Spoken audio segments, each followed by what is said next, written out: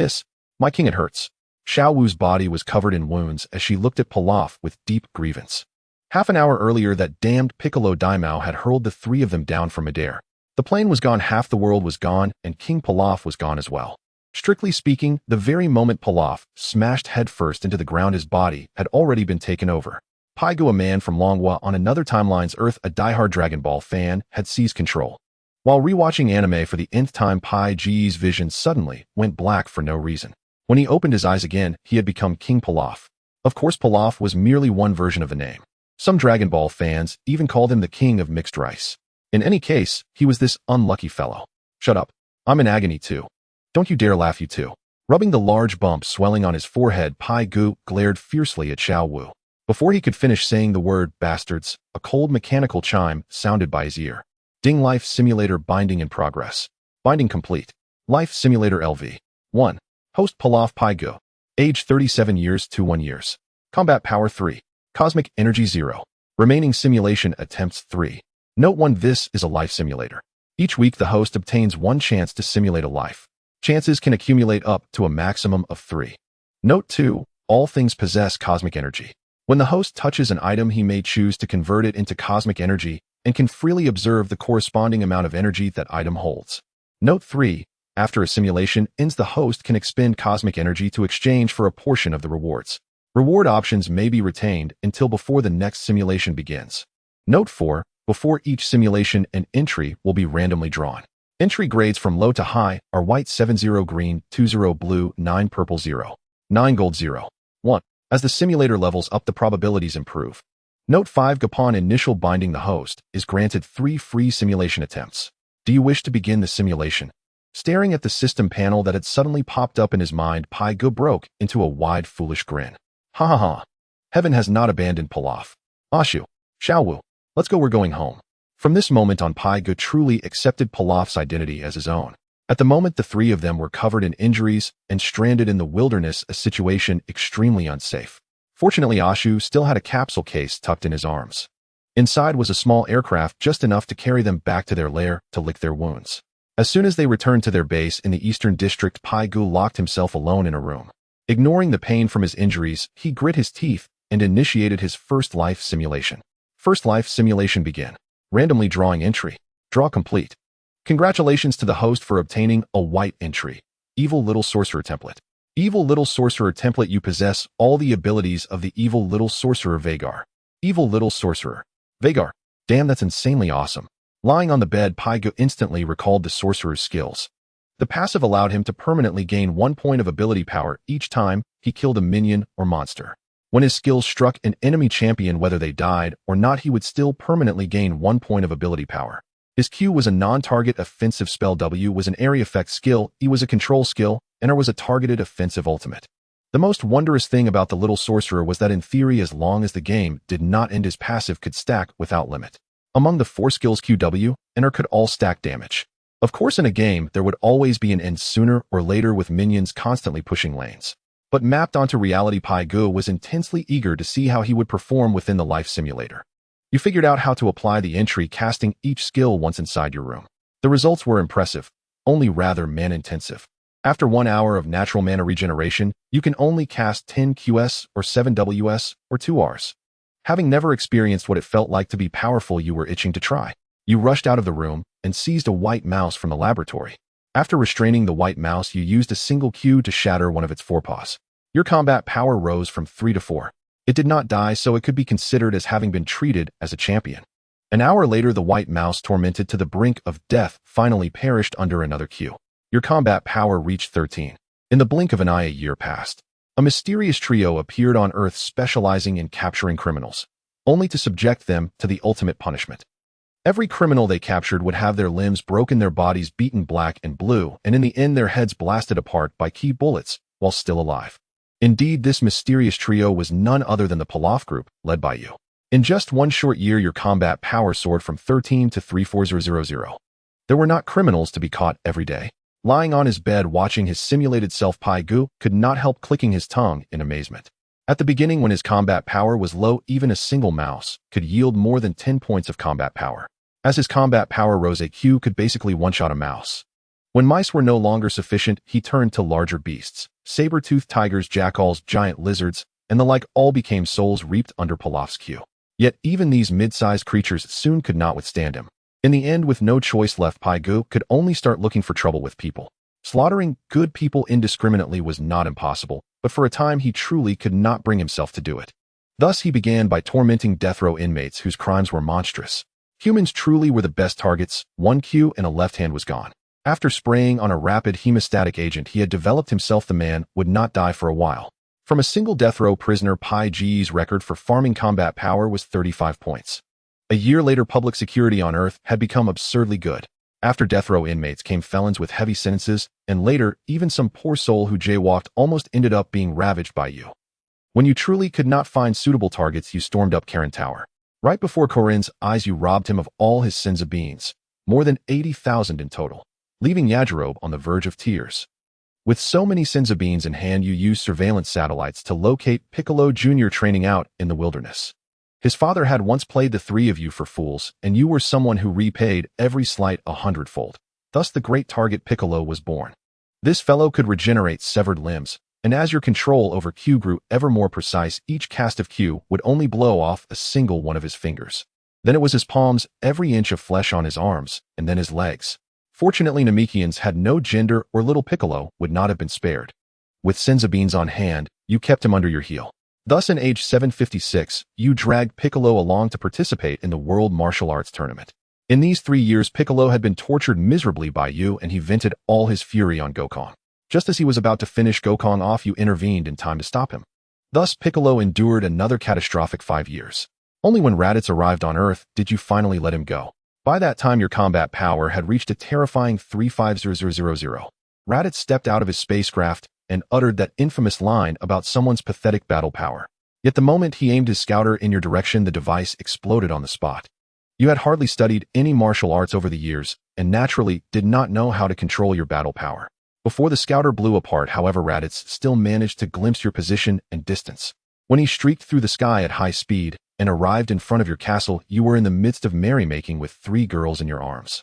Watching the simulator show himself restored to the form of an ordinary earthling, Page felt a surge of emotion. According to the logic of Dragon Ball, humans on Earth could be divided into 3 major categories. The first were normal humans such as Master Mutien Yamcha and Bulma. The second type were animal-like humans including Oolong Pure and His Majesty the King. The third were monster-type humans with Pilaf as a typical representative. Both the second and third types of Earthlings had once drunk a certain transformation potion. Where there was a potion that could change one's form, there was naturally an antidote to reverse it. After becoming the #1 powerhouse on Earth, Page had earned a great deal of money over the years. With wealth in hand, he naturally wanted to enjoy life, so he chose to drink the antidote. The 3 girls beside him were all stunning beauties worthy of at least 9.5 points. In reality, as Page lay on the bed, he felt extremely pleased with the choices he had made. However, toward a fellow like Raditz who had come to ruin his fun, the simulated Page had no intention of showing a pleasant face.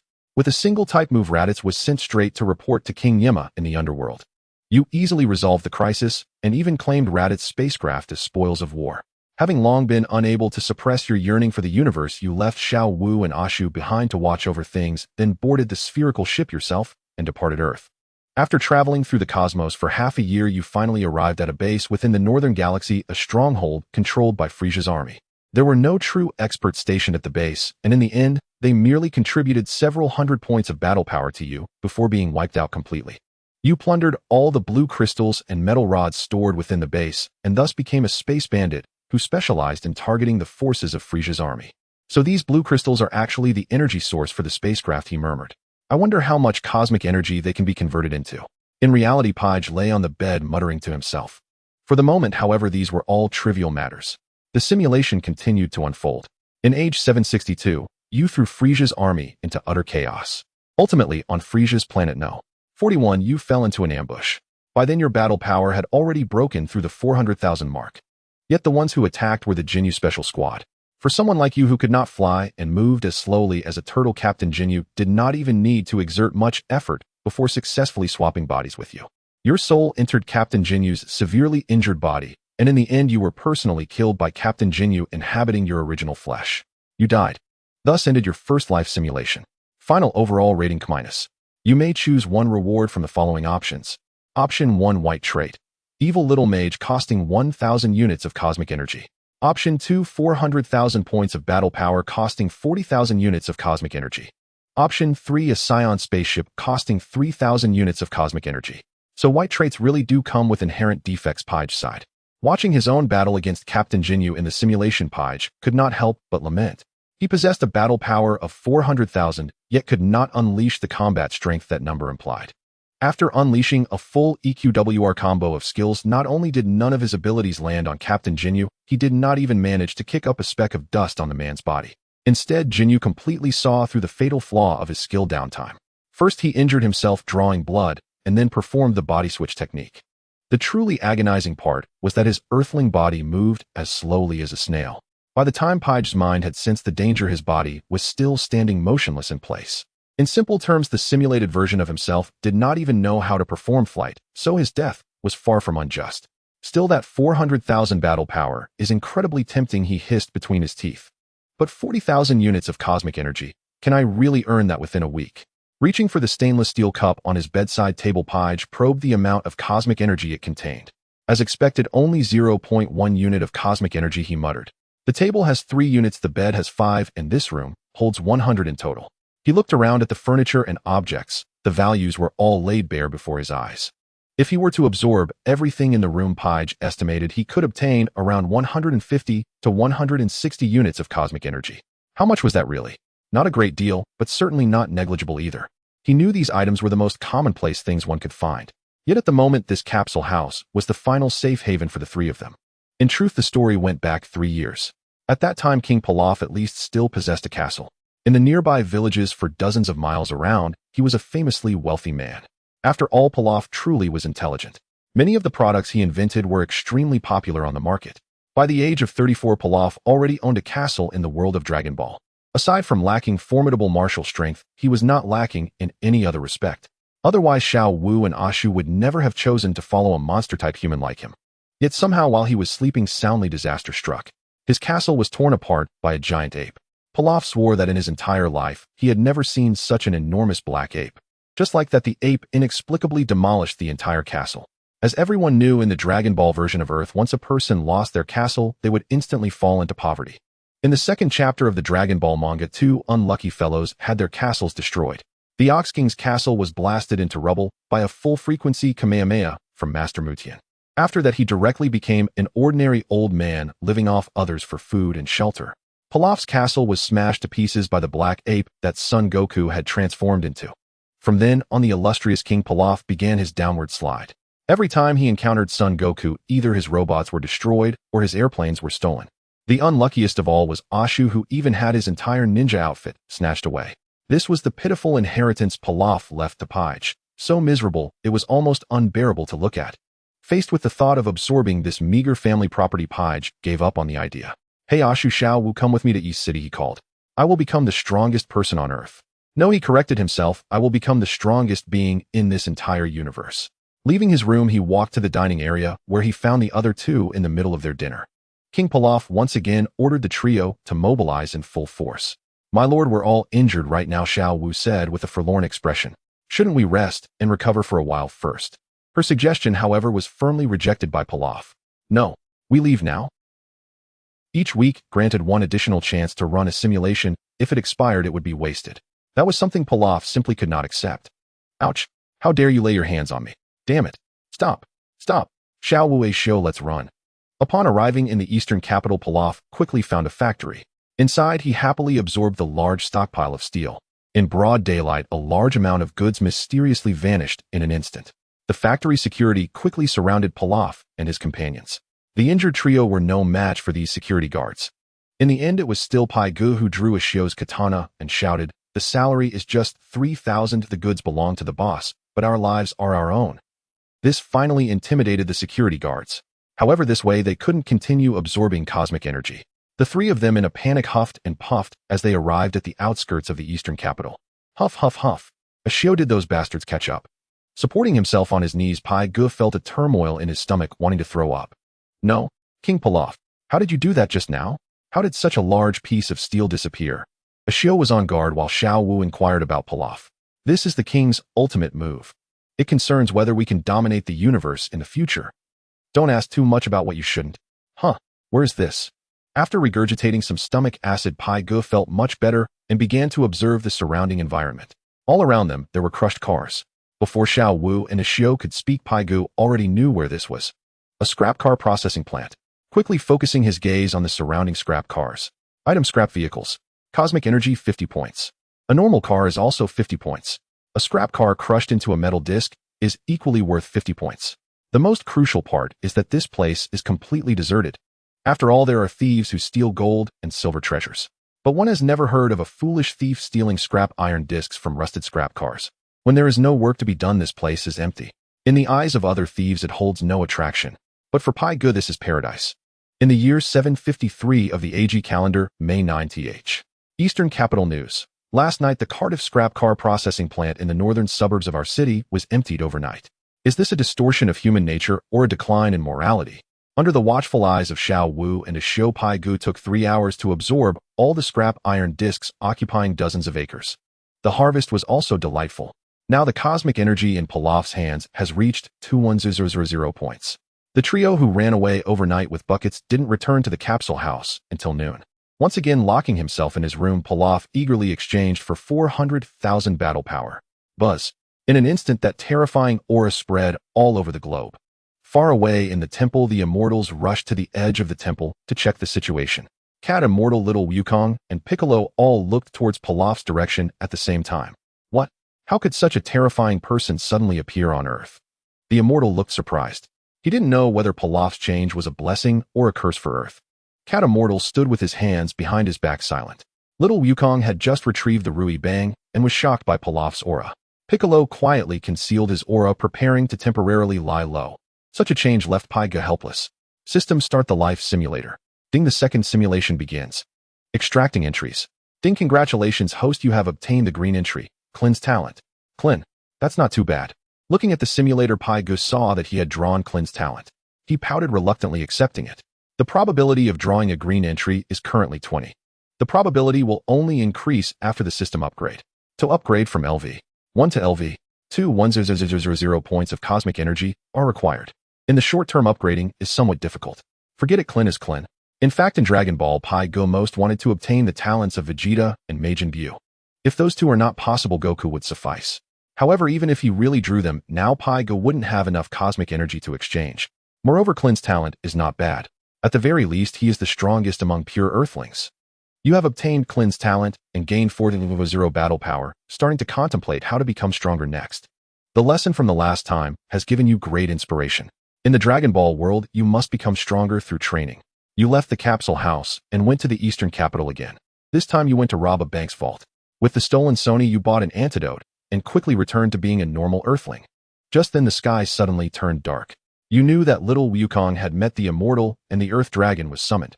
Before long, the sky cleared and you used a surveillance satellite to find the location of the Turtle Hermit's house. Taking a plane, you quickly arrived at the Turtle Hermit's house and found Tianjin Fan. This guy was suppressed by your terrifying aura and couldn't lift his head. After barely restraining some of your aura, you explained your purpose for finding him, learning the flying technique. You indeed have acquired Clin's talent, learning the flying technique in just half a day's time. A few minutes later, you were already using high-speed flight, arriving at the temple. Damn, the immortal truly teaches everyone without discrimination. So this is how to control one's aura. Pai Ge inside the room had watched the entire process of the immortal teaching him how to control his aura. However, after trying it in the room, he found that it was completely ineffective. After all, he still did not possess Clin's talent. Helpless, Pai Ge could only continue to watch the simulator. You controlled your aura and promised the immortal you would protect Earth. This was the reward for what he taught you. You are definitely not a good person. The immortal knows this well. He only hopes you are a trustworthy individual. In the next 8 years, you diligently cultivated on Earth, learning numerous martial arts.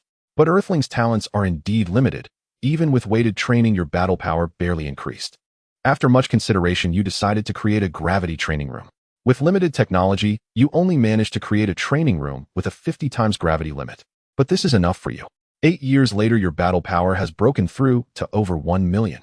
But this is also your limit in training. When Raditz arrived on Earth, you had long been waiting at the spaceship landing point. This time, he didn't even get to say a word before being taken out. You once again obtained a spherical spaceship and chose to enter the universe. Poor Raditz. Looking at Raditz's incredulous expression, Pig shook his head and sighed. This guy's only memorable line has vanished. At this moment, Pig found it rather dull. However, the simulation continued. You unleashed a technique that pierced Raditz's heart.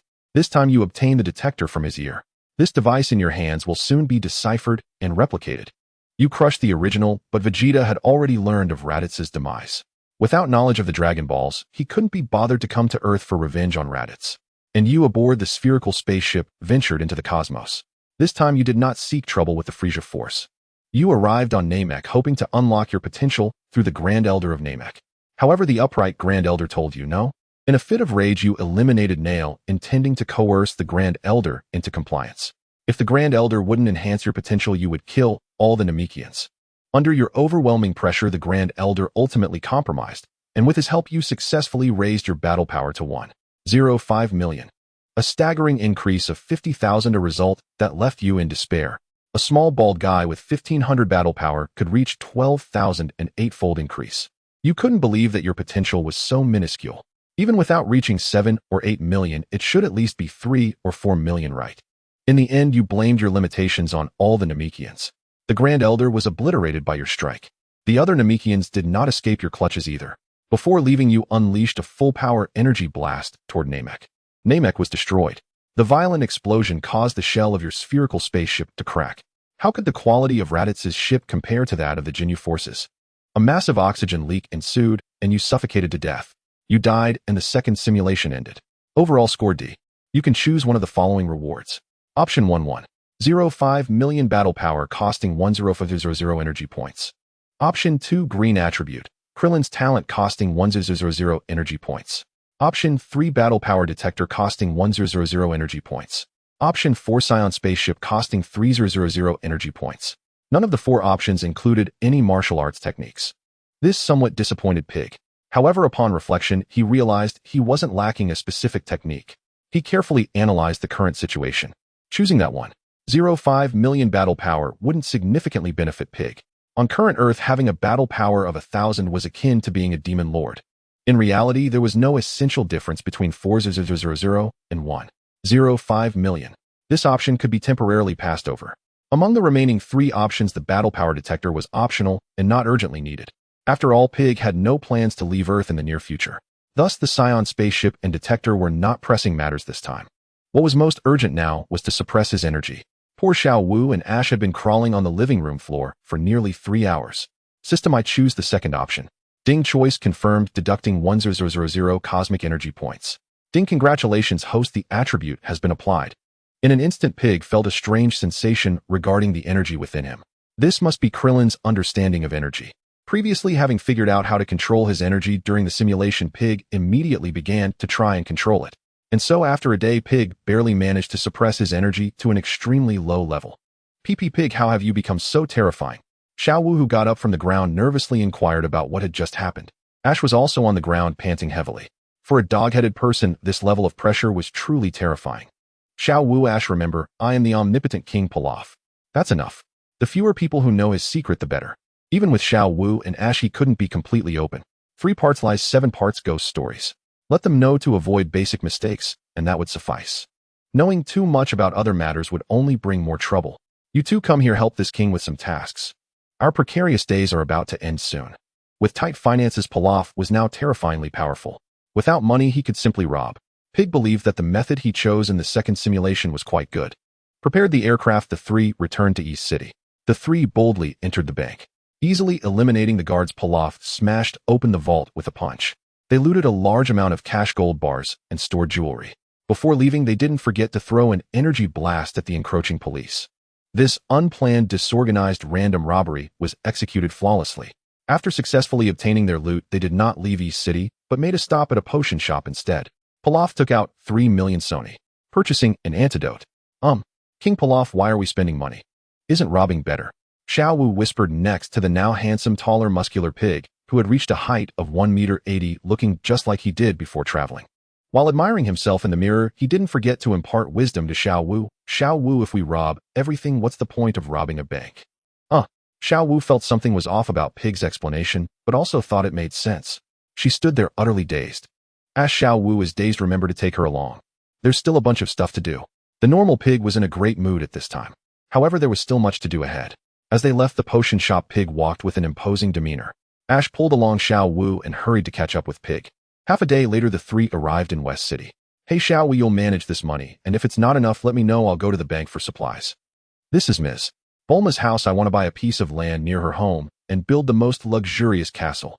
It would be best if my room could see Bulma's every move every day. You understand? Standing at the door of Bulma's house, Pig spoke about his plan. Pig had his eyes set on Bulma's scientific abilities. But Xiao Wu and Ash obviously thought too much. Bulma, how could it be her? Xiao Wu and Ashio exclaimed in astonishment, each expressing their disbelief. Paiga did not answer the question, merely casting a faint glance at the two. What Paiga valued was Bulma's research abilities.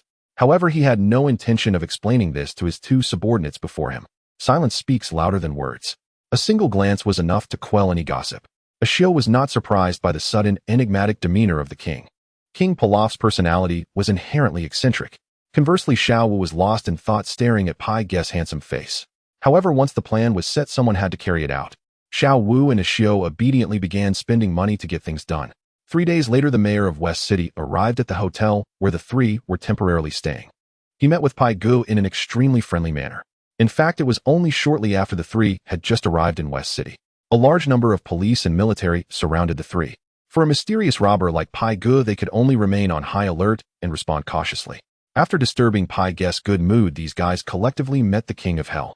Finding it too troublesome, Pai Gu directly flew to the vicinity of the old royal palace by plane. Not long ago, Majin Bu had just leveled this place to the ground.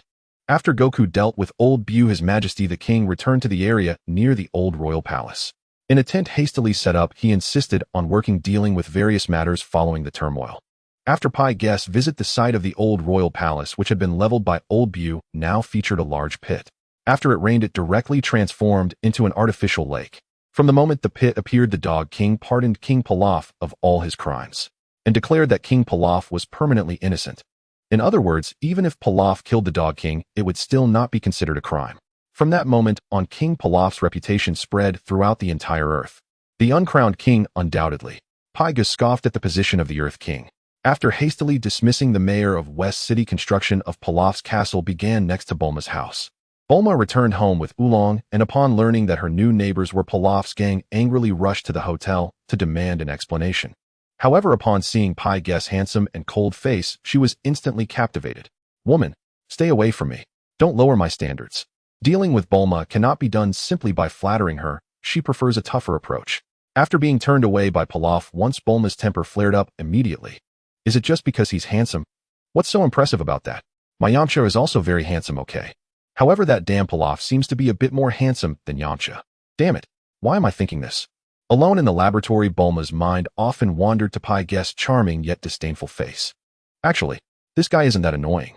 Just as Bulma was daydreaming, Pai Gu was preparing in the hotel suite. System activate the third life simulation. Ding, the third life simulation begins. Randomly drawing entries. Draw complete. Congratulations, host, you have obtained the white entry. Peach Blossom Eyes. Peach Blossom Eyes emits an irresistible charm to women, making them fall in love with you without hesitation. Note, this entry can be used once every 10 years up to 3 times. This entry will slightly affect the host's temperament. This is brilliant. Seeing the drawn entry, Pai Gu was thrilled. Although Peach Blossom Eyes is just a white entry, when used properly, the effect is absolutely remarkable. Lying on the large bed in the hotel suite, Pai Gu pondered how to apply it. Meanwhile, the Pai Gu in the simulator had already begun to take action. After acquiring the new entry, before you had a chance to think about how to apply it, Bulma had already come knocking at your door. She invited you to her home, claiming there were academic issues she wanted to discuss with you. Filled with disdain, you thought to yourself, what academic issues could a high school dropout like you possibly discuss? However, while thinking this, your body followed Bulma back to her home. In her laboratory, she was researching a new type of energy. You quickly discovered that the blue liquid she was studying was actually a high-purity concentrated liquid extracted from blue crystal. This substance would also be the main energy source for time machines in the future. The reserves of blue crystal on Earth are not abundant. Even as the daughter of the world's richest family, Bulma couldn't acquire too much. Yet she was thinking of synthesizing a new energy source similar to it to change the world.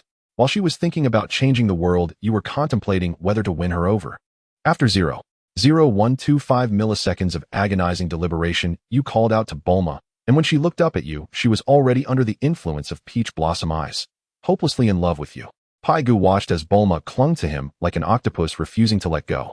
Half a month later, when he returned to the newly completed Pilaf castle, he trembled while holding his waist drenched in cold sweat.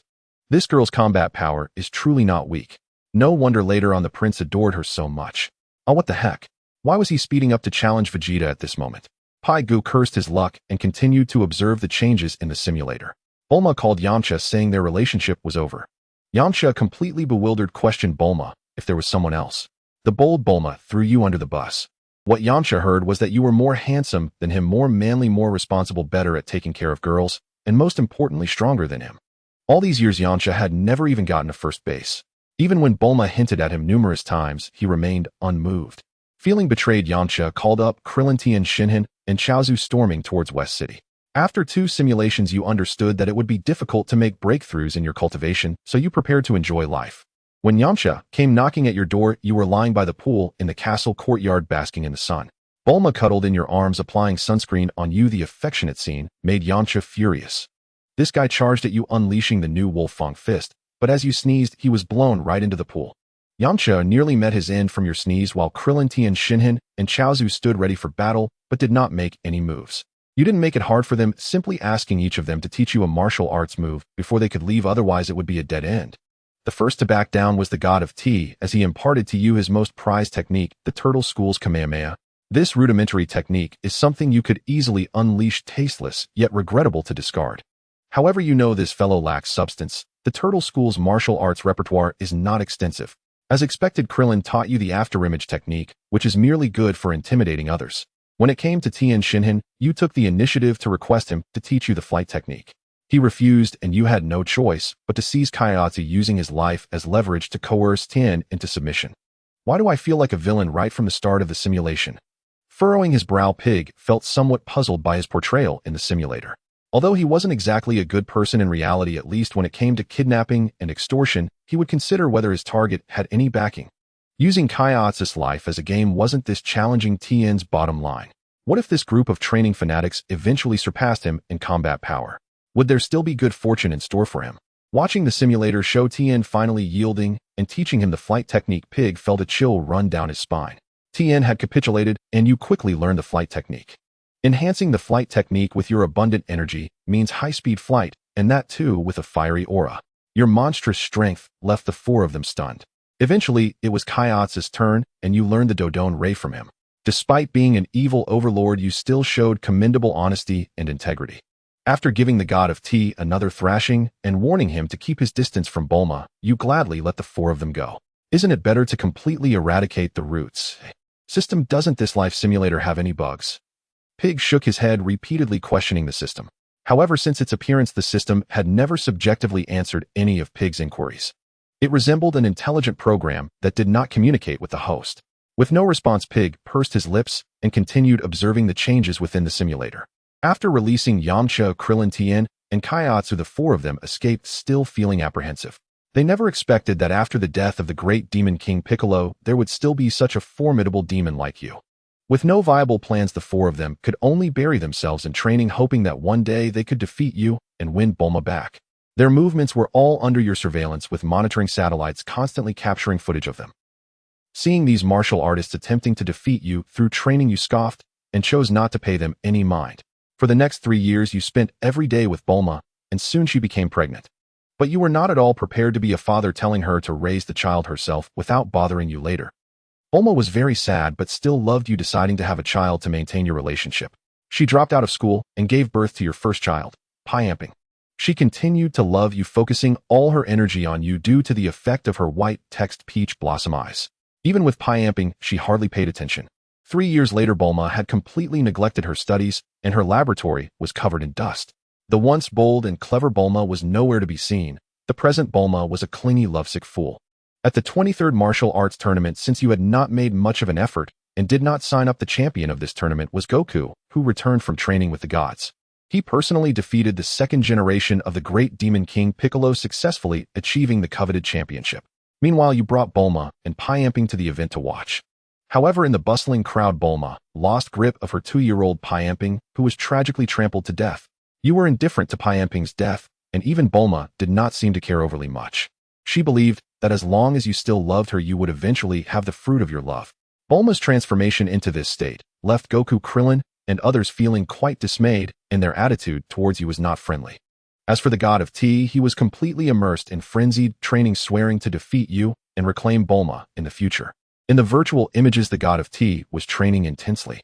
Although his talent was not on par with Krillin Tien and others, fueled by his pent-up anger, he managed to raise his combat power to 227 points within 5 years. Damn, I remember when Raditz first arrived, this guy was only at 177 points, right?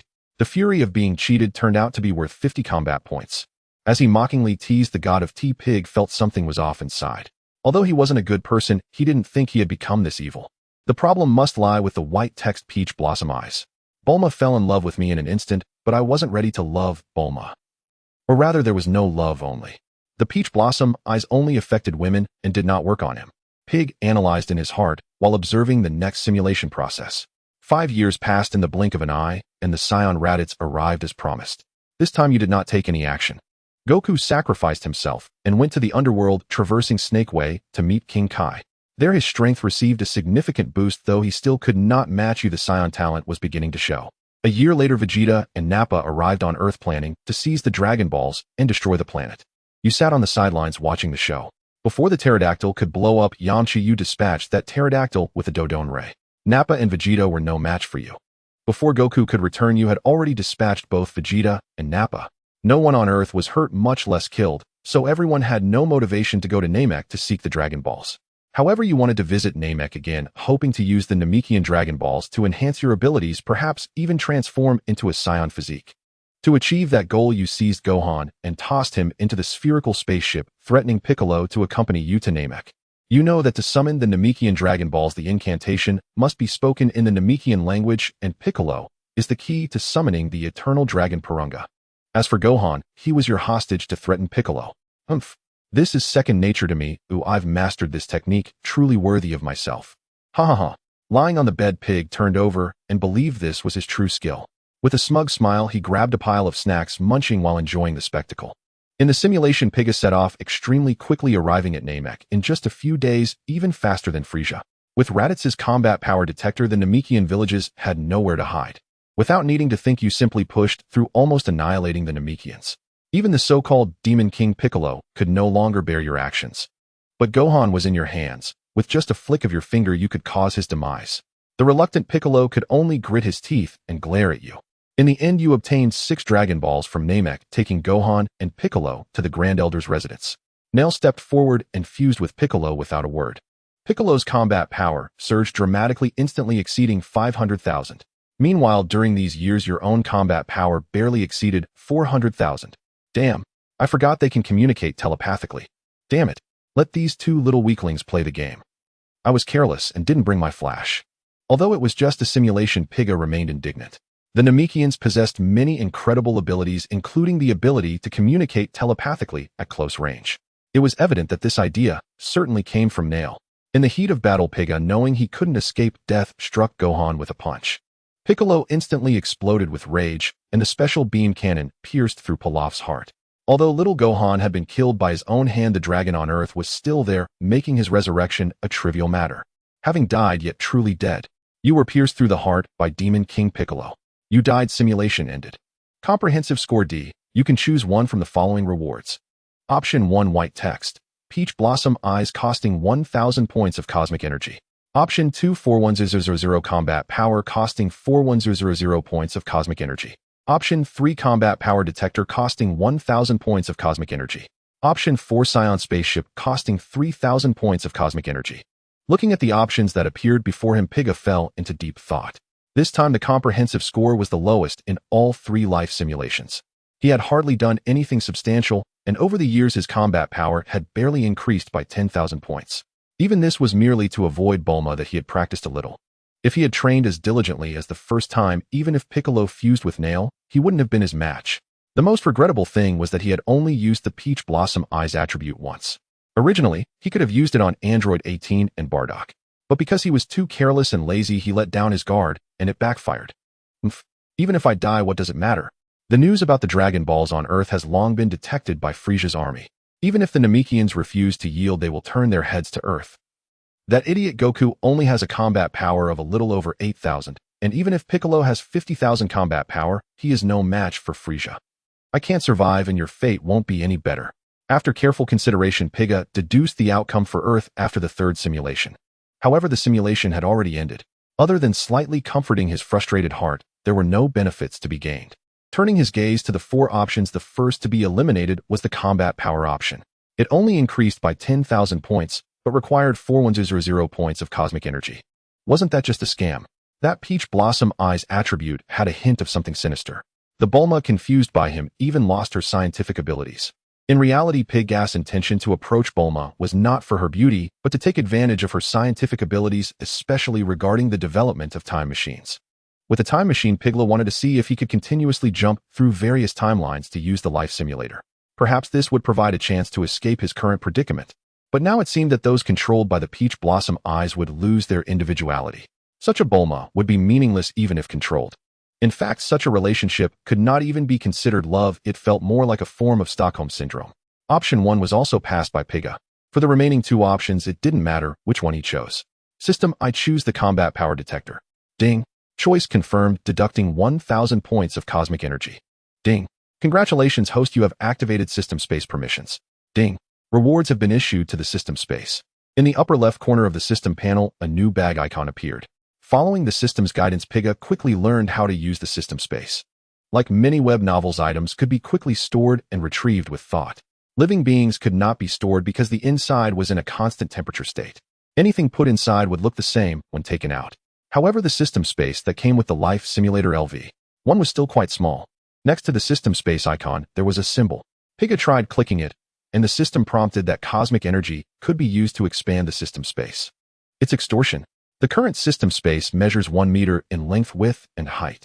To increase each dimension by 1 meter would require 1 million points of cosmic energy. This was simply robbery. No longer studying the system space, Piga casually took out the combat power detector. This device was created by the system, so even when activated, Frieza's army would be unable to track it. Piga could use it with peace of mind. Aiming around, Piga discovered many strong energy reactions.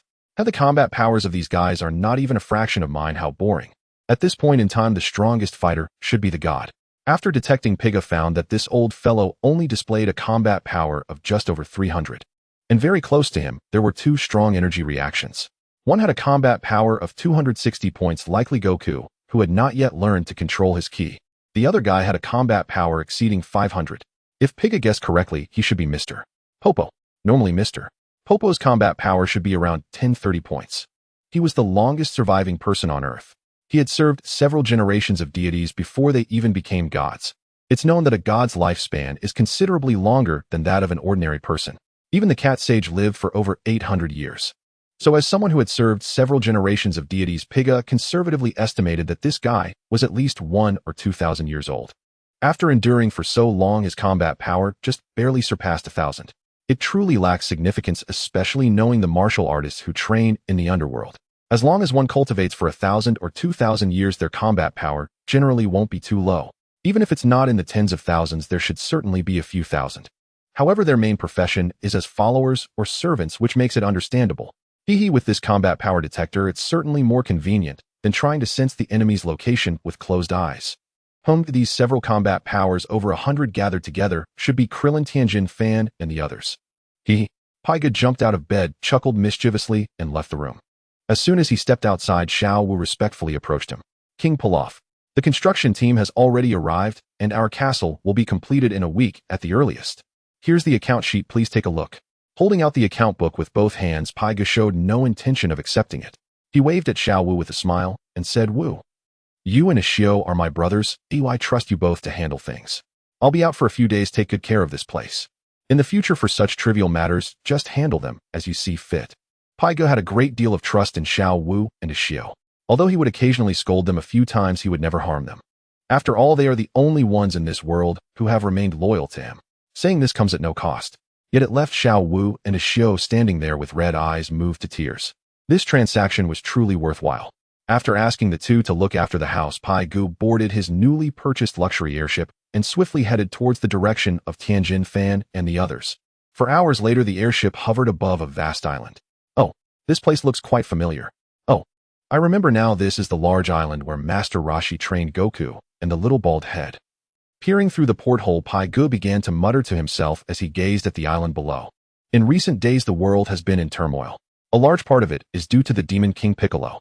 Damn Pilaf, he released him from the electronic warming pot. This is all Pilaf's fault for being reckless. A small part is due to King Pilaf's meddling. No one expected that this guy would possess such formidable strength. The immortals can't make sense of it. The cat hermit can't make sense of it. The dog king can't make sense of it either. Rounded all up, this series of events was all caused by Pilaf.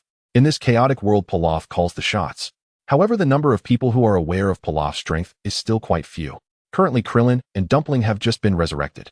Together with Yamcha, who is gradually recovering from his injuries, and Tianjin Fan, they began to train diligently. Little Goku is growing stronger. Naturally, the four friends do not want to fall behind. When Pai-Gu appeared before them, Yamcha was leaning on his cane to rest. Among everyone, he had the most serious injuries. But now he could manage by himself. Otherwise, Bulma wouldn't have returned to West City. The other three were diligently training. Tianjin Fan had mostly recovered his strength after resting. The injuries on his body were merely superficial and did not affect his urgent training. This harmonious scene was soon disrupted by Pai-Gu's arrival. Tianjin. He carries a terrifying power. Dumpling, besides being a martial artist, possesses superpowers, making his perception stronger than that of an ordinary person. As Pai-Gu approached, all four of them focused their attention on him. Over the past 2 days, the four had been training on this large island, occasionally drawing the attention of island residents who came to see the excitement. However, they would not come too close, as it was obvious that the four were formidable characters. Some residents who had paid attention to the World Martial Arts Championship immediately recognized their identities. Once this was said out loud, no one came to watch anymore. After all, everyone felt wary of those who could fly and looked peculiar. It was the first time something like this happened, with someone like Pai-Gu approaching them without any hesitation, coming within 10 meters. Hey, even if you came here to ask for an autograph, you shouldn't interrupt our training. Tianjin Fan remained silent while the T-God, who had been watching from the side, limped over to Pai-Gu and began to complain incessantly. Bang! Thud! How is this possible? The T-God's incessant chatter made Pai-Gu extremely displeased. With a punch, he struck Yamcha in the stomach, causing the guy to faint immediately. So much nonsense. Yamcha. Pai-Gu commented indifferently about Yamcha while Krillin and Bulma rushed to the T-God's side to check his condition. Upon discovering he had merely fainted, they stood up and clenched their fists, glaring angrily at Pai-Gu. At this moment, Pai-Gu was no longer the small figure of Pilaf. Among those still conscious, only Krillin had seen Pilaf's past appearance through the crystal ball of the fortune-telling granny.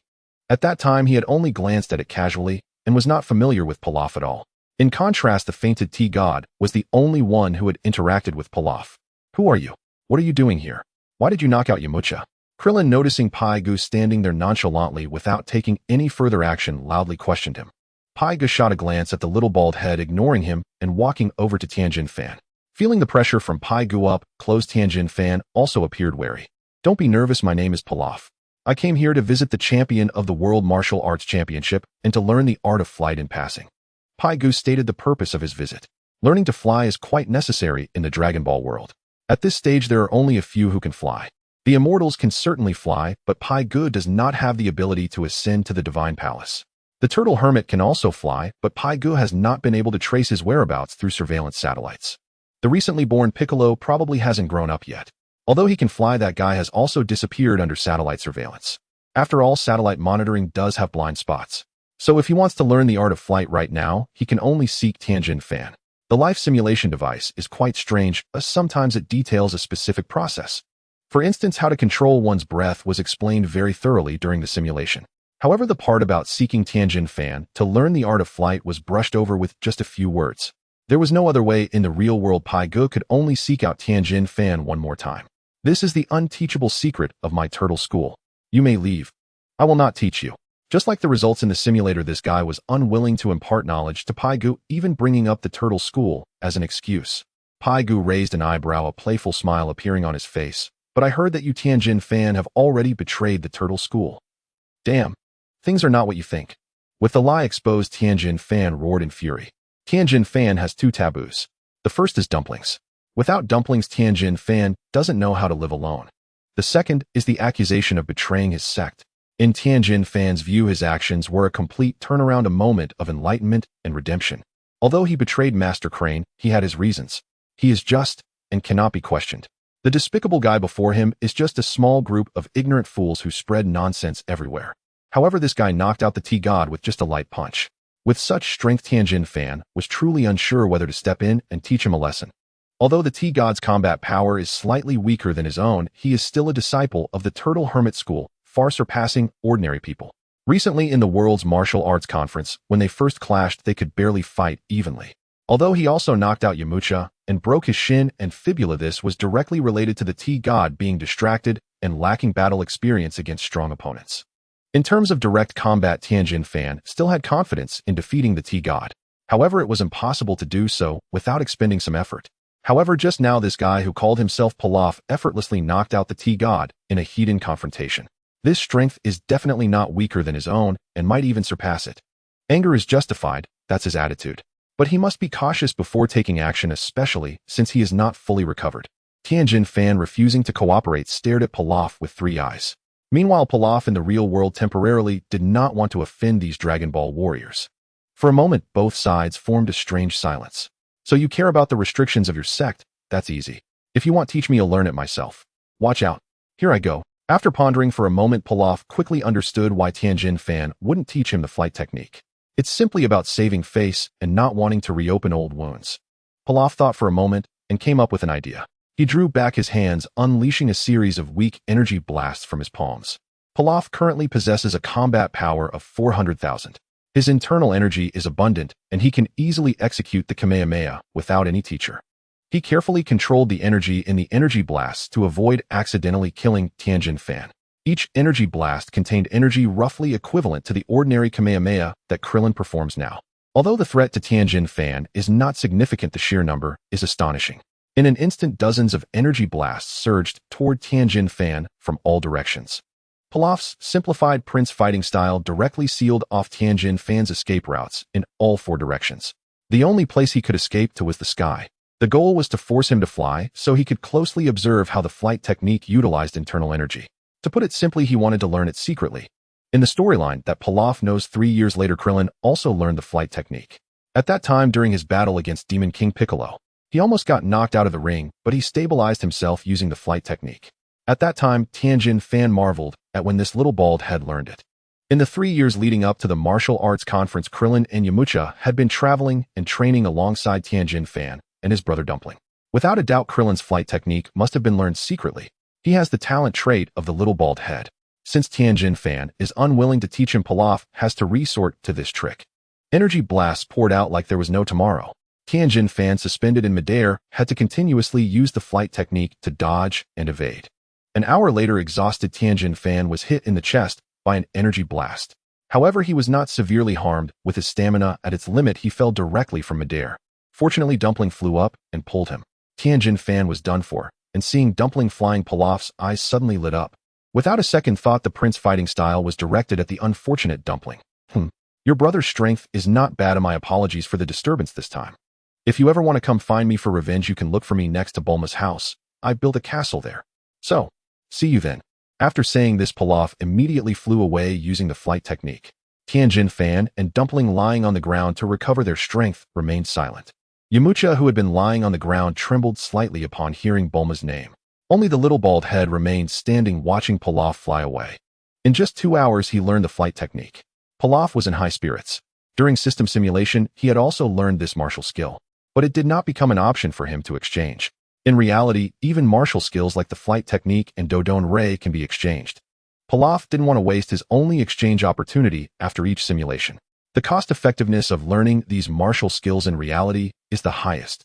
Continuously experimenting with various flying postures, Pilaf ultimately discovered that the best position for high-speed flight was indeed the downward posture of the second brother.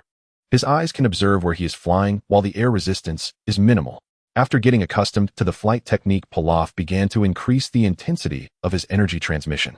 With one foot pushing down on the throttle, energy waves surged around his body. Under high-speed flight, Pilaf arrived at Corinne Tower within a few minutes. Hello, Corinne. My name is Pilaf. Oh, I believe you recognize me. Standing before Corinne and Yajiro, Pilaf smiled and introduced himself. Corinne was somewhat surprised by Pilaf's arrival. Leaning on his wooden staff, Corinne hesitantly asked, Pilaf, what are you doing at Corinne Tower? Of course, I'm here to drink the sacred water and to borrow some senza beans. shaking his neck and wrists, his bones cracked. Pilaf knew very well that his combat power was quite strong now. However, his actual fighting skills were incredibly poor. Meanwhile, the gods are currently training Goku. Pilaf didn't want to join the fray lest he disrupt Goku's training. In fact, he could also seek out Demon King Piccolo. But that guy hasn't grown up yet, and no matter whether through satellites detectors or his own perception, he couldn't find the specific location of that guy. As for Master Roshi, his training methods from the Turtle School didn't provide any significant improvement for him now. After much thought, Pilaf locked his gaze back onto Karin. Alright, but you'll have to snatch the water jug from me for the sacred water. But your strength is too great. This. Karin agreed, but felt very troubled. Rest assured, I'll suppress my power so as not to put you at a disadvantage. Perceiving the cat hermit's hesitation, Pilaf spoke calmly, revealing his plan. At present, this was the only viable solution. The cat hermit nodded and instructed Yajirobe to step aside. Then with the tip of his wooden staff, he lifted the ultra-holy water gourd. Behold, the ultra-holy water. Pilaf. Only if you seize the gourd bare-handed will the ultra-holy water unleash its full potency. Fearing Pilaf's unscrupulous nature, the cat hermit laid careful groundwork before the trial began. Having long seen through his scheme, Pilaf smiled faintly at the corner of his mouth. Don't worry. Even if it's just plain water, I won't dismantle you. Hey, cat hermit, watch out. He restrained his aura to approximately 150, a threshold marking the very limit of Pilaf's control. Charging straight toward the cat hermit, Pilaf was met with swift, evasive maneuvers. The spectacle was hardly thrilling, though to Yajirobe's eyes it was profoundly dull. Here they were wrestling over a gourd filled with ordinary water, an absurd pastime. Bored beyond measure, Yajirobe lay sideways on the ground, idly watching clouds drift beyond the tower's rim. Thus more than 10 days slipped by in the blink of an eye. Hiya. Ha ha ha. Say, fat cat, you did hold back, didn't you? After over 10 days of grueling training, Pilaf had undergone a near-total transformation. Though his martial prowess still lagged behind the prodigious Goku, he no longer suffered disadvantages against Tien Shinhan or Krillin, provided their battle powers remained equal. After all, he bore the innate talent of Krillin, the so-called strongest Earthling. While he could hardly rival that cadre of anomalies within Earth's modest sphere, he was far from mediocre. In just over 10 days, he had attained what Master Roshi had taken 3 years to achieve. Pilaf was thoroughly satisfied with the results. Of course, I held nothing back. It is my sacred duty. Ordinarily, the cat hermit trained martial artists who scaled the Karin Tower on foot. Pilaf, however, had flown there, arriving not by ascent, but by flight. His arrival fully complied with the Karin Tower's cultivation standards, so naturally the cat hermit offered no leniency. Having affirmed his integrity, the cat hermit shifted tone. Pilaf, I know your past, and I know how extraordinarily powerful you've become. But you must reign in the darkness within your heart. Should it ever break free, it will not only annihilate Earth, but consume you utterly. When Pilaf's battle power surged to 400, he could not yet conceal his aura.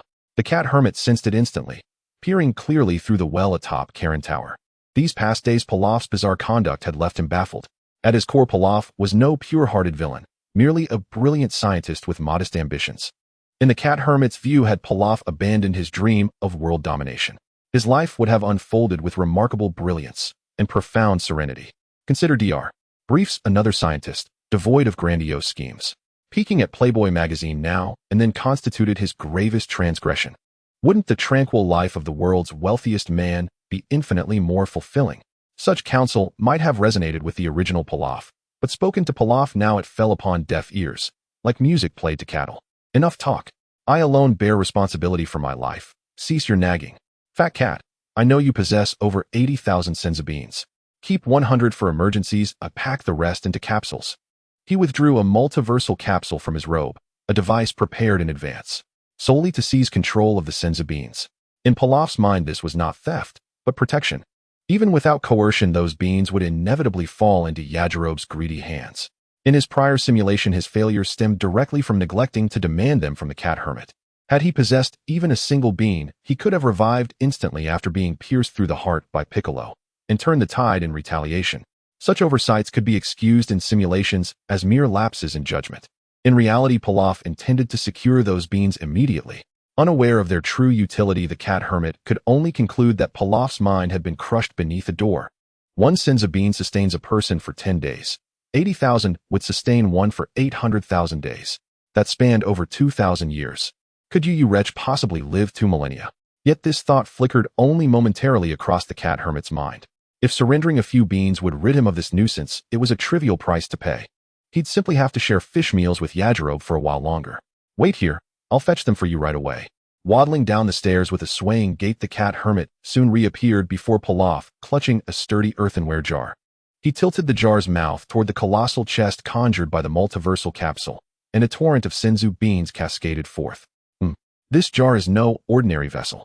How can it hold so many senzu beans? Beans tumbled forth ceaselessly as if inexhaustible, until after a long while the jar stood completely empty. The cat hermit scooped back 2 handfuls with his paw, then sealed the jar shut. You may go now. May you choose your path wisely. Having surrendered the vast majority of the beans, he issued his formal dismissal. He held no affection for Pilaf. Pilaf unsurprisingly felt no offense. With a light chuckle, he returned the multiversal capsule to his robe and bid farewell. Gentlemen, my apologies for the intrusion. Until we meet again. Without another glance, he strode to the Karen Tower's edge, and in a flash of motion shot westward toward West City. May 21 SD, age 753. After over 10 days abroad, Pilaf returned smoothly to West City. In that time, Pilaf Castle had already been completed, yet awaiting their sovereign Bulma, and Shu refrained from moving in prematurely. Upon Pilaf's return to the hotel, they followed closely behind, arriving together before the castle gates. Let's go home. Choose whichever room pleases you. Ha ha ha. Before his transmigration, Pilaf had been an ordinary university student, living in a cramped 4-person dormitory where personal space was scarcely larger than a postage stamp. Even reheating a self-heating hot pot on his bed would prompt his 3 roommates, affectionately dubbed Dad 1, Dad 2, and Dad 3, to descend upon him and confiscate it entirely. Now, having spent only days in the Dragon Ball world, he already resided in his own castle, a sensation beyond words. He slept soundly that night upon a luxuriously soft, oversized bed. The next morning, after an opulent breakfast, Pilaf retreated alone to his chamber.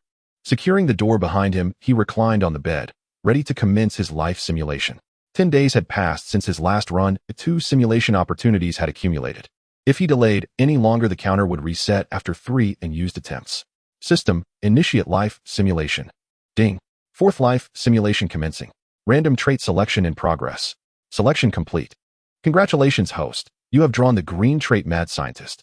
Mad Scientist. Intellect increased by 100, creativity increased by 100. Looking at the system, prompt Pai Go fell into deep contemplation. When he crossed over to this place, he had also assimilated Pilaf's memories. His understanding of knowledge was fully absorbed. Strictly speaking, Pai Go now possessed considerable research capabilities and creativity. However, unlike Dr. Brief and Dr. Dajong, Pilaf's application of technology was more akin to the childish scribbles of a young child.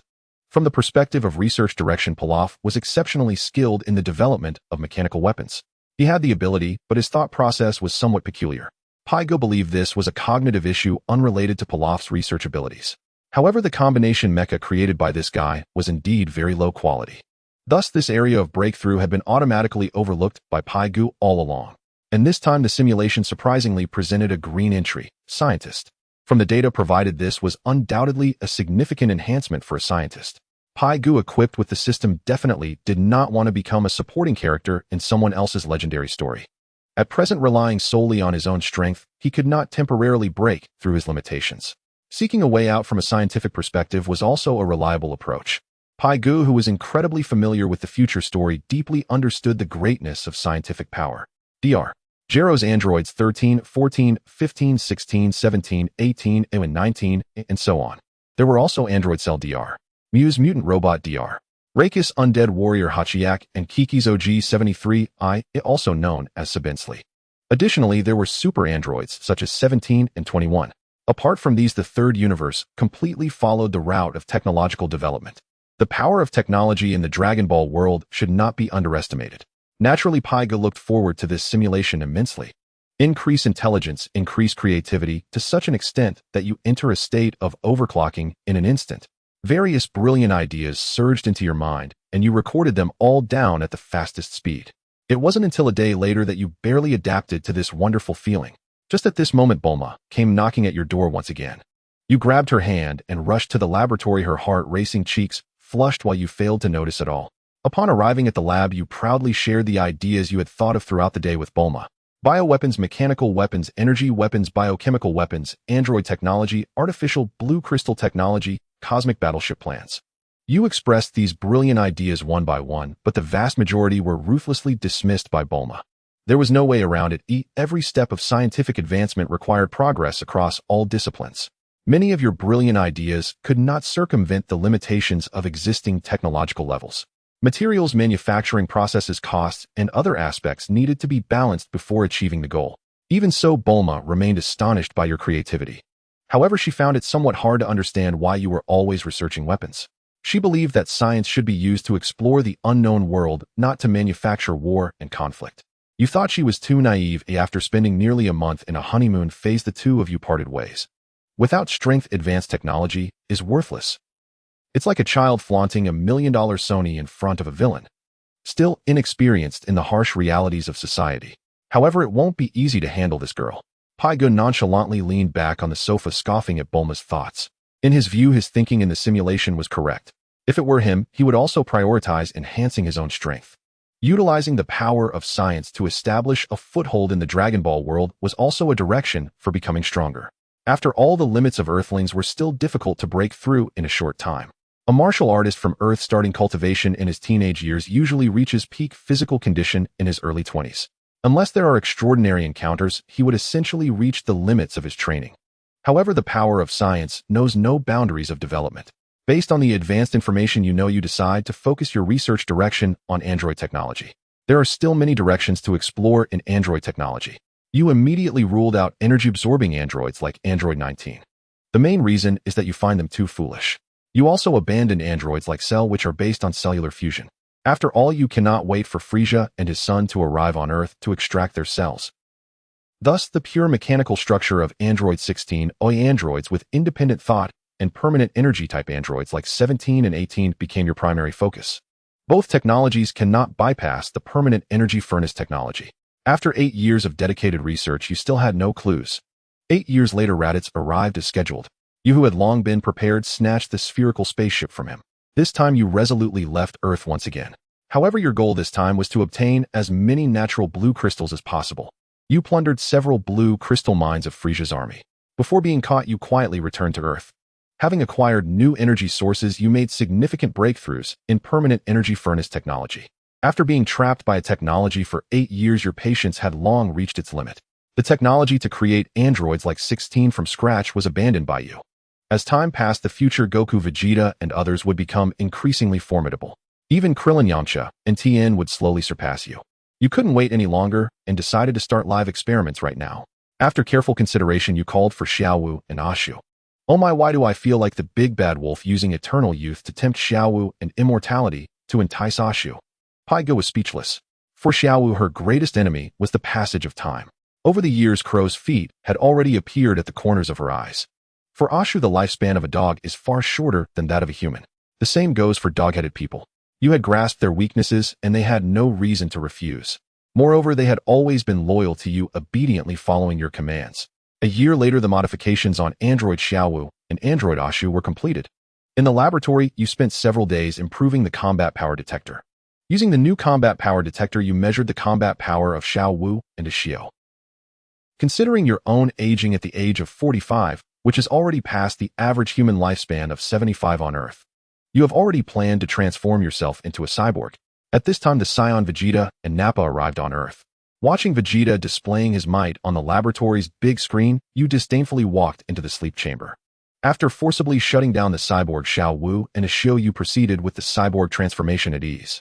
Outside the laboratory on Earth, after experiencing the Scion crisis and the battle on Namek a year later, Krillin and Yamcha were revived, and with the presence of Vegeta, Piccolo, and Son Wukong, all having combat powers in the millions, the Dragon Ball warriors had long forgotten about you. Your transformation went very smoothly. You had already awakened by the time Frieza and his father arrived on Earth. Having awakened Xiaowu and Ashio with your combat power reaching 3 billion, you prepared to make a significant impact. He wanted to become stronger, which was true, but transforming into a being that was neither human nor ghost was still hard for him to accept. After all, in the world of Dragon Ball, there are many ways to achieve immortality. The simplest method is to seek the Dragon Balls. However, using the Dragon Balls to achieve immortality is not guaranteed. After all, being immortal does not mean being invulnerable. Even with immortality, one might not necessarily live happily. Just think of Zamasu's fate. Even with immortality, he ended up in a state that was neither human nor ghost, and living on was a torment. For a moment, he also didn't know what to do. When you arrived with Xiao Wu and Ishio, the future boy Trunks was about to take action. Xiao Wu instantly blocked in front of him, causing the young man to blush directly. You approached Frieza, observing him up close. This was your first close-up observation of the legendary Cosmic Emperor since arriving in the Dragon Ball world. With a combat power of just over 100 million, and in a very weakened state, you soon lost interest in this guy. Frieza and his father were no match for you, quickly meeting their end. However, unlike Trunks, you did not destroy Frieza's spaceship, but instead walked in to start your research. As for Trunks, he was kept under control by Xiao Wu.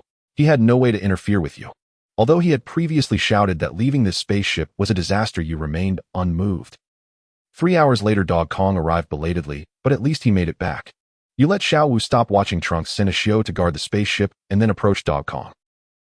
Dog Kong expressed his confusion about your newfound strength, but hoped you could protect Earth since it was also your hometown. But you decisively refused. Earth is enough with you alone. In the future, Earth would still face the cyborg crisis and the Cell Games, followed by the Majin Buu crisis, and the god of destruction Beerus would also occasionally threaten to destroy Earth. Such a dangerous place has made you hesitant. Is it true that the universe cannot be without an emperor? Pigeon murmured this line, which he had said in the simulation, as a light suddenly shone in front of him. The seventh universe is so vast. Leave Earth for Dog Kong and the others to protect. Unexpectedly, the simulated self suddenly expanded his vision, harboring the universe. However, the subsequent changes left Pigeon speechless. You introduced Trunks to Sun Wukong, then took Xiao Wu Shio and the spaceship to leave this desolate wilderness. Upon returning to West Capital, you began researching Frieza's spaceship. After infiltrating the systems of the spaceship, you quickly grasped the core technology of Frieza's army. This included the formulas for combat suit materials, the engines for high-speed spaceships, and blueprints for handheld energy cannons, among others. These things were of no use to you at the moment, but they were very necessary for forming a powerful army. Most importantly, the scientist Jacono who developed and manufactured these technologies was still alive. After securing control over nearly half of the seventh universe, you once again donned your white lab coat and immersed yourself utterly in the laboratory. A decade later, the destroyer god Beerus awoke and arrived at your laboratory. Your series of scientific breakthroughs left both Beerus and Whis deeply impressed, until they discovered you were developing a time machine. Though your combat power had been enhanced to 30 billion before Beerus, it was utterly insignificant. You had trespassed upon the divine boundary, and Beerus annihilated you. You died. The simulation has ended. Comprehensive rating B. Choose one reward from the following options. Option 1, green trait. Mad scientist, cost 100 universal energy. Option 2, permanent energy reactor technology, cost 300 universal energy. Option 3, complete Frieza force technology suite, cost 200 universal energy. Option 4, temporal theory, cost 100 universal energy. Open system interface. Life simulator V. 1. Host Pilaf Page. Age 37, chronological 21, biological. Combat power 402394. Universal energy 171250. Traits, Krillin's talent. Martial arts, flight technique, key, control energy wave. Remaining simulations 1. The sheer magnitude of the rewards made Page's scalp crawl. He immediately summoned the system interface. Since his arrival in the Dragon Ball world, Page had completed 4 simulations. Only Krillin's talent had been redeemed, other traits, including the evil sorcerer interface and charismatic eyes, had been deliberately declined. Key control was acquired by exploiting a loophole during simulation training. The flight technique was forcibly extracted from Tien Shinhan. In reality, the energy wave emerged instinctively, its power modest at best. His current combat power of over 400 stemmed entirely from the rewards of his first simulation. Now only 171250 universal energy remained in his account. At present, only option 1, the mad scientist trait, was within immediate reach. Frankly, its effect was merely average. It even paled beside Dr. Gero's unenhanced intellect.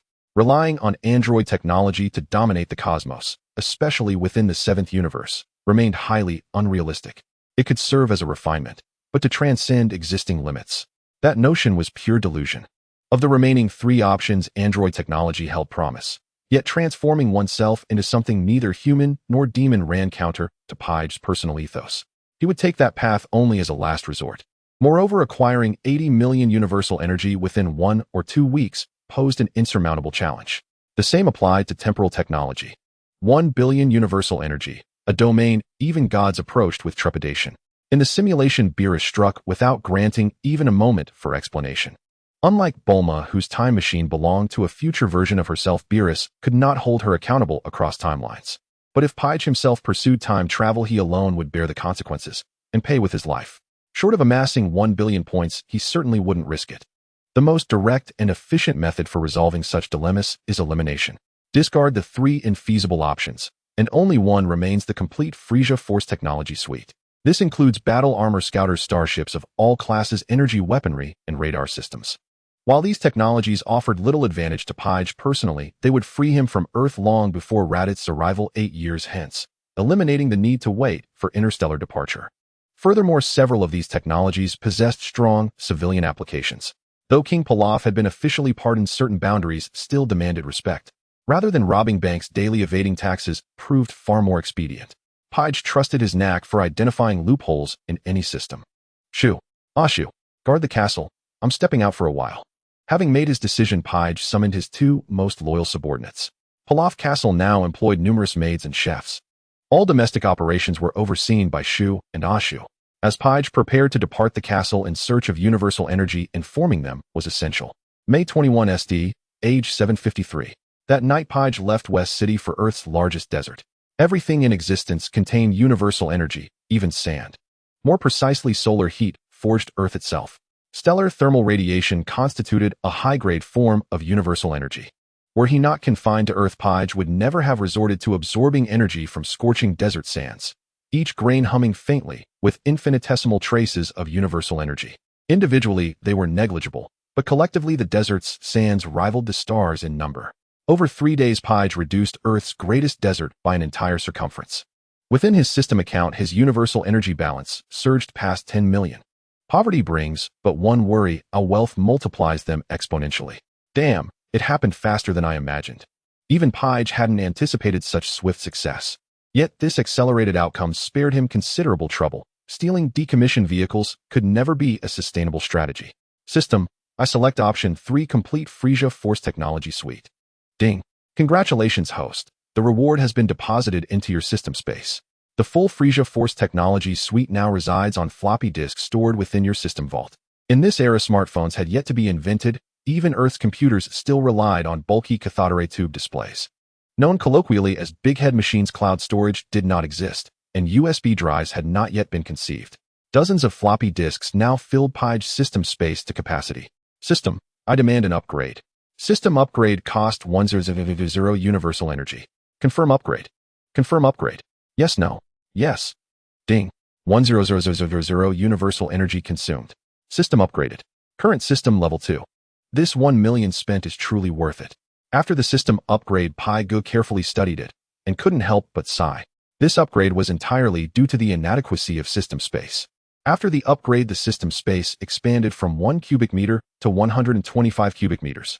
Now the system space is sufficient for a while. However, the increase in system space is actually the least significant aspect. The most notable benefit of the system upgrade is the ability to exchange for 2 choices. Page quickly checked the system panel. Unfortunately, after the last simulation option was confirmed, the other 3 options had already disappeared. It seems he can only wait until the next simulation to choose 2 rewards. Aside from that, the probability of the entry appearing has changed significantly. In simple terms, the probability of white entries appearing has decreased, while the probability of other colored entries has increased. The most significant increases are in the green and blue entries. As for the purple and gold entries, although their probabilities have increased considerably overall, they still remain too low. It's estimated that simulating 100 times wouldn't encounter 1. In addition to the above, the cumulative simulation count has increased by 1. This aspect is essentially like a chicken rib for Page. Finally, Page checked the cosmic energy required for the next system upgrade. Not too much, just 100 times more, exactly 100 million. He glanced at the balance in his account. There are still over 9 million points of cosmic energy, which is still far from enough. Page floated in midair, pondering, and eventually flew back to West City. Resources on Earth are still limited. Now that he has the complete technology of the Frieza army, he can completely build a spaceship in the future. Then he can absorb cosmic energy in space, having as much as he wants. Alternatively, he could establish a Pilaf army, just like in this simulation. With countless subordinates under his command, he would just need to let them rob whatever he needs. However, that would still require some effort. After returning to the castle, Page went back to his room, contemplating his next plans. From the current perspective, he already has quite a few trump cards. But the problem is that after each simulation, the results are always somewhat unsatisfactory. The last simulation was the longest he had lived through. In this world filled with powerful beings and deities lacking strength is absolutely unacceptable. Fortunately, he crossed over with a life simulation device as a golden finger. Getting stronger is essential, but it requires a bit of accumulation. In reality, he can't afford to be completely lazy. The places that need to be accumulated must be properly addressed. Just like the first 4 simulations, he needs to wait for Raditz to come to Earth before he can leave the universe. Now with the complete technology of the Frieza army, there's no need to wait another 8 years during simulations. This undoubtedly allows him to have a higher starting point every time he simulates. Year 753 of the IGG calendar, May 25th. Early in the morning, Pai Gu discovered that his simulation count increased by 1 again, reaching a total of 2. However, he did not use it immediately. Instead, he brought Xiao Wu and Xiao to the mayor's office of West City. King Pilaf, you actually want to establish a technology company. You also expect us to give you tax exemptions. This is too outrageous. The mayor of West City is a thin old man with graying hair. Half a month ago, this guy visited Pai Gu with utmost respect. However, it was to pacify the legendary Great Demon. Half a month has passed, and aside from not having enough money to build the castle, this guy's accomplices robbed a private bank again. They haven't destroyed a city like the Demon King Piccolo would do. As for the robbed private bank, the mayor expressed helplessness. Who told you to open your business right at the doorstep of the world's richest man, Dr. Brief. They only have to walk across a small road after leaving the castle. If not you, then who else would they rob? But now this bastard Pilaf is brazenly trying to rob him. How could the mayor possibly be pleased about this? However, there's nothing he can do if he's unhappy. After all, Pai Gu is not someone to be trifled with. After leveling 3 floors of the mayor's building, this old fellow finally hurriedly issued tax exemption certificates for the company and individuals along with a host of subsidies. Shall we choose a better area this afternoon? Find a decent building to be the headquarters of our Pilaf Technology Company. As for the building, ask them if they are willing to transfer it to us at a reasonable price. If they are unwilling, I will personally go talk to them. If they agree, we can offer them 0.001 of the shares in Pilaf Technology Company. Walking from the mayor's office to the street, Xiao Wu and Xiao recorded the tasks to be done later. The mayor of West City escorted them, and after hearing Pai Ge's plan, he couldn't help but curse in his heart. A robber is still a damned robber. Not respectable at all. However, no matter how much he scolded Pai Gu in his heart, this old guy always wore a flattering smile on his face. Pilaf didn't care what this guy thought inside. After all, the bigger the fist, the more it matters. Compared to those great demons ruling over parts of the universe, Pai Gu felt he could be described as benevolent. Thus, Pilaf Technology Company was officially established. Xiao Wu became the CEO of the company and began preparing for its work. Xiao was nominally appointed as the head of security. But every day he followed Pilaf busy in the laboratory within the company building. A week later, Pilaf Technology Company announced its first product to the public, a smartphone. For Pai Gu, the technology in the smartphone sector was not a challenge. Soon the Pilaf smartphone was met with market enthusiasm. A smartphone can be purchased for just $19.99 without needing $9,999 or $89.99. For just $19.99, you can enjoy a different life experience, given that various apps are needed to fill the smartphone. Thus, the Pilaf Douyin subsidiary was established.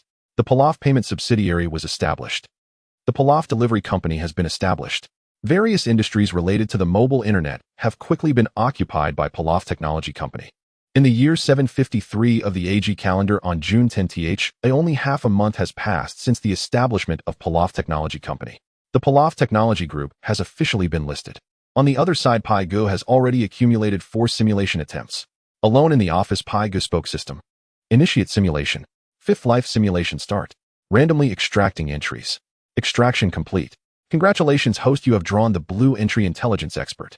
Intelligence expert, update 1 piece of information outside your cognitive scope every day. An intelligence expert. Believe it or not, there really is such a person in the Dragon Ball world. Am I supposed to compete with Mr. Zeno for food? No, that's not right. I don't know as much as he does. This time Pai Gu is thrilled as he has drawn the blue entry for the first time. This entry seems to be extremely useful. In the Dragon Ball world, the warriors on Earth are quite simple-minded. Each one of them does not value the collection of intelligence. Every time they encounter a crisis, even when they need intelligence support, most of the time, they only act in the moment. If it weren't for these guys being too powerful, otherwise they would have been wiped out countless times. As for how to specifically utilize this entry, Pai Gu doesn't have any good ideas at the moment. After you obtain a new entry, a piece of information immediately appears before your eyes. Lord Frieza is recruiting with generous benefits. You thought for a moment, with your battle power of 400,000, even when compared to Frieza's first form, there is still quite a gap. Instead of pondering every day on how to oppose Frieza, why not change your mindset? If you can't beat them, join them. For the next month, you put down all research work and focused on building a spaceship. Frieza's army spaceships are somewhat slow, so you went to Bulma's place hoping to get her and Dr. Brief's help. The hospitable Dr. Brief did not hold any grudge against you for taking away his title of the world's richest man. On the contrary, he was very interested in the spaceship blueprints you brought. Thus, with the help of Dr. Brief and the infatuated Bulma, a month later, you successfully manufactured a superspeed spaceship. The speed is roughly 3 times that of Frieza's army ships. During this month, you received 30 pieces of information, but most were useless. Only one piece was somewhat useful. You learned the exact interstellar coordinates of Frieza's No. 12 administrative star. It seems that the information provided by the intelligence expert is not entirely useful. The spaceship development was successful, and the Pilaf Explorer was successfully created. You declined Bulma's request to test drive together and quickly set off to Frieza's No. 12 administrative star with Xiao Wu and Ashio. Looking at yourself, who is eager to work for Frieza, Pai-Gu sat in the boss chair feeling bewildered. The self in the simulation really has wild ideas. However, from another perspective, it taught Pai-Gu a lesson. He is not a righteous warrior. Why should he oppose Lord Frieza? As long as he is careful about the big explosion when Frieza transforms, overall Lord Frieza is still a very good boss. Even with Captain Genius' awkward dance, Lord Frieza could endure it and even compliment it. Such a warm-hearted boss is hard to find a second one in the 7th universe. Moreover, over 10 years ago, Frieza personally destroyed planet Vegeta. Half of the Scions in Frieza's army were annihilated, and the Frieza army is still in the rebuilding phase. Going over it this time will definitely lead to being reused. Furthermore, Frieza will eventually upgrade to Golden Frieza and Black Frieza. With his mind open, Pai-Gu increasingly felt that this choice should be problem-free. After 10 days of space travel, you successfully landed on Frieza's No. 12 administrative star. This time you did not hide your aura. With a battle power of 400,000, you appeared and strongly requested to join Frieza's army. This tremendous wealth directly fell on the head of the No. 12 administrative stars administrator. Upon learning that you want to join the army, Frieza personally rushed to No. 12 star. You and Frieza met for the first time, and he immediately tested you. He did not use his full strength, but you were still defeated by Frieza's first form. The process was not difficult to watch. You even managed to punch the king several times. However, immediately after the spar, you expressed your apologies to the king, stating that you were rude, powerful, well-mannered, and humble in attitude. Frieza was very satisfied with your first impression. You succeeded in this special interview. Because of your outstanding performance, you even outperformed Shaviza from the Cooler Army. Thus, you became the commander-in-chief of Frieza's first army, responsible for the war with the Cooler Army. In Frieza's army, there are 10 legions, and the first legion is recognized as the elite among the elite. With your battle power of 400,000 after joining the first legion, the few doubts quickly vanished. Once one person ascends, the chickens and dogs rise to heaven. Xiao Wu and Ashio also followed you and joined Frieza's army. Xiao Wu serves as your assistant, and Ashio serves as your adjutant, both holding significant positions in the First Legion.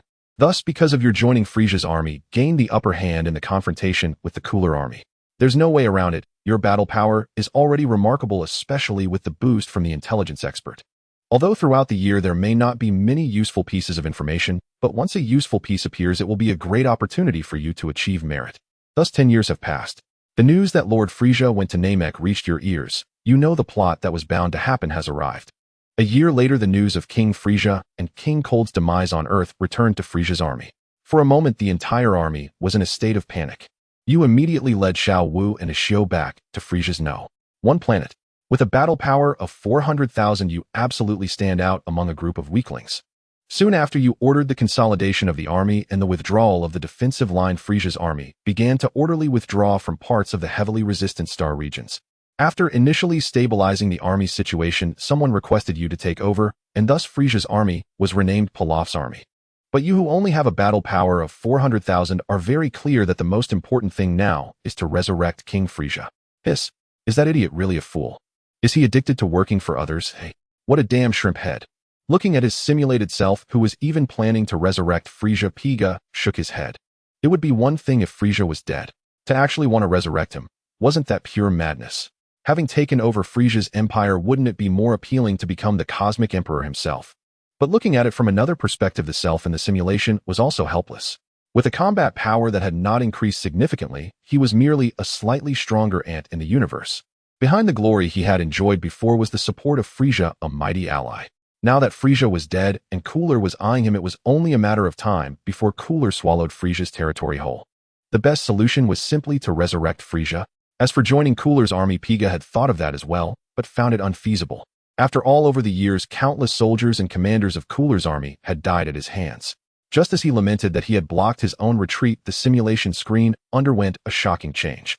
Just as you ordered a full-scale search for the Namekians, the intelligence expert brought in some useful news. Cooler had taken his mech army to Earth, where the entire mech army was wiped out, and Cooler was blasted into the sun by Sun Wukong. Without Cooler, his army fell into a leaderless state. Without hesitation, you ventured alone into the Eastern Galaxy, which was the territory of Cooler's army. As you expected, the vast Eastern Galaxy had turned into a warring states period. Fighters with combat powers around 3,000 to 5,000 dared to occupy several life planets and dominate their own territories. This also facilitated your plans for invasion. Temporarily abandoning the search for the Namekians, you led the elite of Frieza's first army to launch a full-scale attack on the Eastern Galaxy.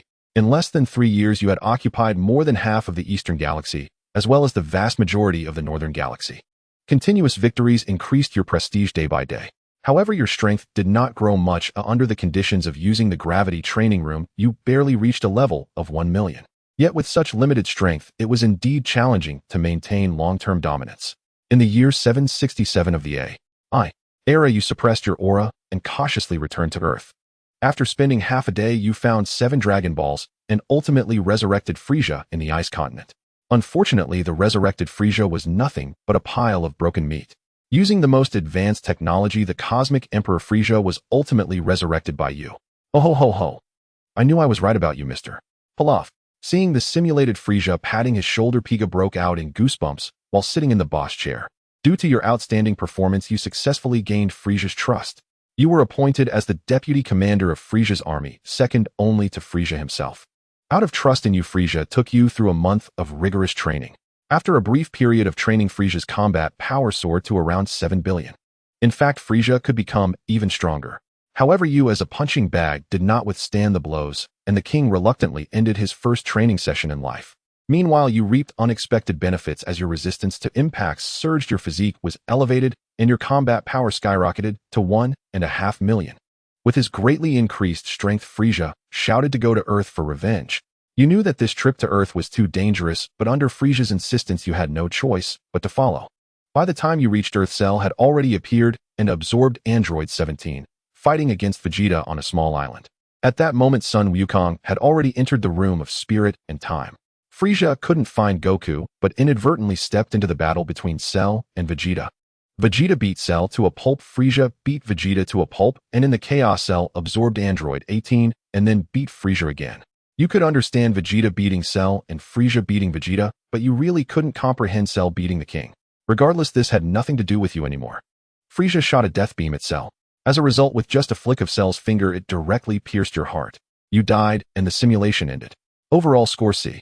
You can choose to exchange for 2 items from the following rewards. Option 1, Blue Attribute. Intelligence Expert costs 1,000 Cosmic Energy. Option 2, Combat Power of 1.5 million costs 1,500 Cosmic Energy. Option 3, Ultra Fast Spaceship costs 1,000 Cosmic Energy. Option 4, Martial Skill.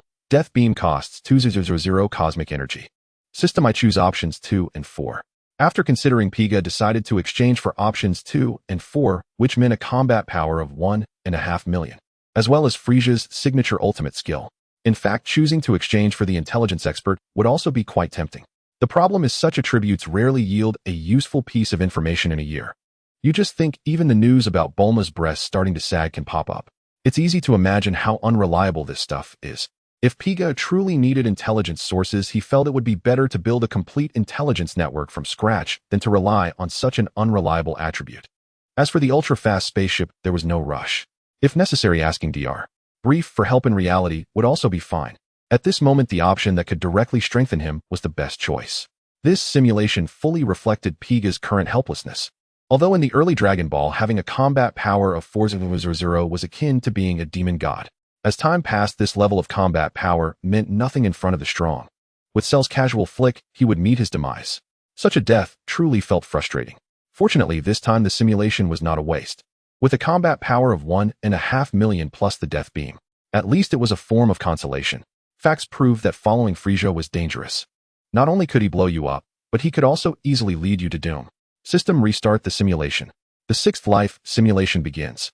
Randomly drawing attributes. Drawing complete. Congratulations to the host for drawing the purple attribute. Physical enhancement. Physical enhancement greatly improves the host's physique, slightly extends the host's lifespan.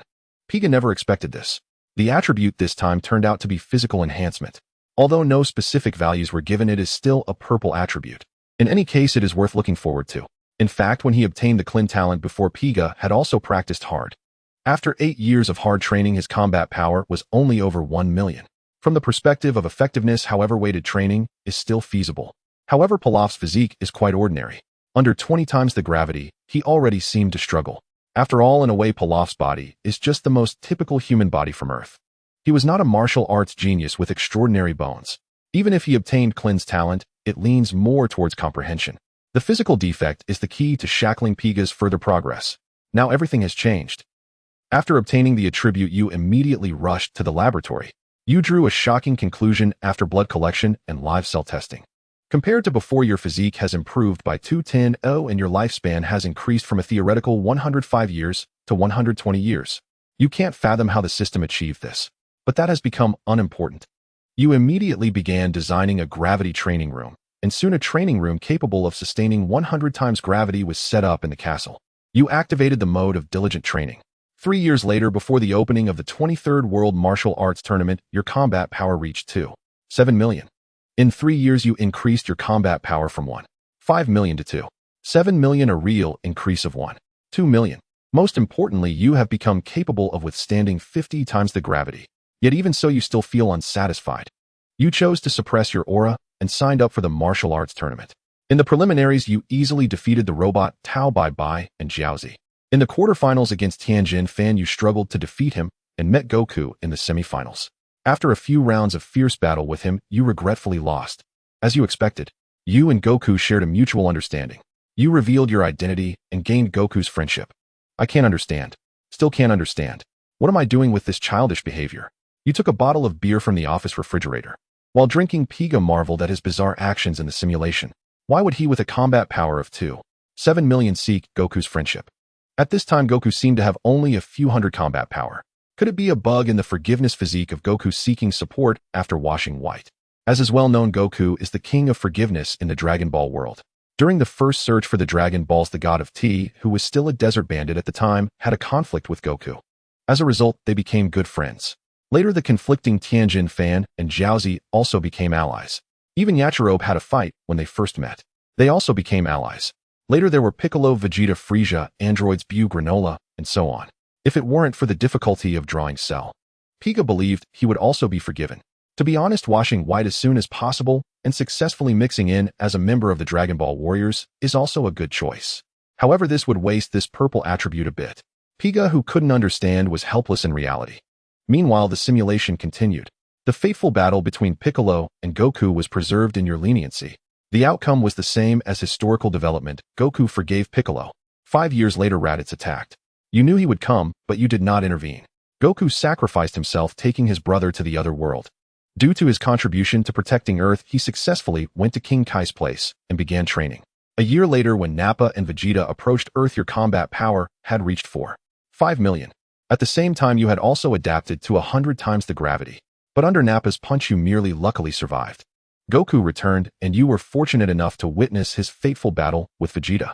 History remained the same. This time, Goku spared Vegeta.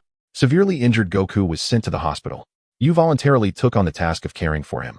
After nearly a month of interaction, Goku talked to you about many things, including how to use the Kaioken. You intentionally or unintentionally shifted the topic to the Kaioken, and carefree Goku did not think too much and revealed the secrets of the Kaioken. Even when King Kai discovered this, he did not speak to stop it. To everyone, you were a righteous warrior and a good brother of Son Goku. Days later, Bulma finished repairing the Namek spaceship. Krillin, Gohan, and Bulma set off for Namek ahead of time. As for you, you still had to stay on Earth to take care of Goku. With only a few hundred combat power, no one said anything about this choice. After all, you were even weaker than Yachirobe. More than half a month later, the fat Yachirobe sent Senzu beans, and Goku instantly recovered, rushing to Bulma's house, and then to Namek. The following story has little to do with you.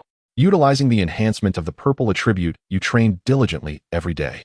When Frieza and his father arrived on Earth, your combat power had reached 5 million. When the androids appeared 3 years later, your combat power had reached 6 million. You originally thought that history would continue smoothly and you would slowly accumulate, but reality played a joke on you.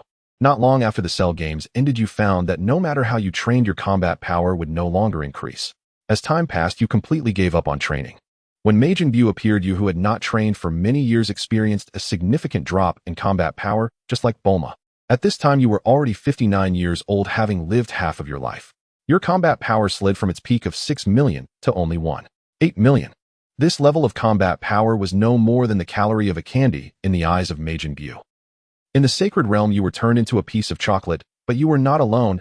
Krillin, Yamcha, Android 18, Bulma, and others were also turned into chocolate, just with different flavors. You were swallowed by the Majin Buu, but were spit out. Even a force as mighty as Majin Buu couldn't withstand your durian flavor. However, you still died.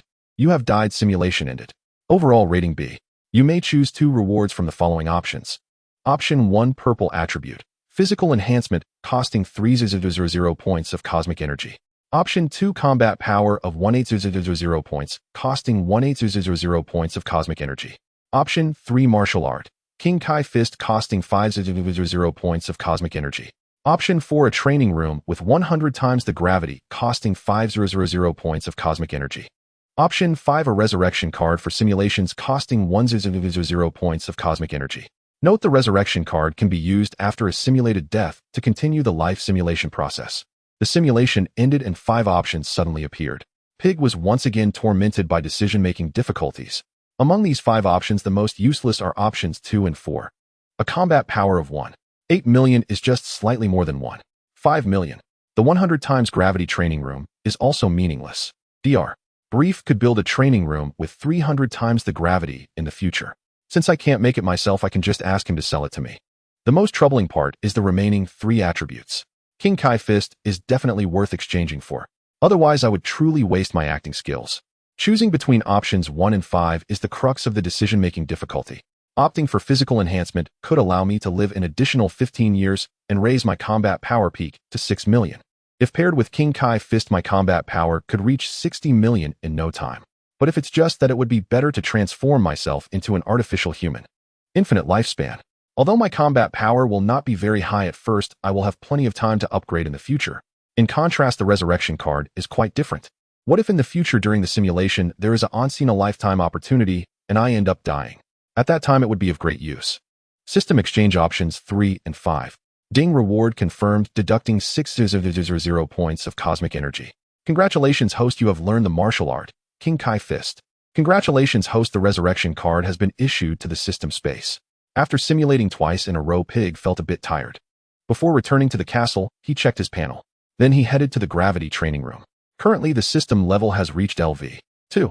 He still has accumulated 2 simulation opportunities. His combat power remains at 5 million, but he has learned King Kai Fist. Pig tried it out. He can barely adapt to 20 times gravity now. The safest state for King Kai Fist can be maintained at 3 times. Any higher, and his body would feel discomfort. Thus, Pig's current combat power has reached 5 million. It's passable. This won't do. I need to think carefully. Sitting cross-legged in the training room, Pig furrowed his brows, contemplating the path ahead. In reality, it's different from the simulation. In the simulation, once you die, you cannot use Dragon Balls to come back to life. If you die, you die. But in reality, it's different. As long as Xiao Wu and Ash are reliable, they can definitely find the Dragon Balls to resurrect me. In this regard, there is still a difference between reality and simulation. This time, the resurrection card appeared strangely. It's probably because of this reason. In fact, shortly after Majin Buu destroyed the Earth and its inhabitants were resurrected by the Namekian Dragon. Logically, Pig should also be resurrected. But the system defaults to ending the simulation if the host dies in the simulation. Therefore, this thing is more like a compensation mechanism. Such a mechanism is actually quite acceptable for Pig. After all, Dragon Balls can be used for resurrection in the simulation. But there is still a question of success rate. With the resurrection card, I can take control. When it's not worth resurrecting, there's no need to struggle. After clarifying this issue, Pig faced a new problem. It is evident that after the last upgrade of the simulation, the probability of drawing green, blue, and purple attributes has increased significantly. Now the energy points required for the system to upgrade again is 100 million. If I work hard to move sand, I should be able to gather enough soon. However, based on previous experience, I can absorb over 3 million cosmic energy in a day. That amount of 100 million would take more than a month. I need to gather sand myself, but buying some high cosmic energy materials should shorten the time. With a clarified mind, Pig quickly called Xiao Wu to the training room. King Pilaf, you urgently summoned me. Is there something important? Xiao Wu blushed at the sight of Pig's exposed muscular chest. In fact, Xiao Wu is now 22 years old. In her prime, and Pig has returned to the appearance of a normal person, coincidentally looking 21. Strictly speaking, they should be the same age. After testing the limits of King Kai Fist, Pig was covered in sweat on his cheeks, neck, and chest. The scent of male hormones made Xiao Wu somewhat infatuated. Ahem. Xiao Wu, there's something I need you to do that will put my mind at ease. Noticing something was off with Xiao Wu, Pig gently cleared his throat. It's not false to say that he was moved by this beautiful subordinate. But now is the critical moment for his rise. Pig truly has no intention of having any ambiguous relationship with Xiao Wu. Awakened by the cough, Xiao Wu's cheeks instantly turned red. Please give your orders, King Pilaf. Hey, race the deal. Go to the company account to withdraw money and make a large purchase of heavy metals. Gold, silver, and other heavy metals are all acceptable. Yes, petroleum and the like can also be purchased in bulk. There is no deadline. This is a long-term procurement plan. In the suburbs of West City, build another large warehouse, the bigger the better, and stockpile these materials. I have use for them. The Pilaf Technology Group has become the #1 conglomerate on Earth. Even the old Universal Capsule Company finds it hard to keep up with its revenue. With so much money, there is naturally no need for him to dig sand himself. After instructing Xiao Wu to handle it, Pig left the training room and went to the laboratory to continue working. In the spacious, bright, and highly technological Pilaf private laboratory, a semi-finished, ultra-high-speed spaceship stood prominently within. The resources on Earth are ultimately limited. In contrast, the entire galaxy and the 7th universe are the perfect places to collect cosmic energy. How to obtain cosmic energy on a large scale. Pig has already begun to take action. Xiao Wu's work efficiency is remarkably high. In the year 753 of the AG calendar, on June 12, a large area of land was purchased on the outskirts of West City to build a warehouse. At the same time, a substantial amount of materials were traded under the name of the Pilaf Technology Group. With the involvement of the Technology Group, everything remained calm. Xiao Wu, you did an excellent job. No one is allowed to enter the warehouse without my command in the future. Leave the operations to the robots. All right, you two can leave for now. As he walked ahead of the two, Pai Go looked at the warehouse filled with gold, silver, and precious metals, nodding in satisfaction. After praising the two, he dismissed them. Picking up a gold brick from the ground, he was presented with a cosmic energy value of 127349 points. It is worth noting that this gold brick weighs 1,000 grams. In terms of value, this large piece of gold cost Pai Go quite a bit. However, it saves a lot of time. It is worth it. Gold is produced in the universe either from a supernova explosion or from the collision of two neutron stars. Therefore, the cosmic energy contained in gold and silver per unit volume is much higher than that found in sand silicon dioxide. The conversion took only one night. The next morning, Pai Go softly called out, "Check the system panel. Life Simulator LV. To host Pilaf Pai Go. Age 37 years, 21 years. Combat power 1500000 points. Cosmic energy 11763739 points. Attributes: Clin Talent. Martial arts: Void, Dance, Breath, Mastery, Chi, Blast, Death, Beam, King Kai Fist. Items: Resurrection Simulation Card 1. Remaining simulation attempts 3. A new week has arrived. The accumulated simulation attempts have reached 3. After pondering for a moment, Pai Go returned to the castle alone. I want to upgrade the system. System upgrade. This will cost 100 million points of cosmic energy. System upgrade, consuming 100 million points of cosmic energy. Confirm. Yes, no, yes. Ding. Consumed 100 million points of cosmic energy. System upgraded. Current system level 3. Ding. Congratulations to the host. The probability of attribute extraction has increased. Note: white attributes 6050, green attributes 2528, blue attributes 1318, purple attributes 183, 6 gold attributes 020. For Ding. Congratulations to the host. The system space edge length increased 5 meters, 10 meters. Ding. Congratulations to the host. The reward exchange cost of cosmic energy is reduced by 10. Ding. Congratulations to the host. The upper limit of accumulated simulation attempts has increased 4 times, 5 times. The system notification sounded incessantly. Compared to the last upgrade, the cosmic energy cost has increased 100-fold. However, the effects are rather mediocre. Firstly, the probability of obtaining attributes has changed again. The chances of blue, purple, and gold attributes have significantly increased. The probability of green attributes has remained relatively stable. The probability of white attributes has continued to decline. Secondly, the system space has expanded once again. Moreover, this upgrade did not increase the number of exchange attempts. However, it reduced the cosmic energy required for exchanges. Lastly, the accumulated attempts have increased from 4 to 5. Damn, an upgrade with a 100-fold cost. Is this a scam? In fact, the one upgrade Pai Gu was most looking forward to was the ability to exchange for more reward attempts after the simulation ends. Ideally, it would be best if they could be taken away. But fate did not favor him. This time they ended up reducing the consumption. If it were a law-abiding host. This thing is actually quite good. It's like a permanent 10 discount card. But so far acquiring cosmic energy for Pai Gu is not difficult. In fact, it's very easy and effortless. Using this for himself feels like a waste. Damn. He'll just treat this upgrade as a stepping stone. System. Start life simulation. 7th life simulation start. Randomly drawing attributes. Drawing complete. Congratulations to the host for obtaining the blue attribute. Get stronger by staying at home. Get stronger by staying at home. After staying at home for 24 hours, combat power increases by 1,000 points. Wow, this is perfect for me. Isn't this just slacking off? Others might not understand themselves. But Pai Gu knows that he is a gaming enthusiast. On the path to delivering a pentakill to opponents, he remains unwavering. Of course, before crossing over, he was a gaming enthusiast. The main reason was that he was poor and could only play on his phone. He didn't even have a decent skin for his Zhuangzhou.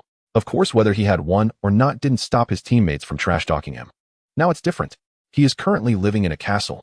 Fine wine, delicious food, charming maids, and countless entertainment options. The castle occupies a vast area. It could even host a sports event without any issue. He certainly wouldn't be bored. At worst, when boredom strikes, he can retreat to the gravity training room and become the king of the Dragon Ball universe. Pai Gu thought happily. The system's virtual screen gradually unfolded.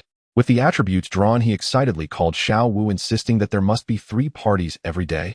1 in the morning lasting until noon. 1 at noon lasting until the evening. 1 in the evening lasting until the next morning. All expenses covered by young Master Pai. Xiao Wu had no objections to your demands. After all, such unruliness is exactly you. Recently, your diligent efforts almost made Xiao Wu think you were possessed by a fierce ghost. For the next 3 months, you lived in indulgence. Your combat power surged to 2.5 million. Getting stronger while lying down this life is truly too comfortable. The only thing to be cautious about is to stay as far away from danger as possible. In the world of Dragon Ball, the greatest danger comes from the overly benevolent good guy, Kakarot. As long as you leave Earth before this guy causes trouble and return after the storm passes, it should be fine. At least that's what you think. However, you soon succumb to your own patience. Staying at home for 24 hours is even more torturous than being in prison. 3 months later, just hearing the word party made you feel nauseous and want to vomit. You couldn't help but leave the castle and took a spaceship to travel in space. This spontaneous trip left everyone behind. You took no one with you. Looking at the version of himself who could no longer endure and had rashly left home, Pai Gu felt somewhat helpless. This was true whether before his reincarnation or after arriving in the Dragon Ball world. Pai Gu had been holed up at home for 3 continuous months during the quarantine. He could sense his own mindset within the simulation of life. Pai Gu merely let out a sound and refrained from commenting. One must be kind-hearted. If it were him, perhaps he wouldn't last even half a year. After half a year, his combat power had risen to 3.5 million. With the triple power of the Kaioken, it would definitely exceed 10 million. At this stage, as long as he did not provoke powerful individual beings such as Frieza, King Cold, or Gula, he would be fine. Or if he were to release Majin Buu on Earth, then there wouldn't be much of a problem. Now, whenever you see a bikini, you feel like vomiting. A spontaneous trip brought you to the Western Galaxy. Here you witnessed a universe different from Earth, the Frieza Force and the Gula Force. In the Western Galaxy, there has yet to be a strong unified force. You sketched a star map of the Western Galaxy, which seemed to be an untouched virgin land. In the past, it was ruled by the evil King Shiragu. However, over the years, Shiragu has rarely appeared in the Western Galaxy. Consequently, the Western Galaxy has entered a relatively fragmented era. Even beings with combat power in the tens of thousands can be kings and lords here. You have already eliminated 4 or 5 such weaklings along the way. The Western Galaxy is nothing remarkable. By chance, you learned that Shiragu is still alive, but he is already old. Bored and restless, you decided to visit Shiragu's planet. To be able to contend with Frieza's first form, you estimate Shiragu's combat power to be around 4 to 500,000. It is said that this guy has the ability to unleash 10 times his combat power. But what of it? You also have the ability to unleash 3 times your combat power. With the mindset of making a name for yourself in the Western Galaxy, you piloted your spaceship to Shiragu's planet. Just like in video games, the first to appear are the minions, then the mini-bosses, and finally the big boss. Shira guest subordinates have combat powers similar to Jinyu and Shavira, all hovering around the 100,000 mark. Such weaklings are nothing in your eyes. After defeating Doladebo Mid-Omega and Kaguga Shira, Gu finally arrived. Just as the legend said, this guy is also a Namekian. However, due to wearing a helmet, the antennae on his forehead are difficult to detect. Thus, few know his true identity. Shira guest's lifespan is nearing its end, and he had planned to enjoy his twilight years. Yet you recklessly provoked him. Contrary to your estimates, Shira guest's base combat power reached 10 million. After using a recovery technique, his power could swell to 100 million. This is why he could contend with King Cold in his youth. 100 million against 10 million you lost. In order to avenge his subordinates and intimidate the lesser beings, Shira Gu tore you to pieces. You died. Simulation ended. Overall score D. You can choose two options for exchange from the following. Choice 1 blue entry. Become stronger just by staying at home. Costs 99000 cosmic energy. Choice 2 combat power of 35000 costs 35000 cosmic energy. Choice 3-star map of the Western Galaxy costs 1000 cosmic energy. This simulation was too short with very little gain. Pygo looked at the few options and felt speechless. Option 1 was definitely to be chosen, because there really isn't much to choose from. The Western Galaxy is so terrifying. Oh, what use is a star map? Before his reincarnation, Pygo had known of Shiragu, but his impression was only of a combat power in the hundreds of thousands. Who would have thought that this time he would suffer from inaccurate information? This was also the shortest simulation duration among so many. It would be strange if the rewards were abundant. Speaking of which, actually getting stronger just by staying home is quite mediocre. Now it seems really impressive. 10,000 combat power a day. But calculating at the extreme limit of a year, he could only increase 65 million points. At the extreme limit of 10 years, he could accumulate 5 million combat power. In 100 years, it would only be over 300 million. Compared to the later stages where combat power is often in the trillions, this is merely a drop in the bucket. Moreover, with Pi guest patience, it is impossible for him to achieve full attendance. However, unfortunately, there are no better options now. System, I choose 1 and 2. Upon confirming his choice, Pi guest's aura surged dramatically. His original combat power of 1,500,000 instantly soared to 3,500,000.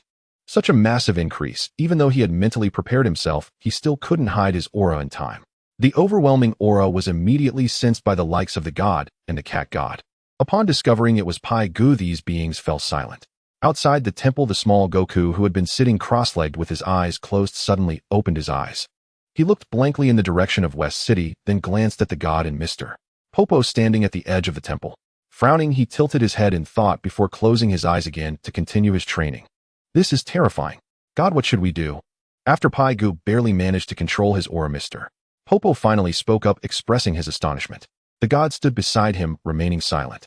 Perhaps if he fused with Piccolo, he could surpass this unremarkable Pai Gu. But such thoughts only flashed through the god's mind. Pai Gu's power is so formidable, yet so far he hasn't exhibited any evil like Piccolo.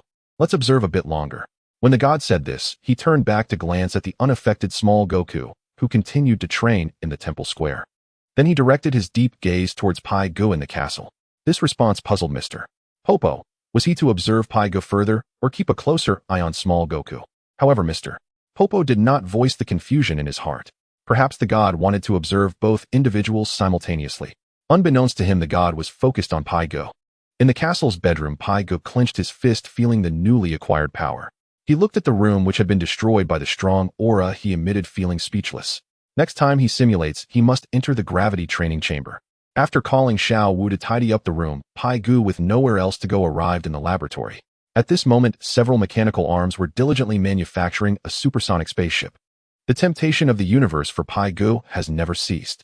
After obtaining the complete technology of the Frieza Force, Pai Gu has already begun upgrading their spacecraft technology. In previous simulations, Dr. Brief and Bulma had assisted Pilaf in completing upgrades. However, there were other better options available. Pai Gu had no choice but to give up on redeeming the ultra-fast spacecraft. Yet in reality, this research has never been interrupted. However, it has now hit a bottleneck. That guy Pilaf has a profound understanding of mechanical research.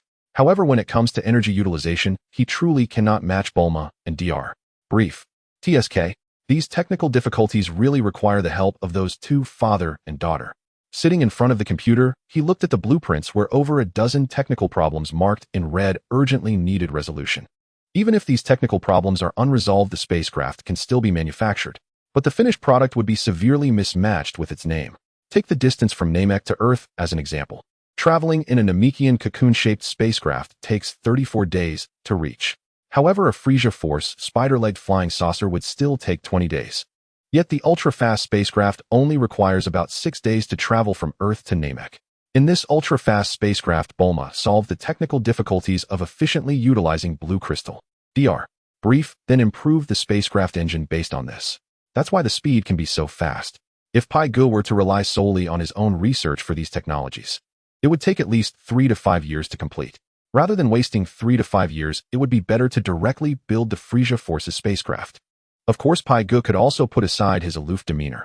He could actively approach Bulma, become familiar with her, and then invite her to help. After 5 minutes of deep contemplation, Pai Gu left the laboratory. Shall we prepare a candlelight dinner for me in the restaurant? Go fetch my custom-tailored tailcoat. In a while, I will go next door to invite Miss Bulma for dinner. Thank you for your hard work. After leaving the laboratory in a flurry, Pai Gu immediately called Xiao Wu over. After instructing her to handle a bunch of tasks, he finally revealed the heartbreaking reason. Xiao Wu's cheeks flushed crimson, instantly turning pale. All right, King Pilaf. I will take care of it right away. Still trying to maintain her usual tone, Xiao Wu desperately tried to keep herself composed. You are supposed to be the most loyal subordinate of the king. Why do you have so many strange thoughts? It's all Bulma's fault. Yes, it's her. She almost made me embarrass myself in front of King Pilaf. But I never thought King Pilaf was so charming before. What on earth is happening? Looking at the distracted Xiao Wu, Pai Gu could only smile wryly. Ever since he drank the antidote and returned to looking like a normal person. Handsome, charming, carefree, calm, confident, melancholic, aloof. The wise version of himself made Xiao Wu blush whenever she saw him. I must say, among all the women who appeared in Dragon Ball, Xiao Wu with her black hair and black eyes and Chi-Chi are truly the types I like. Unfortunately, that silly girl Shishi has always sworn never to marry anyone but Goku.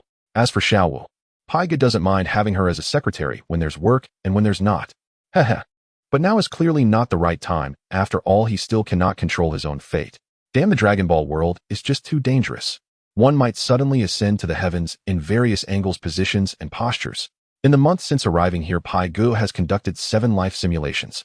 Yet the results refreshed his understanding with all sorts of inexplicable deaths. Is there any justice left? Is there any law? So it is really not suitable to date now? Shaking his head filled with endless fantasies, Pai Gu saw Xiao Wu running over with a pile of clothes. White tailcoats, black tailcoats, striped tailcoats. This silly girl brought all the styles of tailcoats for Pai Gu. Running back and forth, Xiao Wu realized. She needs to dress the king handsomely and beautifully. She wants Bulma, that little brat, to understand that the king's daily life is all taken care of by her. You are the unnecessary one. Not understanding Xiao Wu's thoughts, Pai Gu was thoroughly exhausted by her antics. 2 hours later, a handsome, charming, carefree, calm, confident, melancholic, aloof, wise King Pilaf appeared in the fitting mirror. Aside from looking a bit tired, everything else was fine. King, go ask Miss Bulma out on a date. Pilaf, go find that little brat, as she will see through my intentions at once. He. Xiao Wu clenched her fists, thinking one thing in her heart, while saying another.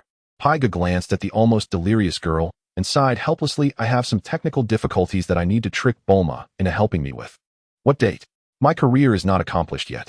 The grand ambition of conquering the universe is still in its infancy. How could I think about dating? I'm leaving. You little brain, stop thinking about nonsense every day. Briefly explaining the situation, Pai Gu mainly wanted to dispel the sourness lingering in the air. Before leaving, he affectionately flicked Xiao Wu's forehead.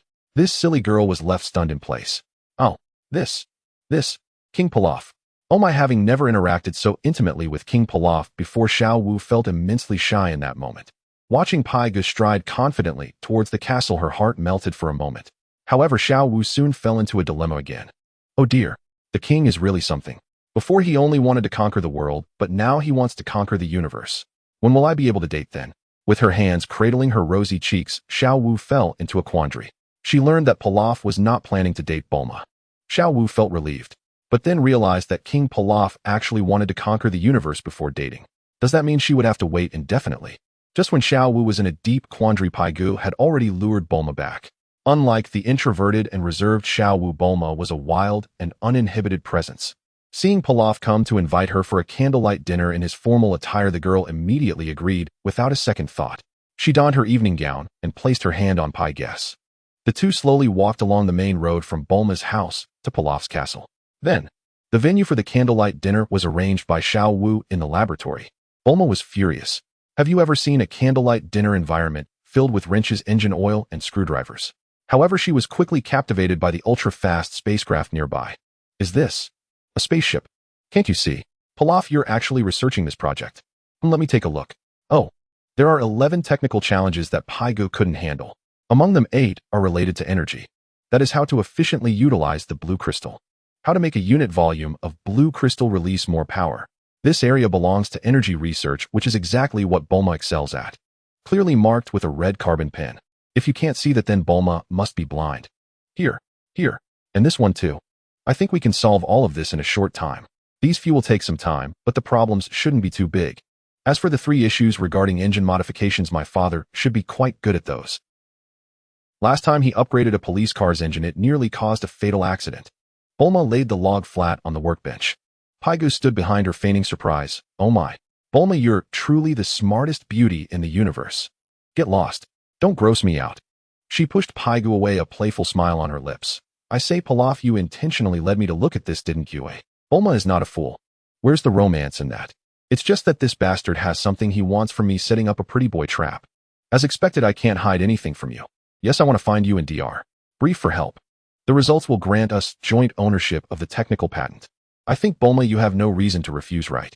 When talking to smart people, it's best to be straightforward. I don't care about patent rights at all. I'm only interested in scientific exploration. With her hands on her hips, Bulma replied proudly. So does that mean you agree? Pygo couldn't be bothered to guess Bulma's girlish heart. What he needed was Bulma's talent and ability. The rest had nothing to do with him. Wait for me here. I'm going to change my clothes. Bulma did not give a definite answer. After once again huffing in pride, she walked out of the lab in her high heels. Before long, Bulma returned. Dressed in a smart white lab coat, she casually brought Dr. Brief along. The father and daughter didn't even greet Pilaf, fully immersed in their work. With the addition of this father-daughter duo, Pig's plan to conquer the universe smoothly began. That night, Pygo hid alone in his bedroom. System. Start life simulation. Ding, the 8th simulation begins. Random word entry extraction in progress. Extraction complete. Congratulations, host, you have obtained the blue entry comet. Comet designated single intelligent life form will encounter continuous disasters within the next 24 hours. No can be used once every 24 hours, can be reused on a single target. Ah, this entry is beautiful. Ha ha ha. Lying on the soft bed, Pygo hugged a plush bear, excitedly laughing in a pig-like squeal. Although he didn't know what kind of disaster it would be, but Pygo knew it wouldn't be anything good. This entry harms others without benefiting oneself, but the key is that it can make him feel good. That's enough. You lay in bed without thinking. You decided to use this comet for the first time on Yamcha. After using it, you flew directly to find him to see what was going on. 7 minutes later, you arrived at the island where they were training. Recently, Yamcha's recovery has been quite good, and he has already begun his training. Wearing a golden martial arts uniform, Yamcha still has some capital for wandering in the Flower Sea. You admit he has 1/10 of your handsomeness, but you absolutely do not admit that you chose him to target him. When you arrived, this guy was practicing late into the night. On the cliff, this guy was biting his cheek, his veins bulging, seemingly practicing some secret move. After finding him, you didn't reveal yourself, just silently observing him from the shadows. After practicing for a while, this guy was already drenched in sweat. He stopped practicing, walked over to a nearby bag, took out a bottle of mineral water, and gulped it down. However, before impatience could set in, the effects of the comet had already manifested. This guy actually drank a 5-step snake from his mineral water. Realizing something was wrong, Yamcha instantly threw the bottle away. But the poor lips were still bitten by the 5-step snake. This guy is indeed a sand thief who has roamed the world for many years. After quickly looking around, he dashed into the dense forest. Soon Yamcha found an antidote herb. However, although it had some effect, Yamcha would not die from it, but his lips would still swell. He walked back to the capsule house where the 4 of them lived, his footsteps unsteady and staggering. Just as he steadied himself at the door to open it, he realized the key was still in the bag, which was still on the mountain. With no choice, Yamcha could only knock on the door. This door opens outward. A sleepy Krillin burst out with lightning speed. He forcefully pushed the door open, and Yamcha, caught off guard, was directly knocked onto his leg. If it were a usual time, Krillin would never be this reckless, and Yamcha could easily dodge. But this little bald guy seemed to be drunk, completely lacking control. The metal door slammed onto Yamcha's leg. That leg was the same one that had been broken by Tenshinhan before. Crack! Yamcha clutched his calf, collapsing to the ground in pain. Due to his swollen lips, his voice became severely distorted. It was like a toad croaking in the midsummer night. The dazed Krillin looked outside and saw no one, so he closed the door and intended to continue sleeping. But Yamcha was still lying on the ground. In the simulation, Krillin repeatedly tried to close the door. But each time the metal door slammed onto Yamcha, the noise outside quickly attracted Tenshinhan and Kaia's attention. When the two came over to check the situation, Yamcha was already on the verge of death. Damn. So many words. In the end, Paigu could only express it with one word: damn. The effect of this comet seems quite good, although it has no lethality. But it really messes with people's mindset. Did Yamcha get saved? This is just the beginning. Yamcha was hurriedly sent to the hospital. The rescue plane's engine stalled mid-flight and crashed into the sea. Fortunately, Tenshinhan and Chaozu could perform the flight technique. The Tianjin Rice Princess embraced Yamcha. Who could have thought that just 2 months ago they regarded each other as mortal enemies? It wasn't that he didn't want a princess carry Krillin, but primarily because his arms were too short. He really couldn't manage it. The four of them soared in this posture above the vast blue sea. Before Tianjin Rice and Dumpling were exhausted, they finally found a landing point on the endless sea. It was a small island, barren and devoid of any vegetation. However, this place was not lacking in danger. Snakes, scorpions, centipedes, poisonous toads, and geckos. If you were observing, you would think this is the sacred land of the Five Poisons sect. After the four landed on the island, 3 of them lost their fighting ability. The only martial artist who still retained strength was Krillin. For most of the day, Krillin fought alone. After half a day, exhausted Krillin was replaced by Dumpling. 2 hours later, Dumpling also ran out of strength and was replaced by Tianjin Rice. By nightfall, Tianjin Rice's stamina was nearly depleted. Increasing numbers of poisonous insects breached their defenses, yet they showed no interest in Tianjin Rice, Krillin, or Dumpling. The Tea God became their target. Fortunately, at a critical moment, the ultimate technique he had been practicing, Disruptive Energy Bomb, was successfully unleashed. However, being the Tea God who was already suffering from 5 labors and 7 injuries, how many poisonous creatures could he possibly kill alone? Snake bites, scorpion stings, centipede stings, toad licks. The unfortunate Tea God became a vessel for multiple toxins. Strangely, the Tea God not only did not die, but rather felt his symptoms lightening. You would think this must be the legendary method of using poison to counteract poison. After 24 hours, all the toxins in the Tea God's body were cleared. He was healed. In the distance, the sound of a cargo ship's horn could be heard. Damn! Pig got up from the big bed, lamenting the Tea God's unfortunate day. If the Tea God were an ordinary person, he would probably be buried under 3 feet of grass. However, the Tea God also gained fortune from misfortune. In the crisis, his potential was unlocked. Didn't he just master the Disruptive Energy Bomb? Shaking his head, Pig continued to watch. Through observation, you discovered that this bad luck star entry was indeed effective. But for stronger individuals, it's uncertain if the effect would still hold. You took out a little notebook of grudges and flipped through the pages detailing the 7 previous deaths. The first time you died at the hands of Captain Ginyu. Following was the elder of Namek, Piccolo, Beerus, Cell, Majin Buu, and Shrek. Captain Ginyu was temporarily set aside. That bastard Piccolo was still on Earth. Thus the second victim was fresh out. Far away in the desert, Piccolo suddenly felt himself enveloped by an ominous omen. The next day, Piccolo experienced a day full of malicious events. Earthquakes, tornadoes, volcanic eruptions. Even Piccolo, strong as he was, could not completely ignore the forces of nature. In a miserable state, Piccolo believed that the mastermind behind all this was a deity. He cursed wildly in the direction of the divine temple. You observing from nearby were on the verge of bursting into laughter. However, for a long time afterward, you did not use the bad luck star entry again. Life cannot be limited to the immediate struggles. One must look at the entire universe. 2 months later, with Bulma's help, a super-fast spaceship was manufactured. You couldn't wait to enter the universe. However, this time you brought along 3 deadweights. Ash could still be of some use. He was there to pilot the spaceship. Xiao Wu and Bulma were just purely being frivolous, performing palace intrigue dramas in front of you every day. Bulma, when riding the spaceship, always wore very little. Your eyes were nearly popping out. Unwilling to be outdone, Xiao Wu also dropped her modesty, giving you a feast for the eyes. Thus you spent over a month waiting for Captain Ginyu. During the 5th simulation, you had joined Frieza's army. Using your authority, you had previously reviewed the deployment records of the Ginyu force. This time history did not change significantly. You encountered the Ginyu force engaged in battle with the natives on a high-level life planet.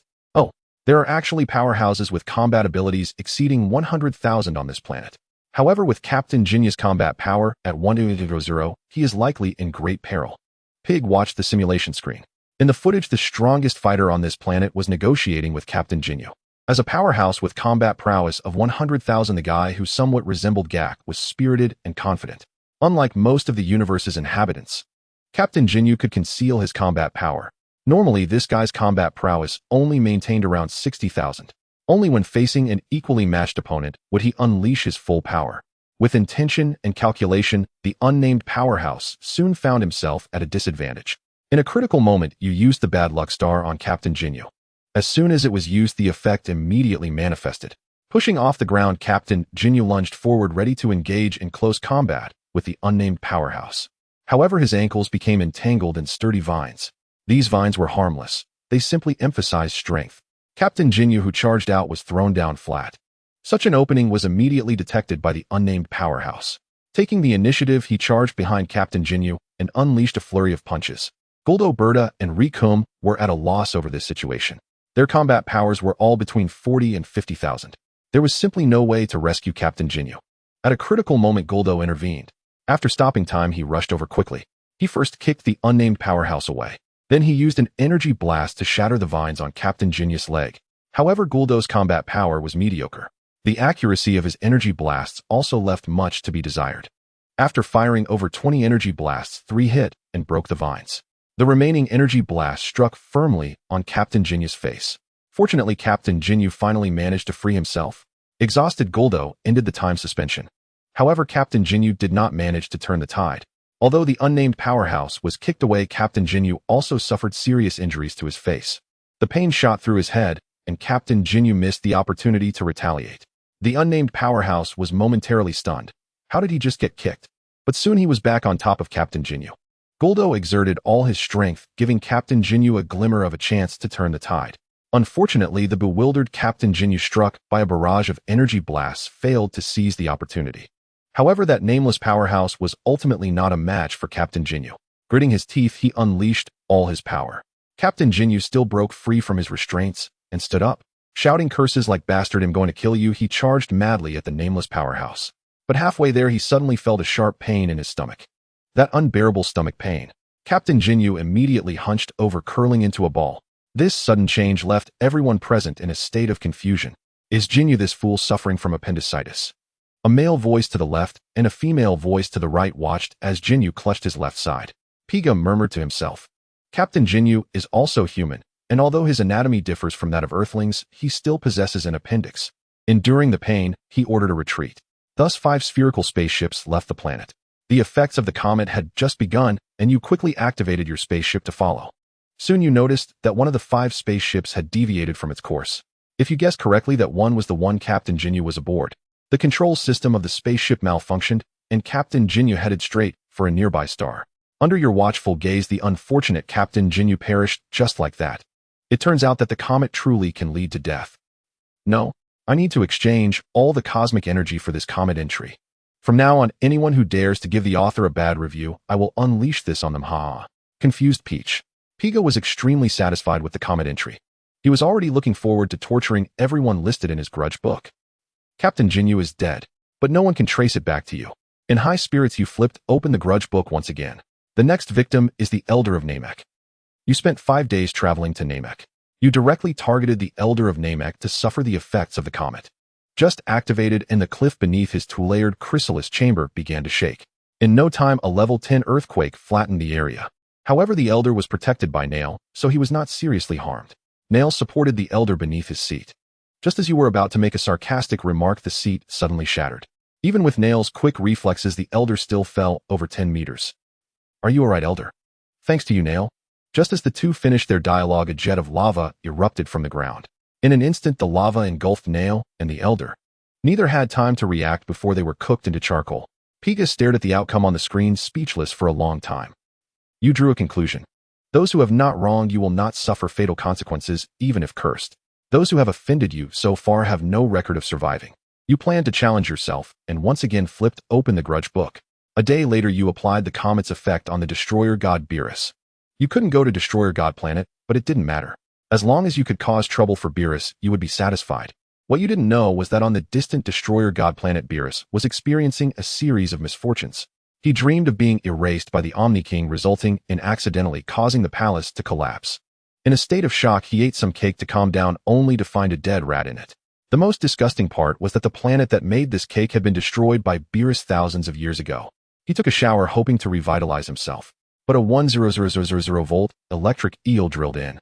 All of this made Beerus sense that something was off. Simulated scene. Destroyer God Planet. Hey, prophecy fish. You better give me an explanation. Otherwise I will roast you and eat you. 24 hours later, everything calmed down.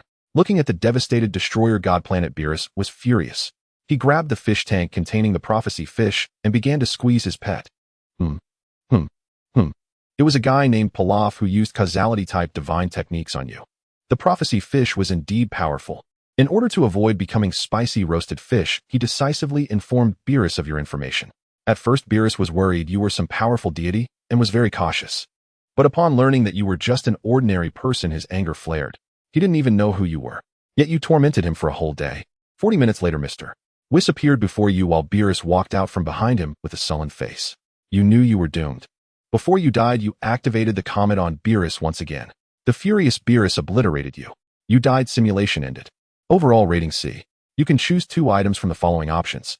Option 1, blue entry. Comet costing 1000 cosmic energy. Option 2, super high-speed spaceship costing 1000 cosmic energy. Option 3, combat power of 3.8 million costing 3800 cosmic energy. The outcome of this simulation was meager. This entry clearly had more entertainment value than practical use. Choosing 2 out of 3, Bulma was already on her way to help with the spaceship. The result was evident. System, I choose 1 and 3. Selection confirmed. Rewards issued. The cold voice of the system echoed in Piga's ears. In reality, even if you gave Piga 1,000,000 times the courage, he wouldn't dare to provoke Beerus. Sorry to God. Without further observing the victim's conditions, Piga, having watched the simulation process for over an hour, chose to take a nice nap. The next day, he woke up feeling refreshed. Piga swayed his way to the office. Not long ago, the Pilaf Technology Group had developed a new app. The project was named Pi Power Leveling. According to Xiao Wu, this was an idea proposed by an employee from the group's subsidiary. In the Earth Kingdom, various acts of violence were rampant daily. Some individuals took advantage of their strength to bully ordinary people at will, especially some loader thugs. It was said that the employee had often been bullied by unruly classmates during his school days. Thus, he thought of using intelligent robots as thugs to voice for justice. Pippi Proxy Combat. Just hearing the name of this app stirs one's blood. Yet, the employee's vision was too narrow. He only thought of expanding globally. Pi Ge's ambition, however, stretches across the entire cosmos. Of course, once business flourishes, we may even serve all 12 universes simultaneously. In the 11th universe, for instance, countless souls suffer under the tyranny of so-called righteous warriors. Pai Ge felt a solemn duty and profound responsibility to stand as protector for those oppressed in the 11th universe. Naturally, upholding justice comes at a price. Otherwise, how could one possibly fight injustice on an empty stomach? One would hardly restore justice then. And yet, current operational capacity remains limited. 12 universes. Not even close. At present, Pai Ge cannot even safeguard the entire North Galaxy. But over Earth, he'll maintain full authority for the next decade. Leaning back with legs crossed, Pai Ge listened as Xiao Wu's employee delivered his report. On the PowerPoint slide, this pudgy fellow, Tualu, had drawn himself an extravagantly oversized pie. Respected Great King Pilaf. The root cause of ceaseless conflict across the world lies in the disparity of individual strength. Those endowed with great power suffer no oppression. Instead, they oppress others. Those weak in strength endure endless persecution and desperately need Pippi Proxy Combat's aid. Truly, this enterprise can only be led by your majesty. You possess absolute immunity. In essence, that was precisely what Tualu coveted. Glancing at Tualu, broad-shouldered, thick-necked, and bearing a face carved from raw, unyielding flesh, Pai Ge knew instantly this man had never been bullied as a child. If anything, he'd been the bully. Tualu. This great king is in fact a law-abiding, upright citizen. Still, Pai Ge held a certain admiration for the man. At the very least, he understood him. Nonetheless, certain principles must be reaffirmed, unwaveringly. In youth, driven by ambition and the need for capital accumulation, one inevitably takes actions that skirt the edges of propriety. Now that success has been achieved, reputation demands careful stewardship. Pai Ge termed this disciplined personal public image management. Tualu, however, dismissed it outright as whitewashing. In truth, it was merely semantics. The essence remained unchanged. Enough, Tualu. I admire your insight. You shall lead this project. I have high expectations for you. Do not disappoint me. Upon the application document, Pai Ge signed his grand flamboyant name, Pilaf. This approval came from that deadbeat Pilaf. Take your grievances elsewhere. Great King Pilaf, this man hardly seems trustworthy. Shall we truly invest in this venture? After Tua Lu departed the office, Xiao Wu voiced her concerns with quiet anxiety. Pai Ge gave her thigh a playful slap and laughed. Neither am I a good man, you know. How dreadful. Your Majesty, I'll go organize the files now. Cheeks flushed crimson, Xiao Wu fled the chamber. Her sanctuary turned suddenly into a den of peril. Pai Gu reclined in his executive chair, long legs stretched confidently across the desk. System, initiate life, simulation. Another simulation opportunity would unlock tomorrow. Pai Gu still held one final session in reserve. With nothing pressing to attend to, he launched the simulation without delay. Ding. 9th simulation initiated. Random trait draw in progress. Draw complete. Congratulations, host. You have drawn a white trait, Eye of Loyalty. Eye of Loyalty enables observation of subordinates and collaborators' loyalty levels. Note loyalty is scored on a scale of 100. A score of 100 signifies absolute, unwavering loyalty. Below 0 points are met with disdain. Oh, this is getting interesting. I didn't expect to draw a white attribute card, but it seems to have some usefulness. Pai Ge muttered to himself. To be honest, drawing a white attribute card was somewhat unexpected for him. However, the probability of a white attribute card appearing is still the highest. Bad luck with the draw, there's nothing to say. This Eye of Loyalty doesn't directly enhance combat power, but for Pai Ge it's not entirely useless. In the future, more and more people will be serving him. This attribute card can reveal a person's loyalty, not a loss. Although you complain about your bad luck, you are still quite interested in the attribute card. During working hours, you left the office and wandered around the Pilaf building. The loyalty values of most grassroots employees are around 70 points. Most people come to work just to make a living. 70 points is passable. The loyalty of mid-level managers mostly exceeds 80, but none break 90. There are also some senior executives whose scores are below 60, the passing line. What's even more interesting is that you found several individuals with negative loyalty scores in the company. After inspecting around, you returned to the office alone. You called over Xiao Wu and Ashio, instructing them to secretly monitor those individuals with negative scores. Looking at the backs of the two as they left, you curiously glanced at their loyalty scores. Xiao Wu 100 points. Ashio 100 points.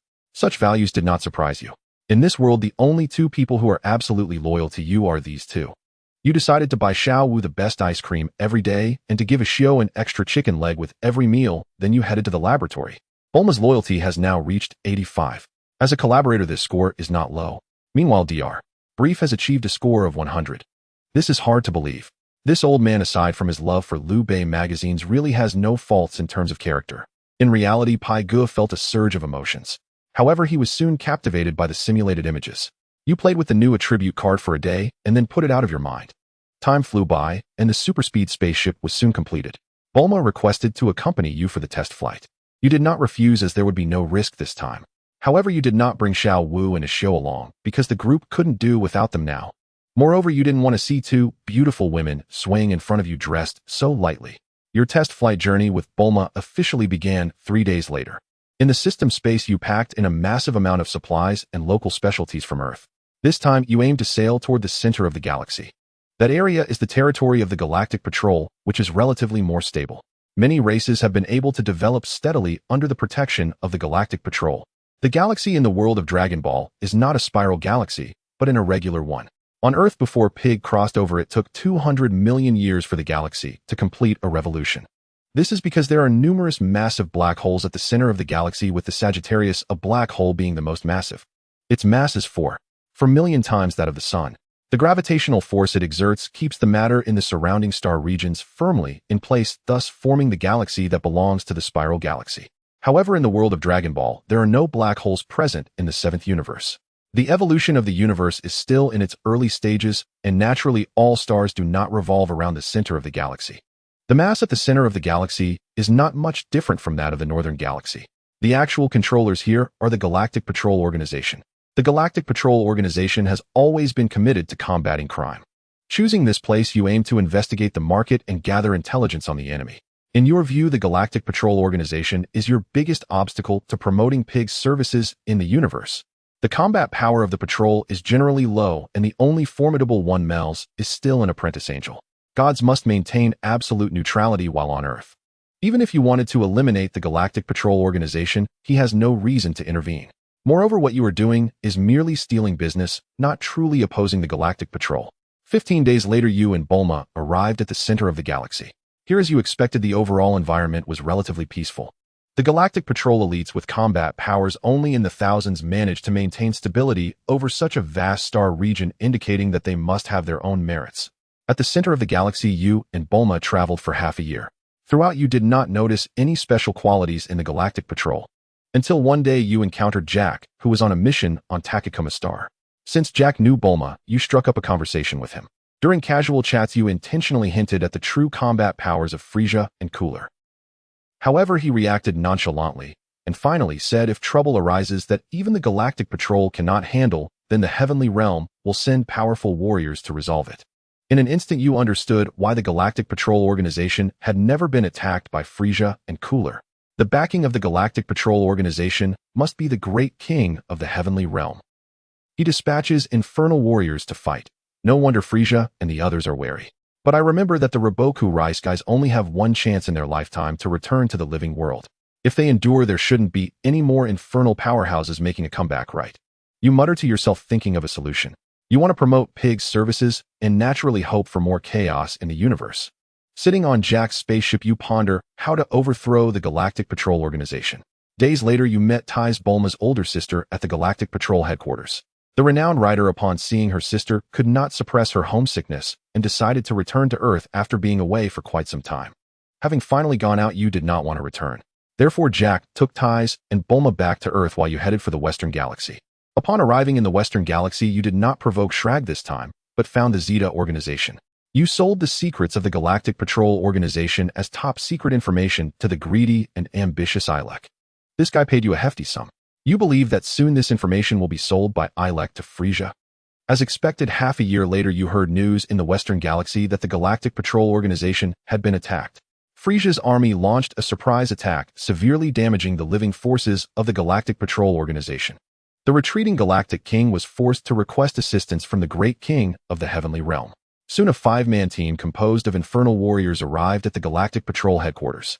The infernal team, led by Reboku Rice, searched for a day in the mortal realm, but found no trace of Frieza.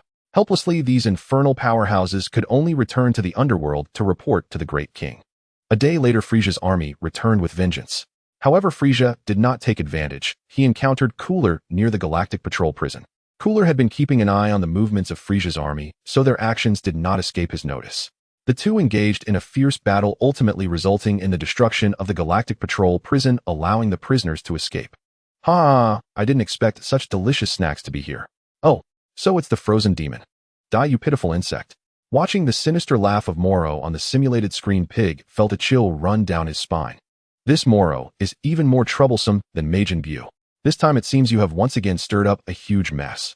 You never expected that Moro would escape ahead of time.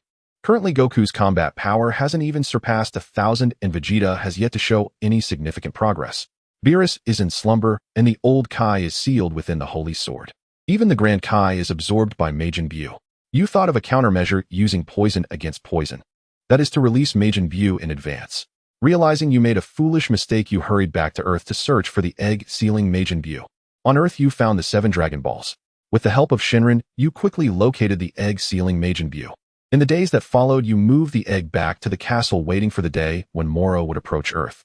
This wait lasted for 10 years. During these 10 years, you isolated yourself in your room. Because you could grow stronger by staying home, your combat power surged from 3.8 million to 40 million. Once you unleashed the triple Kaioken, your combat power can exceed 100 million. However, this strength is still insufficient before Moro and Majin Buu. And during these 10 years, due to the destruction of Frieza's army, Raditz did not arrive as expected. Earth has surprisingly enjoyed a decade of peaceful years. Only you are aware of the calamity you have stirred up. In the year 763 of the IGG calendar, Moro's army discovered Earth, and on July 6, they descended upon it. 10 years, 40 million combat power. Even if I die now, it's still a guaranteed profit. Pilaf gazed at his simulated self on the screen, stroking his chin thoughtfully. He was quite satisfied. In truth, each life simulation amounted to an additional lifetime of accumulation. His simulated self had provoked grave calamity across the cosmos. And thus for these 10 years he had rarely ventured beyond his seclusion. Consequently, his combat power surged directly to 40 million, a silver lining at least ensuring he wouldn't recklessly wander off. Upon completion of this simulation, he would secure a minimum of 40 million combat power. All things considered, Pilaf's mood wasn't entirely grim. Adopting the philosophy of living one more day means earning one more day, he cheerfully watched the unfolding spectacle. The system's simulated visuals were crystal clear. Moro, flanked by a host of formidable cultivators, descended upon Earth.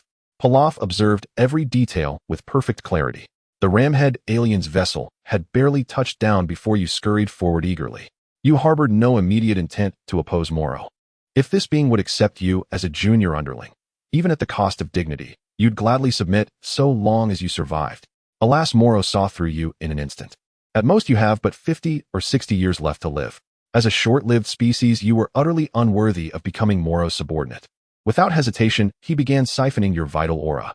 You felt your energy plummeting at terrifying speed and recoiled in horror. You fled swiftly from the landing site, but to no avail. 40000000, 39000000, 38000000. By the time you reached the cocoon ceiling Majin Buu, your combat power had dwindled to a pitiful 3,000. Yes, precisely 3,000. No 1,000, just 3. With your last vestiges of strength, you unleashed a ki blast. Boom. The blast struck the purple cocoon and instantly triggered a reaction. Vast clouds of pink vapor erupted violently from the cocoon. Majin Buu awakened prematurely. Moro was astonished by this aura, sensing within it an abundance of refined, potent energy. Yet when the ramhead alien attempted to absorb the pink vapor, he was stunned to find it utterly impervious to his absorption. Such resistance hadn't occurred since eons ago. Ordinarily, the ramhead alien could assimilate all earthly energies, except those of divine origin. Coincidentally, the Grand Kai stood within Majin Buu's very being. Majin Buu was Moro's natural counter, his absolute antithesis. Indeed, you had delivered Moro a perfectly matched adversary. On screen, the plump Majin Buu roared Buu. With a thunderous thud, he landed upon the ground. Oh, just in time. I'm starving. I'll devour chocolate cream. He lowered his head, his antennae locking onto Pilaf's stunned face. Majin Buu's first act upon awakening was to transform you into chocolate cream. You remained conscious, yet watched helplessly as your own body was slowly chewed, then swallowed whole into Majin Buu's maw. You died. Life simulation terminated. Overall rating D. Select 2 rewards from the following. Option 1, Y-Tire trait. Loyal Eye cost 100 cosmic energy points. Option 2, 3000 combat power cost 300 cosmic energy points. Option 3, ultra high speed cosmic vessel cost 300 cosmic energy points.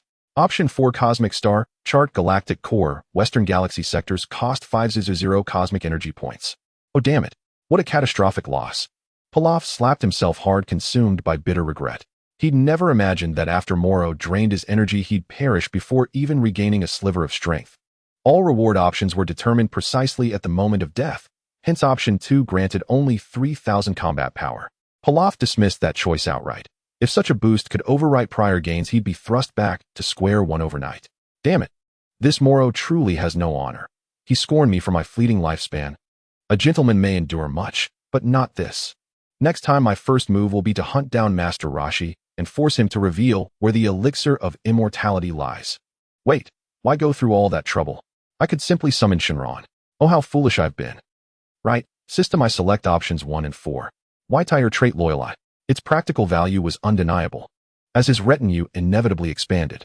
Traitors, those treacherous double agents, would stand exposed beneath the unblinking gaze of the Loyal Eye.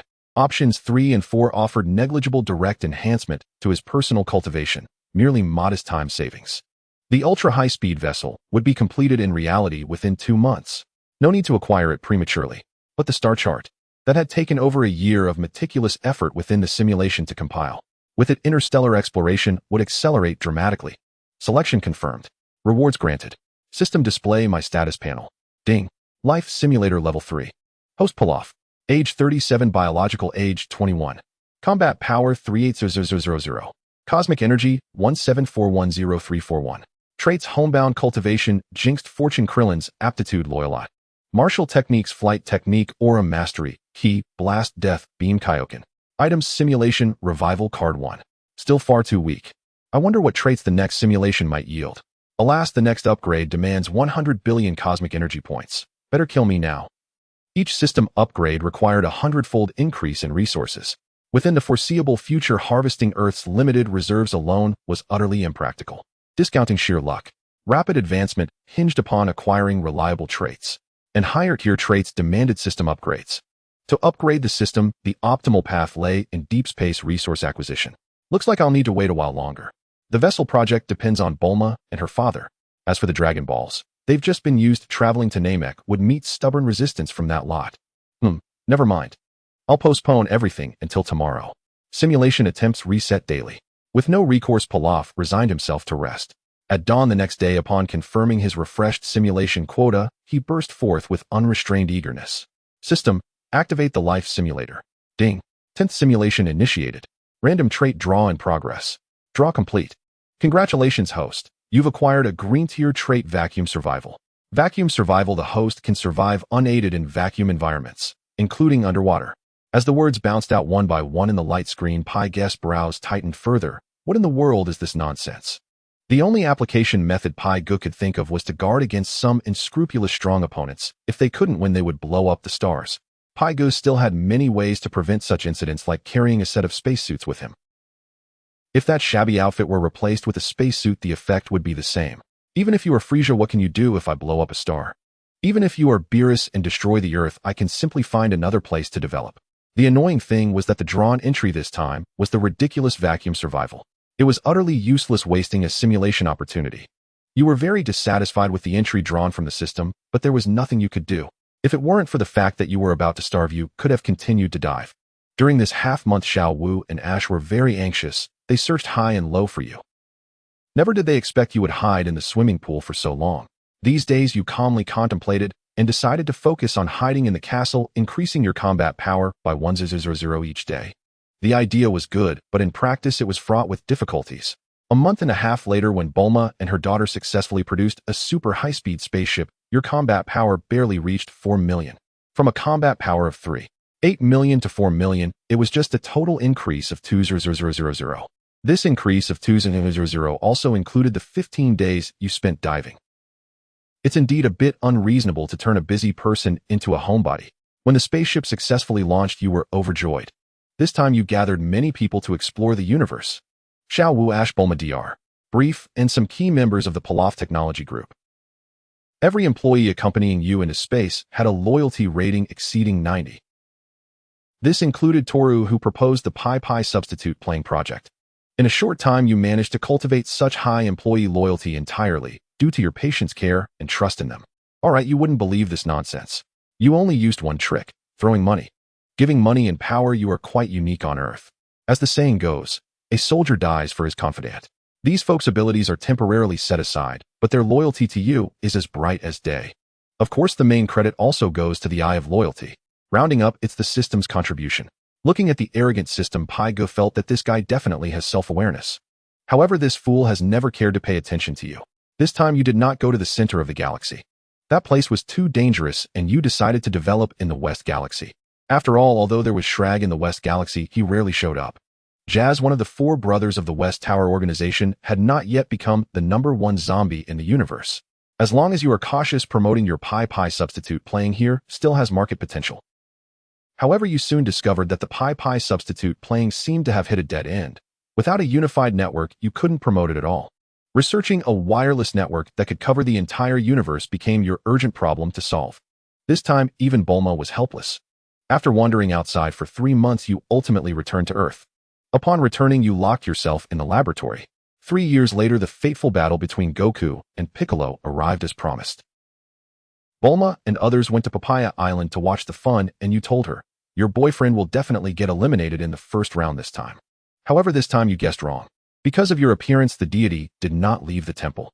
He knew that far inferior to you, Piccolo could not make much of a difference in the world. The T-God defeated Yamcha and successfully advanced to the semifinals. This spaceship looks quite familiar. Oh, it really is him. In the projected image, a spaceship quickly approached the wreckage. Before long, a few individuals equipped with life support gear flew out from the spaceship. They looked just like the adult version of Goku with the same hairstyle and appearance. However, they wore combat power detectors on their ears. Their eyes were filled with a wicked aura. Pig recognized the one who had ambushed him, Dales. Among the Scions, Goku's face is not uncommon. Lower-class warriors are like products produced on a factory assembly line with a very high degree of similarity. You held your breath, realizing that the bastard who ambushed you was actually Dales. You tested with the combat power detector, and this guy's power was just over 30,000. This guy isn't anything good. When Frieza ordered all Scions to return to planet Vegeta, he also sensed something was off. Unlike Bardock, he chose to completely break away from Frieza's army and the rule of King Vegeta. Therefore, he did not return to planet Vegeta. Daring to rebel against King Vegeta was because Dales accidentally discovered the Tree of Might during his adventures in the universe.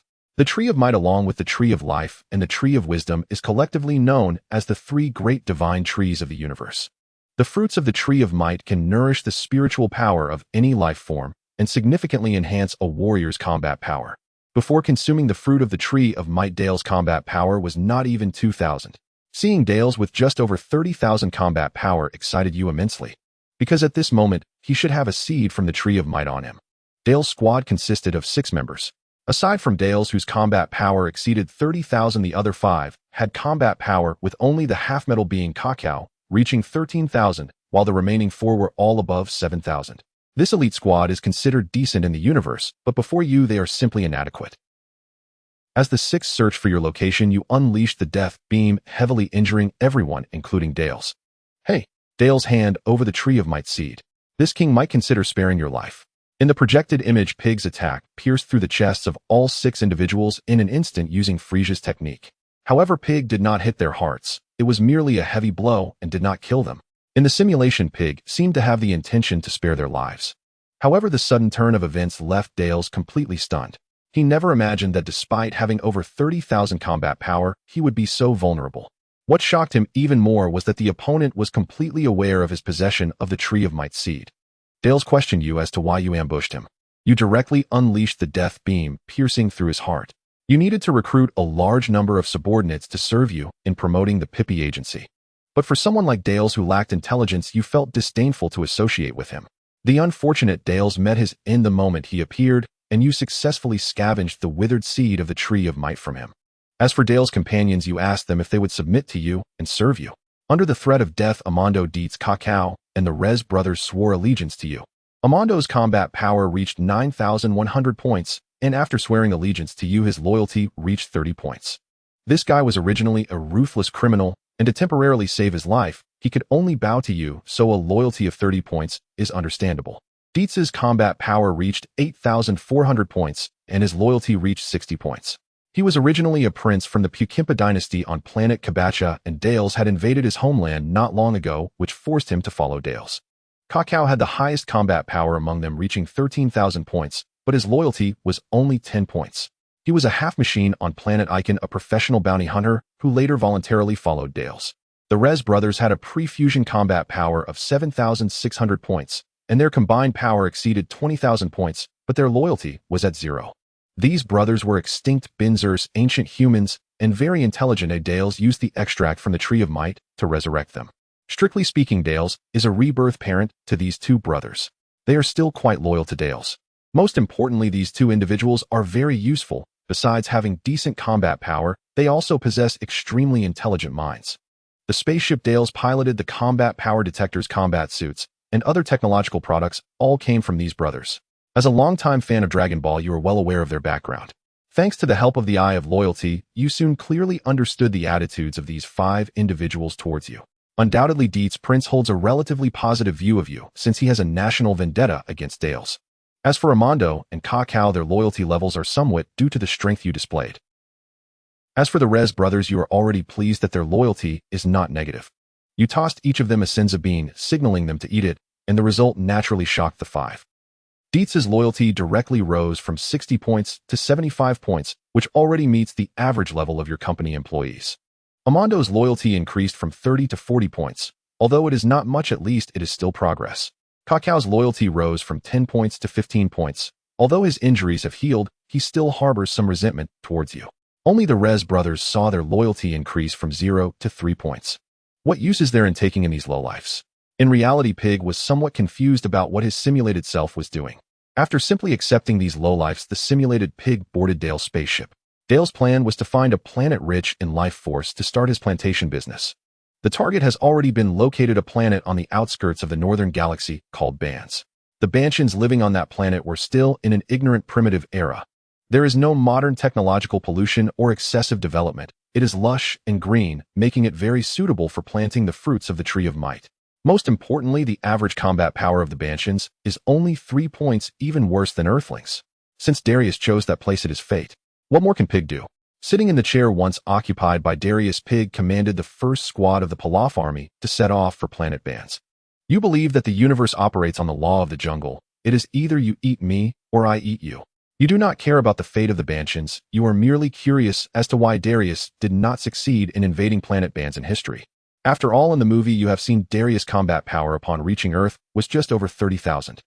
This indicates that he either did not reach Planet Bands at that time, or if he did, he failed to invade successfully.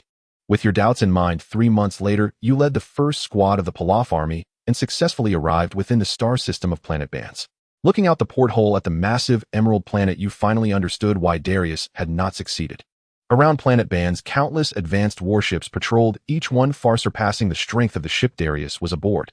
The ship you were on received a warning from Planet Bands that if you got any closer, they would use laser cannons to attack you. Looking at the hundreds of meters-long space battleships, and then at your own mere 10-meter-sized vessel, the outcome was evidently clear. You ordered the other members of the first squad to wait here while you planned to confront Planet Bands alone. The outcome was obvious. You could exist in a vacuum and easily annihilated all the space battleships of Planet Bands. As soon as you left the ship, the first squad quickly changed course and fled from your grasp as fast as they could. Good news, you successfully occupied the technologically advanced Planet Bands. Bad news, the first squad of the Pilaf army officially defected 3 months after its formation. TSK, TSK, TSK. With loyalty below 90 points, they really do flip sides at a moment's notice. This must be noted down to avoid repeating the same mistake. In reality, Pig took out a notebook to record this. In truth, whether these guys defected or not did not greatly affect the simulated Pig. They had initially ambushed the high-speed spaceship he was on, and Pig was not prepared with a backup ship. To leave the universe, he could only temporarily ride on their spaceship. After a day of fierce battle, Planet Bands was conquered by Pig. With Pig's technical skills, there was ample material here for him to craft another high-speed spaceship. Since there were no ships to leave, you decided not to plant the spirit tree here for the time being. After half a month of work, the improved high-speed spaceship was completed. The latest Pilaf King ship was equipped with an energy shield and a high-powered laser cannon. These two technologies were both stolen from Planet Bands.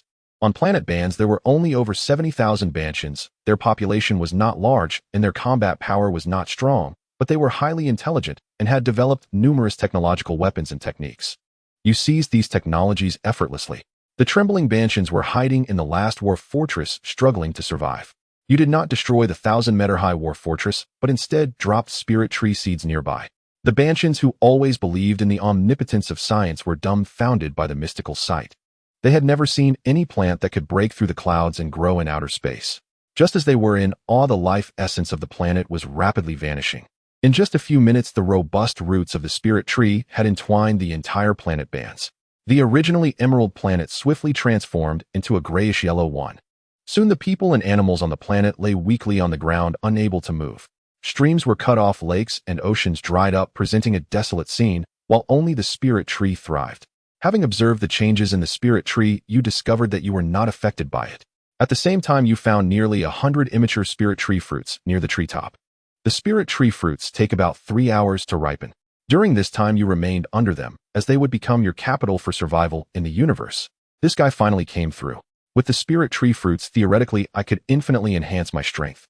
But there is another issue: I cannot excessively destroy life planets, or I will attract the attention of the Galactic Patrol. In reality, Pig sipped his coffee, muttering to himself. The spirit tree fruits work best in the first 3 consumed. Darius' initial combat power was only a bit below 2,000. As a low-level warrior, this combat power was quite normal among the Psiots. During a mission, after unexpectedly discovering the spirit tree fruits, his strength surged to just over 30,000. At that time, King Vegeta had just barely broken through 10,000. Darius did not return to planet Vegeta to seize the throne, but chose to distance himself from Frieza's army, having sensed Frieza's malicious intent. Later, when he arrived on Earth, his combat power was still just over 30,000. After consuming the second spirit tree fruit, his combat power skyrocketed to over 300,000. Such a tenfold increase is only effective when consuming the first 3 spirit tree fruits. In reality, the spirit tree's greatest effect is to enhance a person's mental power, while enhancing combat power is a secondary effect. However, in the Dragon Ball world, it seems that only rare combat systems like mages and sorcerers would utilize mental power. At the very least, for Pig, the enhancement of combat power from spirit tree fruits is what he values the most. However, possessing spirit tree fruits does not mean he can easily catch up with the likes of Goku and Vegeta. First of all, this cursed thing cannot be planted excessively. If too many are planted, the average level of humans will decrease. Ultimately, he would still be exterminated by the Omni King, which is not worth the loss. Moreover, planting too many would attract the attention of the Galactic Patrol Organization, the Grand Kai, the Kais, and even Whis and Beerus. That fool Moro was targeted by the Grand Kai and eventually imprisoned by the Galactic Patrol Organization because he absorbed too much life energy from the planets. You must understand that there is a trainee angel currently in the Galactic Patrol Organization. With an evil forces stance, war was initiated. As a trainee angel, Myers had to remain neutral. However, like the demon Luo, he could completely justify capturing himself for disrupting the universe. Page did not want to accompany the demon Luo. 3 hours later, the fruit of the spiritual tree matured. You plucked one and immediately started gnawing on it. The flesh entered your mouth, transforming into a cool liquid flowing into your stomach. That feeling was incredibly comfortable. The energy within you began to swell rapidly.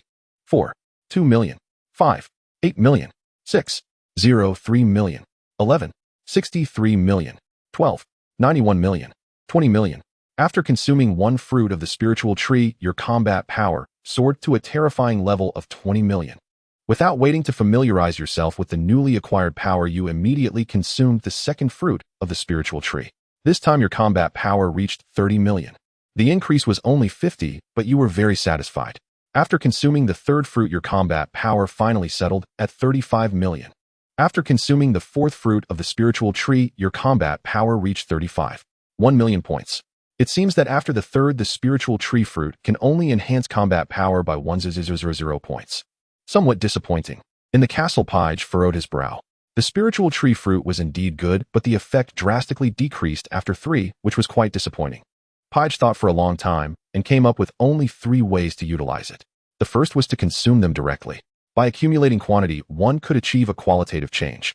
But the problem was that later on those monsters were truly monstrous. Combat power could easily reach hundreds of billions. Furthermore, as time went on, even combat power would lose its effect. The spiritual tree absorbs the essence of a planet, producing only about 100 spiritual tree fruits. Even if consumed, it would only yield 10 million in combat power. However, searching for and planting them takes time. He might only live another 60 or 70 years. Even if he increased his combat power by 1 billion a year, that would only amount to 6 or 7 billion. It was barely enough. Moreover, if he pushed hard to plant them, the universe couldn't bear such draining. This was akin to fishing the pond dry. The second method was to reward his subordinates. By consuming 3 spiritual tree fruits, a subordinate with a combat power of 1,000 could potentially surpass tens of thousands, even millions. In this way, the Paraf Legion's dominance over the universe would be just around the corner. But the problem was he feared raising a white-eyed wolf.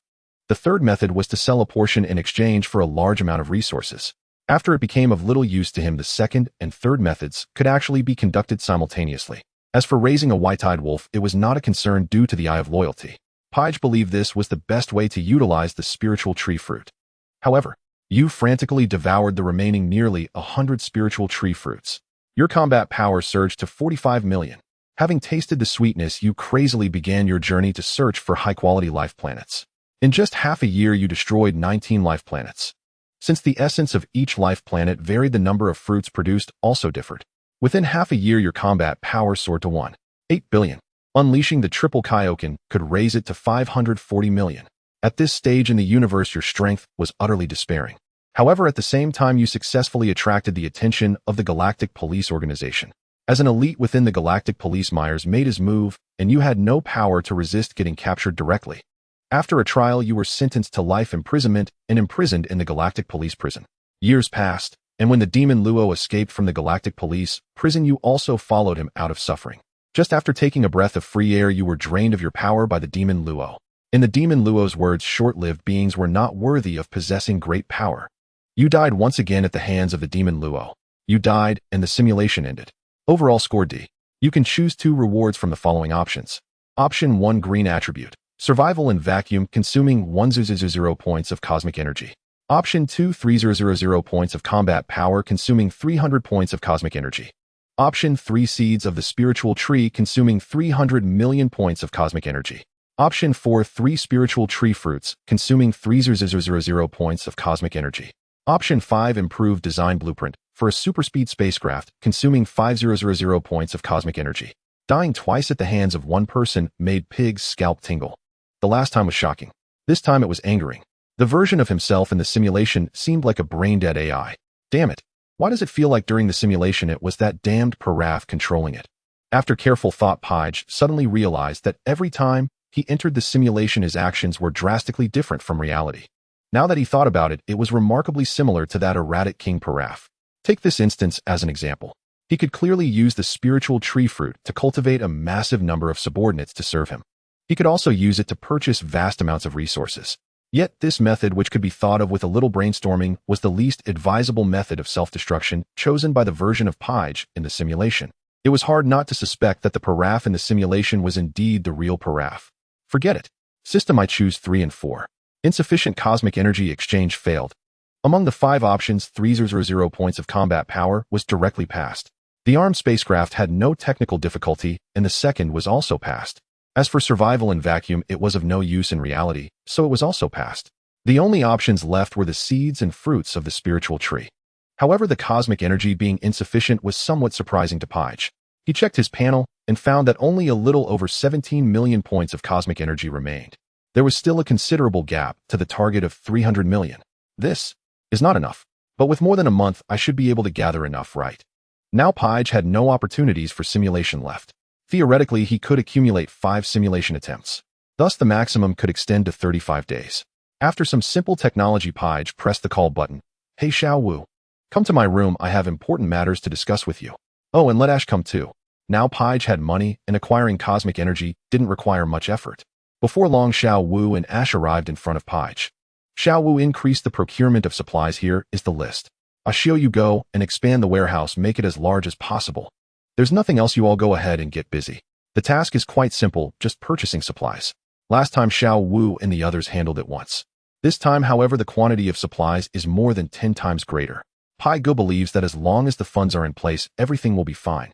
The two hurriedly arrived and hurriedly left, leaving Pai Gu alone in the room, contemplating the next action plan. In the Dragon Ball world, danger lurks everywhere. Pai Gu thought for a long time and decided to record the potential dangers one by one as a precaution. In the past 10 simulations, Pai Gu died a total of 10 times, never once dying of natural causes. The first time he had hundreds of thousands of combat power, but lacked combat skills. As a result, he tragically died at the hands of Captain Jinyu, meeting his end in the northwest.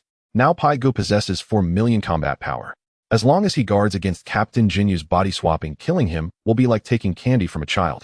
The second time, Pai Gu simply died from his own recklessness. Due to his limited potential, he vented his anger on the Elder of Namek. Not only did he slaughter all the Namekians, but he also blew up Namek. Namek was destroyed, but Pai Gu himself perished in the aftermath of the explosion. This was easy to say. Later he could just make a set of capsule spacesuits.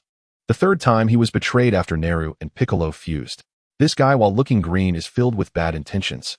Before this guy fuses with the god, he truly cannot be killed to prevent any loose ends. After all, it concerns the existence of the Dragon Balls on Earth. The fourth time he was killed by Beerus while researching the time machine. The development of this time machine must be treated with caution. It must not be discovered by Beerus. The fifth time he was casually killed by Cell, which was akin to being hit by stray bullets on the battlefield. Next time when strong warriors clash, he must hide far away. These are all bloody lessons. The sixth time he was turned into durian-flavored chocolate by Majin Buu. This is actually the easiest to solve. Either remove Majin Buu's egg to avoid trouble, or leave Earth for the universe to take refuge before the crisis of Majin Buu erupts. He is a supporting character. Being cowardly is not a problem. The seventh time, purely asking for death, he provoked Shrag.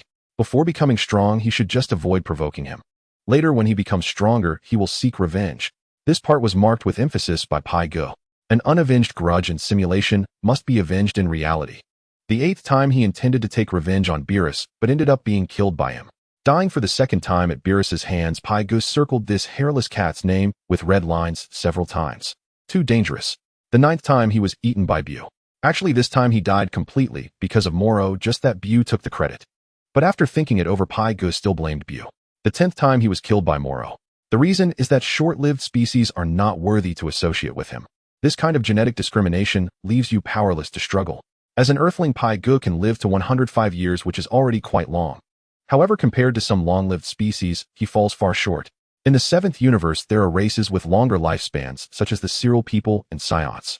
Their average lifespan is around 200 years. Scions undergo an extremely lengthy adolescence. Somewhat longer-lived species like the Namekians. Their average lifespan is around 500,600 years, and some exceptionally long-lived individuals can live even longer. But these species are still far from being considered long-lived, at most they are just average. True long-lived species like the frost demons can live around 1,200 years. Some mutants like Frieza and Cooler can live around 1,800 years. In the universe, they are definitely considered long-lived species. Above them, there are even more terrifying individuals with extremely long lifespans. For instance, artificial beings can theoretically live forever. Majin Buu has been around for 5 million years and seems to have eternal life. Individuals like Moro, who can absorb the energy of planets, can even rejuvenate by absorbing energy. When this guy fought with the Grand Kaishin, that was 10 million years ago. A million years have passed, and the Goat Man has only become an old Goat Man. Apart from the species on Earth, deities usually also possess extremely long lifespans. Kaishin's destroyers and their attendant gods mostly enjoy very long lifespans. After endless accumulations of time, wanting to become weak is unrealistic. Paiga doodled in his notebook, ultimately emphasizing 2 words, lifespan. The Dragon Balls on Earth can indeed rejuvenate, but whether they can grant immortality is still uncertain. After the words Earth Dragon, he marked a question mark. In the Dragon Ball anime, the abilities of the Earth Dragon are undoubtedly the weakest. It can restore old Piccolo's youth, but there is no record that it can grant immortality. Moreover, in reality, the Earth Dragon Balls cannot be used immediately. They need to wait for about 10 months. As for Namek, Paiga cannot go directly there until he masters the Namekian language. As for the Super Dragon Balls, they are not currently within Paige's plans. In that case, it seems I should visit Master Roshi first. In the short term, Paiga cannot use the Dragon Balls on Earth or Namek. So the only remaining options for him are 2. The first is to go to Master Roshi and ask him why he lives so long. Not long ago, Master Roshi deceived Tien Shinhan by saying he drank the water of immortality. Later, he said that thing is nothing but a scam. In fact, the water of immortality taken literally means that after drinking it, one cannot die. Whether Master Roshi really drank it is unknown. In any case, he did indeed die after using the Mafuba. Although this water of immortality cannot prevent death, whether it can extend lifespans still requires verification. Besides, there are rumors that Master Roshi, Crane Hermit, and the Crystal Granny all drank from the Fountain of Youth.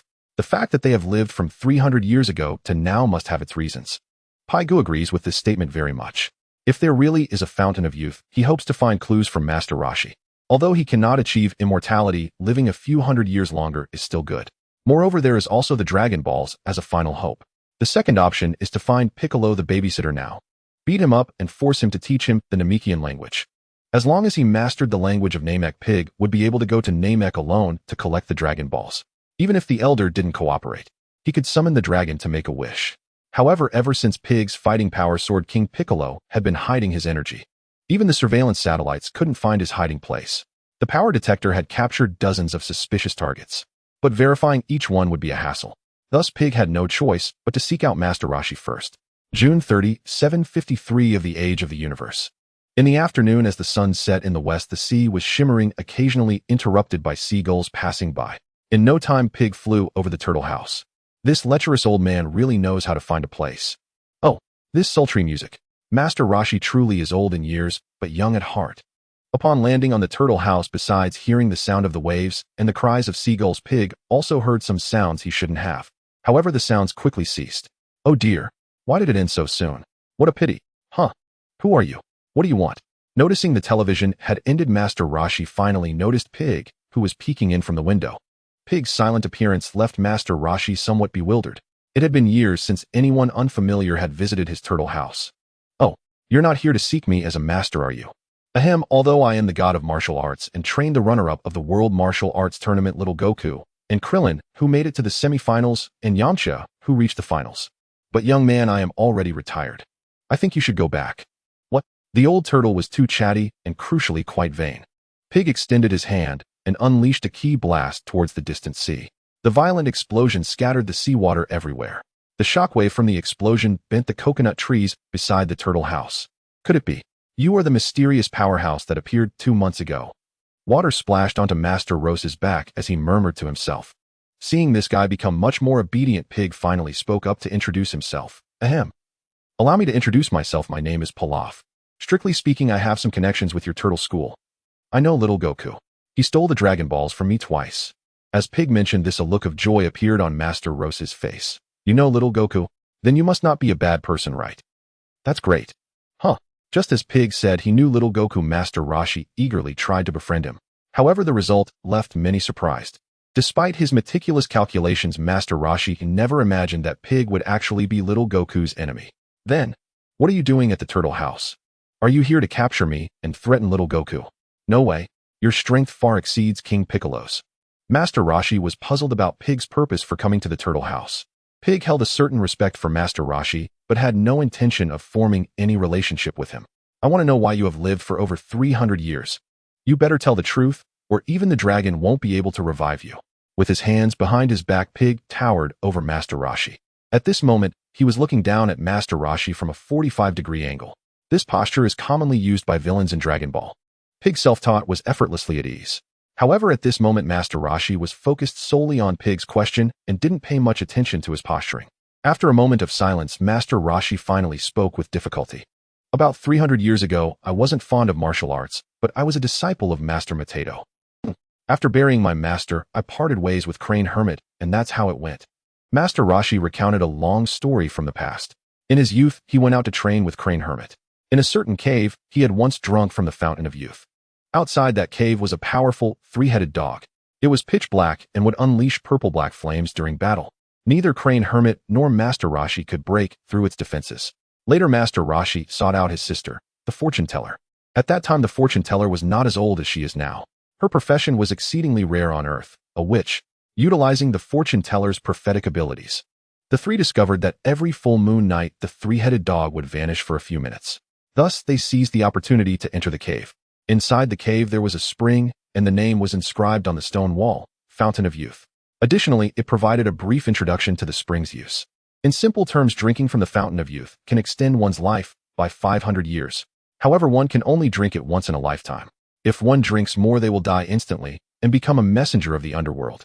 It is said that the fortune teller drank half a sip intending to exploit a loophole. As a result, she gained the ability to traverse between the underworld and the mortal realm.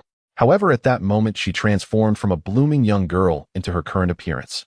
Hearing Master Roshi talk like this, Pig immediately lost all thoughts of exploiting a loophole. Hey, old man, where is that cave? The temptation of living 500 more years with a single sip of water. Pig felt he couldn't resist for the time being. Compared to the Earth Dragon Balls that could only be used after 10 months. With King Piccolo, who was completely out of contact. For now, this Fountain of Youth sounded more reliable. As for that three-headed dog, it sounded very much like a three-headed hellhound. With Master Rose's fighting power only over 100, he was helpless against it. Pig felt that with his 4 million fighting power, it would definitely be a piece of cake. He would easily handle it. At that time, this Fountain of Youth would become the exclusive treasure of King Pilaf. Considering that little Goku had disrupted Pig's plans twice, Master Roshi believed that it is better to resolve enmities than to create them, and readily revealed the location of the cave. Old man, you are very sensible. We shall meet again. After clarifying the cave's location, Pig greeted Master Roshi before leaving. Having said that, he swiftly flew towards the northwest. The address given by Master Roshi was Zone 146. It was a great canyon. Above the Great Canyon was a vast grassland. Within the canyon was a subtropical jungle. That magical cave was located at the bottom of the Great Canyon. With Pig's current strength, he arrived at his destination in less than 30 minutes. Looking at the drastically different scenery, Pig took out the power detector. Beep, beep, beep, beep. Oh, fighting power 197. No wonder young Master Roshi wasn't a match for the three-headed hellhound in his youth. In his youth, Master Roshi estimated his combat power to be just over 100. Facing a three-headed dog with nearly 200 combat power, he was naturally no match. But now it was clearly no longer his opponent. Master Roshi charged straight towards the three-headed dog. The creature bared its teeth and roared upon seeing him. With a single death beam, he pierced through the heart of the three-headed dog. The creature met its end instantly. However, Master Roshi did not see the entrance the old turtle had mentioned. 300 years. The world has changed. Forget it, let me search the area. The three-headed hellhound had been guarding near the Fountain of Youth. The place where Master Roshi killed it was under a cliff wrapped in vines. With lush vegetation, it was highly likely that the entrance was concealed. Master Roshi thought for a moment and decided to use his prince's battle technique on the dense vines. The energy blasts he fired posed no significant threat. But clearing these vines was more than enough. An hour later, the entrance described by Master Roshi appeared before him. The entrance was not large, about a person's height. Above the entrance, there was a totem depicting 3 drops of water. That old turtle seems to be telling the truth. To be safe, I should be cautious. Master Roshi used his combat power detector to scan the entrance. The result was completely unresponsive. Closing his eyes and sensing within, he detected no aura. In the simulation, Master Roshi was quite reckless, but in reality he remained as steady as a rock. After confirming there was no danger, he carefully turned on a powerful flashlight and stepped into the cave. The cave was not deep. After 10 steps, Master Roshi discovered the legendary Fountain of Youth. On the smooth stone wall, a corner jutted out. A drop of spring water hung beneath the stone corner, not having dripped for a long time. Below the stone corner, there was a small pool, half a meter deep. The pool was bottomless and less than a meter wide. The water of the Fountain of Youth was crystal clear and emanated a chilling aura. It was exactly as described by Master Roshi. Reaching out, he scooped a handful of spring water and drank it all at once. The water was sweet and felt incredibly cool going down his throat. Moments later, Master Roshi felt a chill wash over his limbs. He felt as if he had become 10 years younger. Pilaf was born in the year 715 of the AI era. Now he was already 37. It was not an exaggeration to say that Master Roshi had effectively experienced youth in a middle-aged body. If he hadn't known that Pilaf could live to 105, he would have been depressed. Now Master Roshi felt that the vitality of the cells within his body had definitely returned to that of a 17 or 18-year-old, brimming with energy, and the metabolism of his cells had significantly slowed down. Perhaps this is the reason the Fountain of Youth can extend one's life. That old turtle is quite reliable. So does this mean I will have nearly 600 years of life, even without seeking the dragon? Forget it, I should return to the lab to check it out, then I'll know for sure. Before leaving, Master Roshi collected the Fountain of Youth into a prepared container in one go. Master Roshi planned to use most of the Fountain of Youth to reward his loyal subordinates with over 90 loyalty. The rest would be used for experimental research. After successfully obtaining the Fountain of Youth, Master Roshi flew back to the West City Castle. The round trip took less than half a day. For the next half-month, Master Roshi locked himself in the laboratory, studying the components of the Fountain of Youth. The result was that the water had a mysterious power mixed in with it. And this power was the cosmic energy produced when Master Roshi absorbed substances. This discovery had nothing to do with scientific experiments. It was entirely based on Master Roshi's observation of the Fountain of Youth's value. A 10 milliliter vial of the Fountain of Youth was actually worth 1,000 points of cosmic energy. This was the most cosmic, energy-rich substance Master Roshi had ever encountered of standard quality. Of course, he wasn't willing to absorb such a precious Fountain of Youth. After half a month's effort, Xiaowu and Ashu had collected a considerable amount of resources. During a meal in the restaurant, Master Roshi summoned the two. When Xiaowu looked at him, her gaze was still filled with affection. Ashu, on the other hand, reported the situation from the warehouse seriously. King Pilaf, all resources are in place. You can absorb them at any time. According to Ashu's report, the Pilaf Technology Group had purchased a large amount of land in the suburbs of West City. All of this land was converted into warehouses. The warehouses were managed entirely by intelligent systems. Usually maintenance and supervision were handled by robots. Pilaf had unlimited access rights and could freely enter and exit the warehouse area. You all did very well. Xiaowu Ashu, this is the Fountain of Youth I bestow upon you. Each of you will gain about 500 years of lifespan. One sip of the Fountain of Youth water was approximately 30 milliliters. For these two trusted aides, Master Roshi was indeed generous. After distributing the spring water to them, he then flew alone to the suburbs of West City.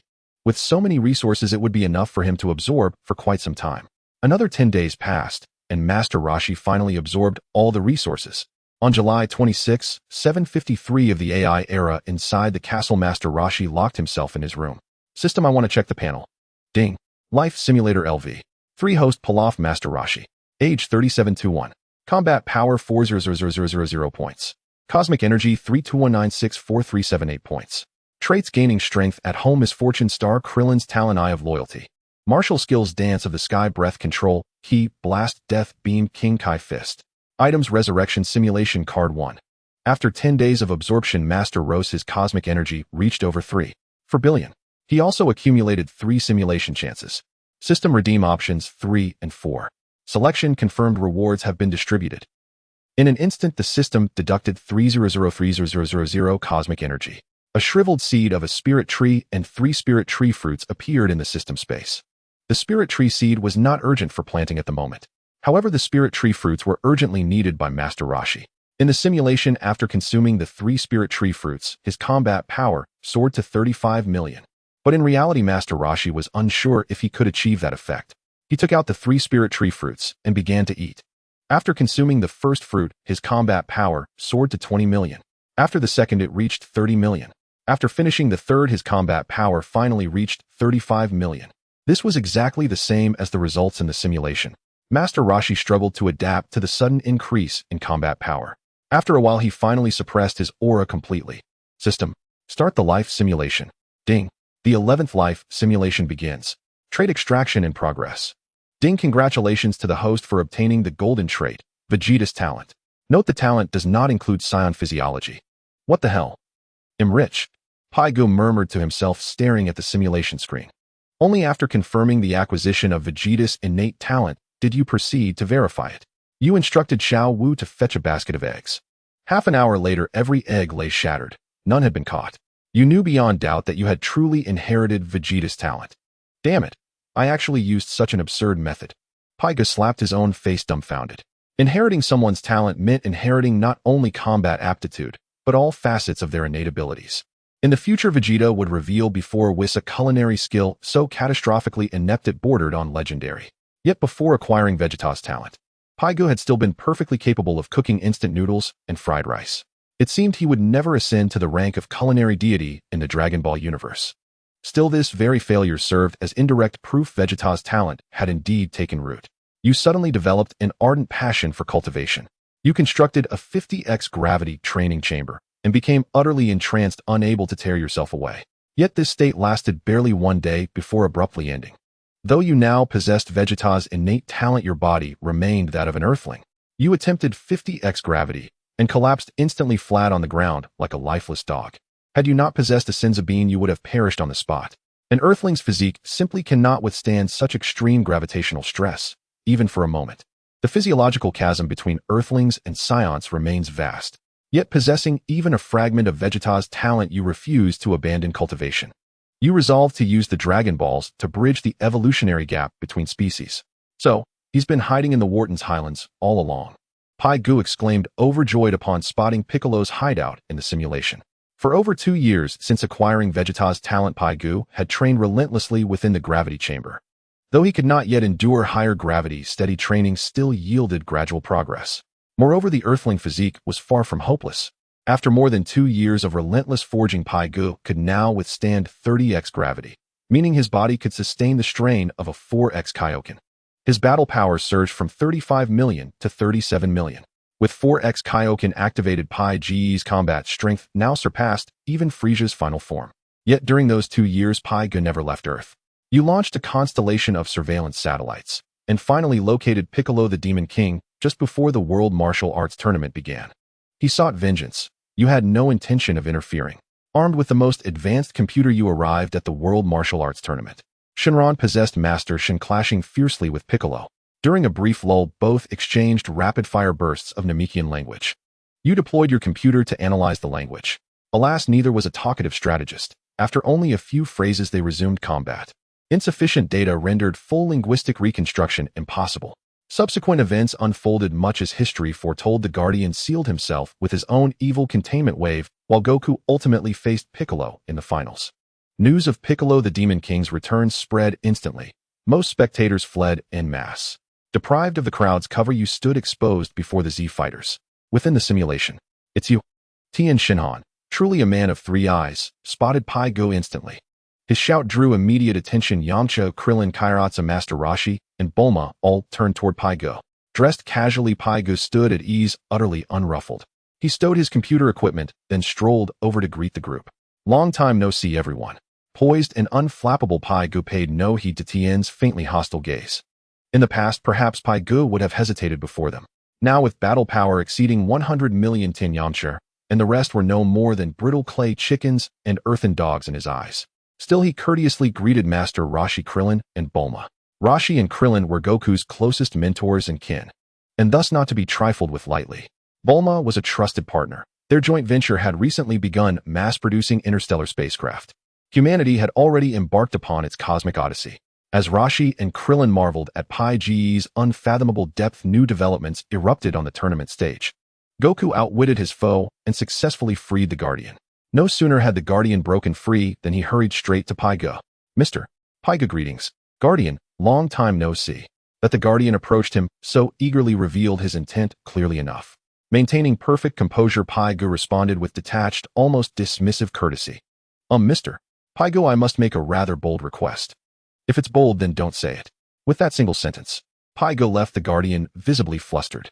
Yet in that dire moment the guardian steeled himself and voiced his plea. Mr. Pai-Gu, if Goku falls in battle, would you please slay Piccolo the Demon King?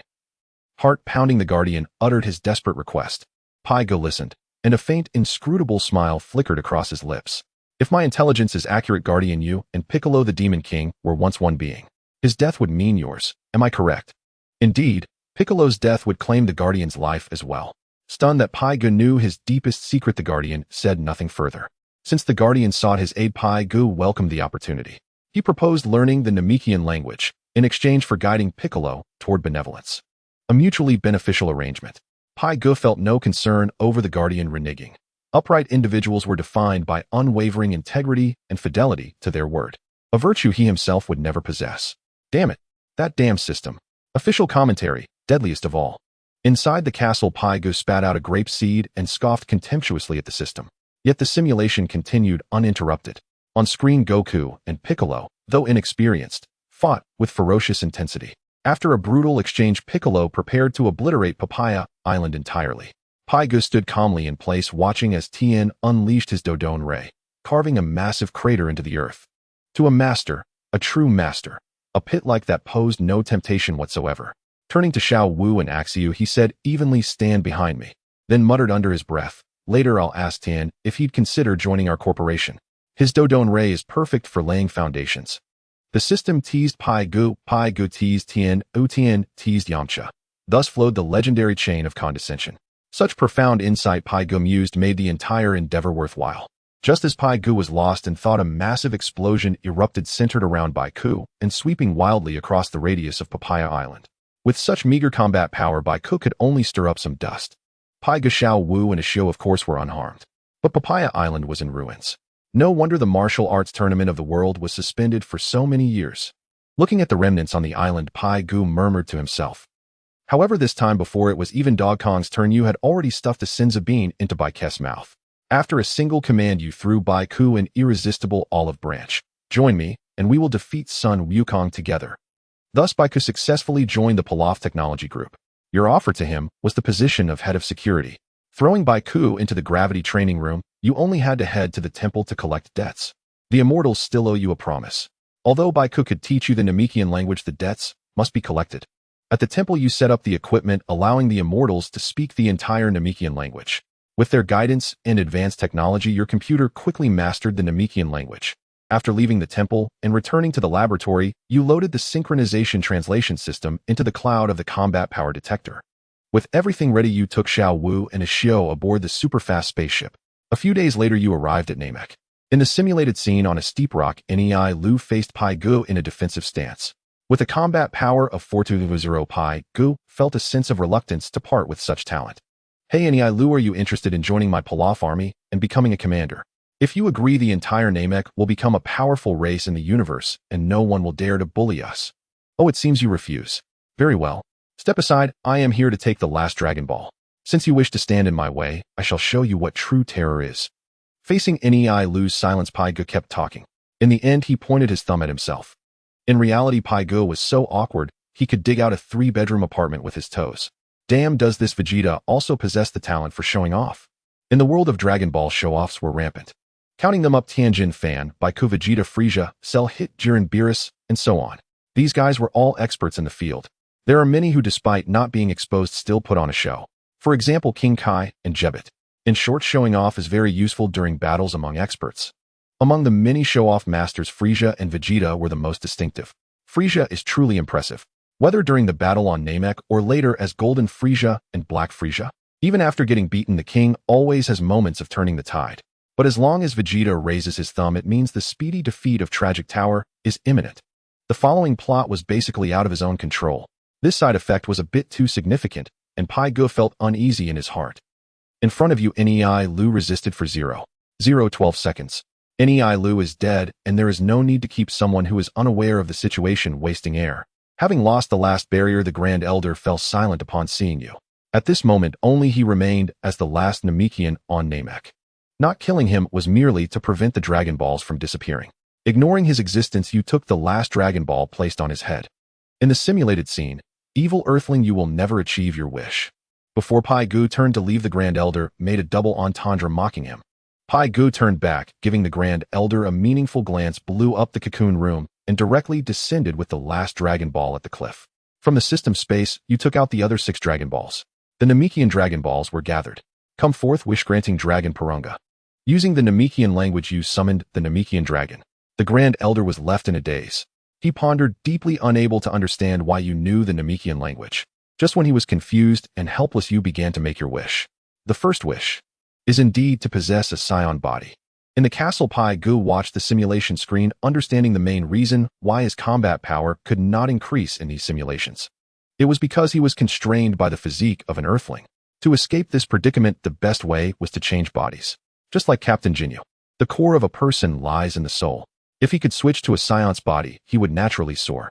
But unfortunately, in the simulation, the wish-granting Dragon Purunga gave a negative answer. Sorry, my abilities are limited, and I cannot change your body directly. The stout dragon felt somewhat awkward at this moment. Just a minute ago, it had boasted to Pai Gu that it could grant any wish. Pai Gu fell into deep thought. In reality, Pai Gu furrowed his brows. Indeed, the Namekian dragon's abilities are still lacking. The wish Pai Gu proposed was to directly obtain a scion body. It didn't have to belong to anyone in particular as long as it was a scion's body. The goal was simple: to transform into a super scion in the future. Thus, with Vegeta's talent, there would be a possibility of taking off. But looking at it now, this wish could not be fulfilled. You quickly contemplated and changed your wish again, hoping to enhance your physique. But unfortunately, the Namekian dragon still refused you due to insufficient powers. With the Namekian dragon, trying to achieve a qualitative leap was completely blocked. You thought for a moment and expressed your new wish, hoping to strengthen your physique. This wish was finally granted by the Namekian dragon. In an instant, you felt every cell in your body screaming. A large amount of filth was expelled from your body. Your physique has definitely improved significantly, but how much exactly, even the dragon couldn't say. You vaguely felt that your physique had approximately doubled. The specific situation would need to be analyzed with instruments after returning to Earth. Having used one wish, you still had 2 wishes left. You wished to attain immortality. As a result, for the 3rd time, the Namekian dragon rejected you. Aging, illness, and death are among the highest rules of the universe. Even gods have cases of aging and passing away. The dragon cannot grant you eternal life. Thinking for a moment, you turned to ask Xiao Wu and Ashio nearby what wishes they had. Xiao Wu wanted a top-notch beauty gift set, while Ashio hoped for a comfortable bed. Although these wishes were a bit boring, you still made your wish to the dragon. In the simulated scene, Xiao Wu, having finished tinkering with her exquisite makeup box, approached Pilaf and asked, "Are we going back to Earth next?" Pilaf, having failed to achieve his goal, was in a terrible mood. He didn't speak to Xiao Wu, but reached into the system space to retrieve a shriveled bean. Huh, is this a fairy bean? Why is it so dried up? Xiao Wu tilted her head and curiously asked Pilaf. This is one of the 3 great trees of the universe, the seed of the spirit tree. Although this planet has mediocre vitality, it is large enough. It can still be planted with some difficulty. Huh. With a powerful swing, Pilaf struck the ground, creating a bottomless pit. As the dust settled, Pilaf casually tossed the spirit tree seed into the deep pit. The shriveled seed kept falling until it landed at the very bottom. Boom. A series of rumbling sounds erupted from underground. In an instant, the ground shook violently. The shriveled spirit tree seed quickly took root and sprouted. It grew from a small sapling into a towering tree in less than a minute. The steep cliff where the Grand Elder was located crumbled away. The Grand Elder fell hard to the ground, getting buried alive, and soon passed away. The spirit tree soared into the sky, its crown breaking through the clouds. In less than an hour, the entire Namek was covered by thick vines and roots. After planting the spirit tree seed on Namek, you harvested 15 spirit tree fruits the next day. Due to the recovering environment of Namek, it could only bear this many fruits. By the time you left Namek with Xiao Wu and Ash, it had already become a dead planet. Cautiously storing the spirit tree seeds, you returned to Earth. Back at the castle, you couldn't wait to rush to the laboratory to slice yourself for research. A few days later, the experimental test results were freshly out. Your cell strength increased by 196, a metabolic rate decreased by 50, and cell activity improved by 60. In simple terms, your lifespan has increased, and you estimate that you could live for nearly 1,000 years. For a short time, you need not worry about a short life. On the other hand, the computer estimated that your physical strength has roughly doubled. This means that in extreme conditions, you can withstand 50 times Earth's gravity.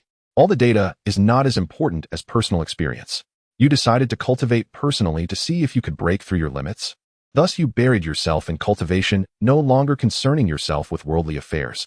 5 years later, Raditz arrived on Earth. He killed Son Goku and severely injured Piccolo. This all happened too suddenly, and the deity found you. He hoped you would keep your promise and protect Earth. A year later, Nappa and Vegeta would arrive on Earth. The deity hoped you would take action. After 5 years of hard cultivation, you felt it was time to venture out. Thanks to the growing stronger while staying at home trait, you improved your battle power by 18 million in 5 years. On top of that, through diligent training, you gained another million in battle power. Along with the battle power gained from consuming spirit tree fruits, your battle power has now reached 60 million.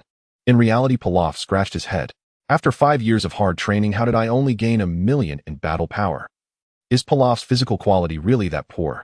It was no wonder Pilaf felt puzzled. The battle power gained from hard training was far less than that gained from staying at home. This made him feel somewhat helpless. The only consolation was that he had now adapted to 50 times the gravity in the simulation. His body could easily withstand the pressure from 5 times the Kaioken. Once the battle began, Pilaf could unleash a battle power of 300 million. Moreover, due to possessing Vegeta's talent, his battle instincts had greatly improved. Overall, although development was not as smooth as imagined, at least it steadily progressed. Forget it, as long as I don't mess up in the simulation, I will grow stronger every week, whether fast or slow, it doesn't matter. Pilaf muttered to himself. In reality, since crossing over, he had only lived in the Dragon Ball world for just over 2 months. In reality, he already possessed a battle power of 35 million. His strength far surpassed the current version. In fact, as long as he accumulated more in the simulation, it wouldn't be long before he stood at the pinnacle of the universe.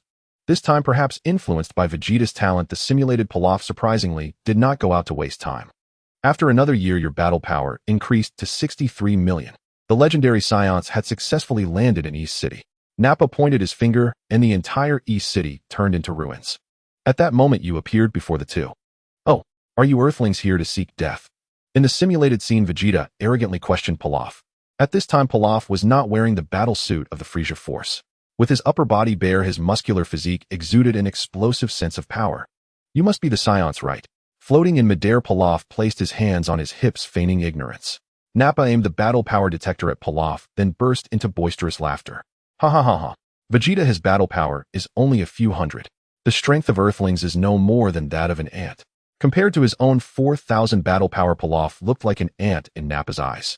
But when Vegeta looked at Pilaf, he felt an odd sensation, like an ant being stared at by a dinosaur. Shut up. Earthlings can control their battle power. Hey, I'm Vegeta, this is Nappa, who are you? Show me your strongest power. Vegeta's current battle power was an impressive 18000. This level of power could be considered formidable in the universe. Although he sensed Pilaf's extraordinary presence, he didn't take it too seriously. He questioned Pilaf's origins in a rather unfriendly tone. I'm Pilaf, nice to meet you, Vegeta. Out of respect for you, I've decided to show you something impressive. Huh. After speaking, Pilaf unleashed a hint of his hidden aura. Exactly 18000. Watching the rapidly rising numbers on the detector, Nappa was left dumbfounded. Meanwhile, Vegeta assumed a fighting stance, his expression serious as he focused on Pilaf's every move. Excited about the prospect of battling the real deal, Pilaf exclaimed, "Ready, Vegeta? Here I come." Before the words left his mouth, Pilaf had already dashed in front of Vegeta. With a single punch, he aimed directly at the prince's head. Pigar's combat style is vastly different from Vegeta's. Although he possesses Vegeta's talent, he has not learned Vegeta's techniques. After all, everyone's circumstances are different. With a single punch thrown at incredible speed, Vegeta barely had time to dodge, crossing his arms over his chest to block Pigar's blow. The speed and power of this punch were already the result of Pigar holding back significantly. Yet even so, it forced Vegeta to spit out blood. Damn Earthling. The proud Prince Vegeta was unexpectedly at a great disadvantage at the hands of an Earthling. This was something he found hard to accept. It should be noted that when Raditz arrived on Earth, Pigar had not even made a move. In the perception of Nappa and Vegeta, Earthlings were generally weak. Even if there were some strong ones, their battle power barely exceeded 1,000. With such strength, they were no match for the planted beings. Yet he never expected to be injured by an Earthling this time. However, Vegeta was not afraid of Pigar. Kid, you are fortunate to witness an incredible scene shortly. Floating in midair, Vegeta raised his palm. Energy surged towards his palm, condensing into an energy sphere slightly larger than his fist, hovering a few centimeters above his hand. Prepare to face true terror. With a snap, Vegeta hurled the energy sphere into the sky. Pigar couldn't be bothered to even glance at it. It was merely an artificial moon. Even if Vegeta transformed into a giant ape, his battle power would barely reach 18000. This level of power was insignificant compared to Pigar now. Boom. A muffled sound echoed from the sky. The brilliant light of the artificial moon shone alongside the sun. Thud thud. Nappa and Vegeta both looked up, transforming into black giant apes. They retrieved the latest model of the battle power detector from the system space. Pigar mockingly remarked about the two. One has a battle power of 400, while the other has 1700. This level of power couldn't even break my detector. Is this all you've got? At this point in time, if a powerful being couldn't even break a detector, they were merely a low-tier warrior. Pigar's words were somewhat hurtful. Nappa, enraged, charged at Pigar. Huh. A death ray pierced through the giant ape's heart, severing its tail in the process. Nappa fell to the ground, reverting to his normal form. The sudden turn of events left Vegeta dumbfounded. This crimson death ray was something he had only seen from Frieza. This was Frieza's ultimate technique, and he had never seen anyone else use it. You? Who the hell are you? Vegeta shouted angrily at Pigar. Pigar, however, ignored him and flew directly to Nappa's side. This big fellow was still alive and somewhat conscious. Hey Vegeta, take this guy and get off Earth, and I might spare your lives. This guy has quite a strong vitality. There should still be a chance for rescue. Kicking the completely powerless Nappa, Pigar looked up at Vegeta. Although he knew the outcome, he still had to say it. Vegeta did not disappoint Pigar. After glancing at Nappa, he snapped, "What use is saving such a waste? I don't need a scion who can't even move. Come on, Pigar. I want to show you my power." Vegeta eagerly anticipated tearing Pigar apart. In his view, Pigar's victory over Nappa was due to the surprise of the death ray. As long as he was cautious, he had no fear of Pigar, whose battle power was under 200. Unfortunately, while the thought was good, reality was harsh. Pigar merely glanced at him and directly used a death ray to pierce Vegeta's heart. Vegeta also lost his battle power, but did not revert to his human form. You approached Nappa. Pride opened his mouth and tossed in a senzu bean. Nappa fully revived, looking at himself in disbelief. A scion who escaped the clutches of death would see a significant boost in battle power. After Nappa's recovery, his battle power skyrocketed to 11000. At that moment, Piccolo, Gohan, Krillin, Yamcha, Tien, and Kaiatsu rushed over. In the simulated scene when all the Dragon Ball warriors arrived, the evil scion had already been subdued by Pigar. Hey, open your mouth. Pigar glanced at the bystanders, ignoring them, and flew into the air, severing Vegeta's tail. When this guy transformed back into human form, Pigar took out a senzu bean, preparing to feed it to him. This guy was very stubborn and refused to open his mouth. To prevent him from dying, Pigar directly broke his jaw. Removing the jaw, Pigar tossed a senzu bean inside. The senzu bean entered, but he couldn't chew. Pigar helplessly took out another one, chewed it a few times, and then tossed it into Vegeta's mouth. After Vegeta's injuries were healed, he immediately went to the side to clear his throat. Congratulations, Vegeta. Your scion physique is truly remarkable. After escaping death, your battle power actually increases significantly. 2400 points. It's worth the spit I gave you. Now you have two choices. Either I strike again and eliminate you, ensuring you never rise again, or you submit to me, join the Pigar army, and conquer the universe with me. Choose one. Light swirled around his fingertips. The death ray could be fired at any moment. In the face of life and death, Nappa faltered. Vegeta, however, tilted his head and directly refused Pigar with his actions. Die. Pigar pointed at Vegeta's heart. You merely teased Vegeta and did not actually fire the death ray. Startled, Vegeta activated the prince's combat technique. In an instant, clouds of dust were kicked up everywhere. Once the dust settled, Vegeta had already boarded his spaceship and fled Earth. Of course, this was accomplished only because you let him off easy. However, you still managed to recruit the Scion Nappa. The Scions are a proud race. Your strength has won Nappa's respect. After swearing loyalty to you, his loyalty level reached 83 points. In reality, Pigar was eating watermelon and enjoying the air conditioning, eagerly watching the performance of his simulation. This time it was at least much more normal than the previous times. Upon realizing that hard work wouldn't significantly boost his battle power, the simulated self chose to embark on the path of universal conquest. I wonder if Nappa will grow a longer beard when he becomes a Super Saiyan 3. Oh, this guy Vegeta actually told Frieza about the Dragon Balls. Now that Namek is gone, won't Frieza come to Earth? Pigar couldn't help but sigh at the discovery in the footage. In the simulated scene inside Frieza's spaceship, Vegeta knelt on one knee before Frieza. On the planet named Earth, there exists a mystical Dragon Ball. It is said that it can grant any wish proposed by the wishers. Even the deceased can be revived. Vegeta did not witness the revival of Goku, yet he boldly spoke before Frieza. Seated in his hoverpod, Frieza in his first form watched Vegeta kneeling before him with great interest. Ah, Vegeta, I have heard this news long ago. I didn't expect it to be true. If I could achieve immortality, you would have made a significant contribution. However, if you deceive me, you know the consequences, right? His sinister laughter echoed throughout the spacious command room. Those who deceive Lord Frieza have never had a good ending. Vegeta was well aware of this. But to take revenge, he could only draw Frieza into action for now. In Vegeta's heart, Pig's strength was terrifying. After transforming into a great ape, his combat power could reach 17000. With such immense combat power, even Captain Ginyu wouldn't dare to provoke him lightly. Yet even so, it wouldn't stop Pig's casual strike. Among the powerful beings, Vegeta knew only the cosmic overlord Frieza could rival him. The best outcome would be for the two to suffer mutually, allowing him to seize the Dragon Ball. Taking advantage of the chaos, he aimed to wish for immortality before Frieza did. Immortality and eternal life are two different concepts. The former merely means endless lifespan and eternal youth, yet one could still be killed. The latter is different. Although lifespan does not increase, one remains in an absolutely invincible state. For Vegeta, who lacked strength, he naturally wished for immortality. Frieza believed Vegeta's words and set off towards Earth in his spaceship. Accompanying Frieza were Zarbin and Dodoria along with more than 20 henchmen. 2 months later, the spaceship landed on Earth. Frieza emitted a powerful aura, immediately startling all the strong beings on Earth. You departed directly from the castle and quickly arrived at the Delhi Prairie. In his initial form, Frieza appeared before you sitting in a stroller. Behind him, Vegeta was grinning maliciously at you. Aside from him, Zarbin and Dodoria followed closely behind Frieza. In the simulated scene on the plateau, strong winds stirred up clouds of dust. Frieza carefully observed Pig, excitement gleaming in his crimson eyes. Aha!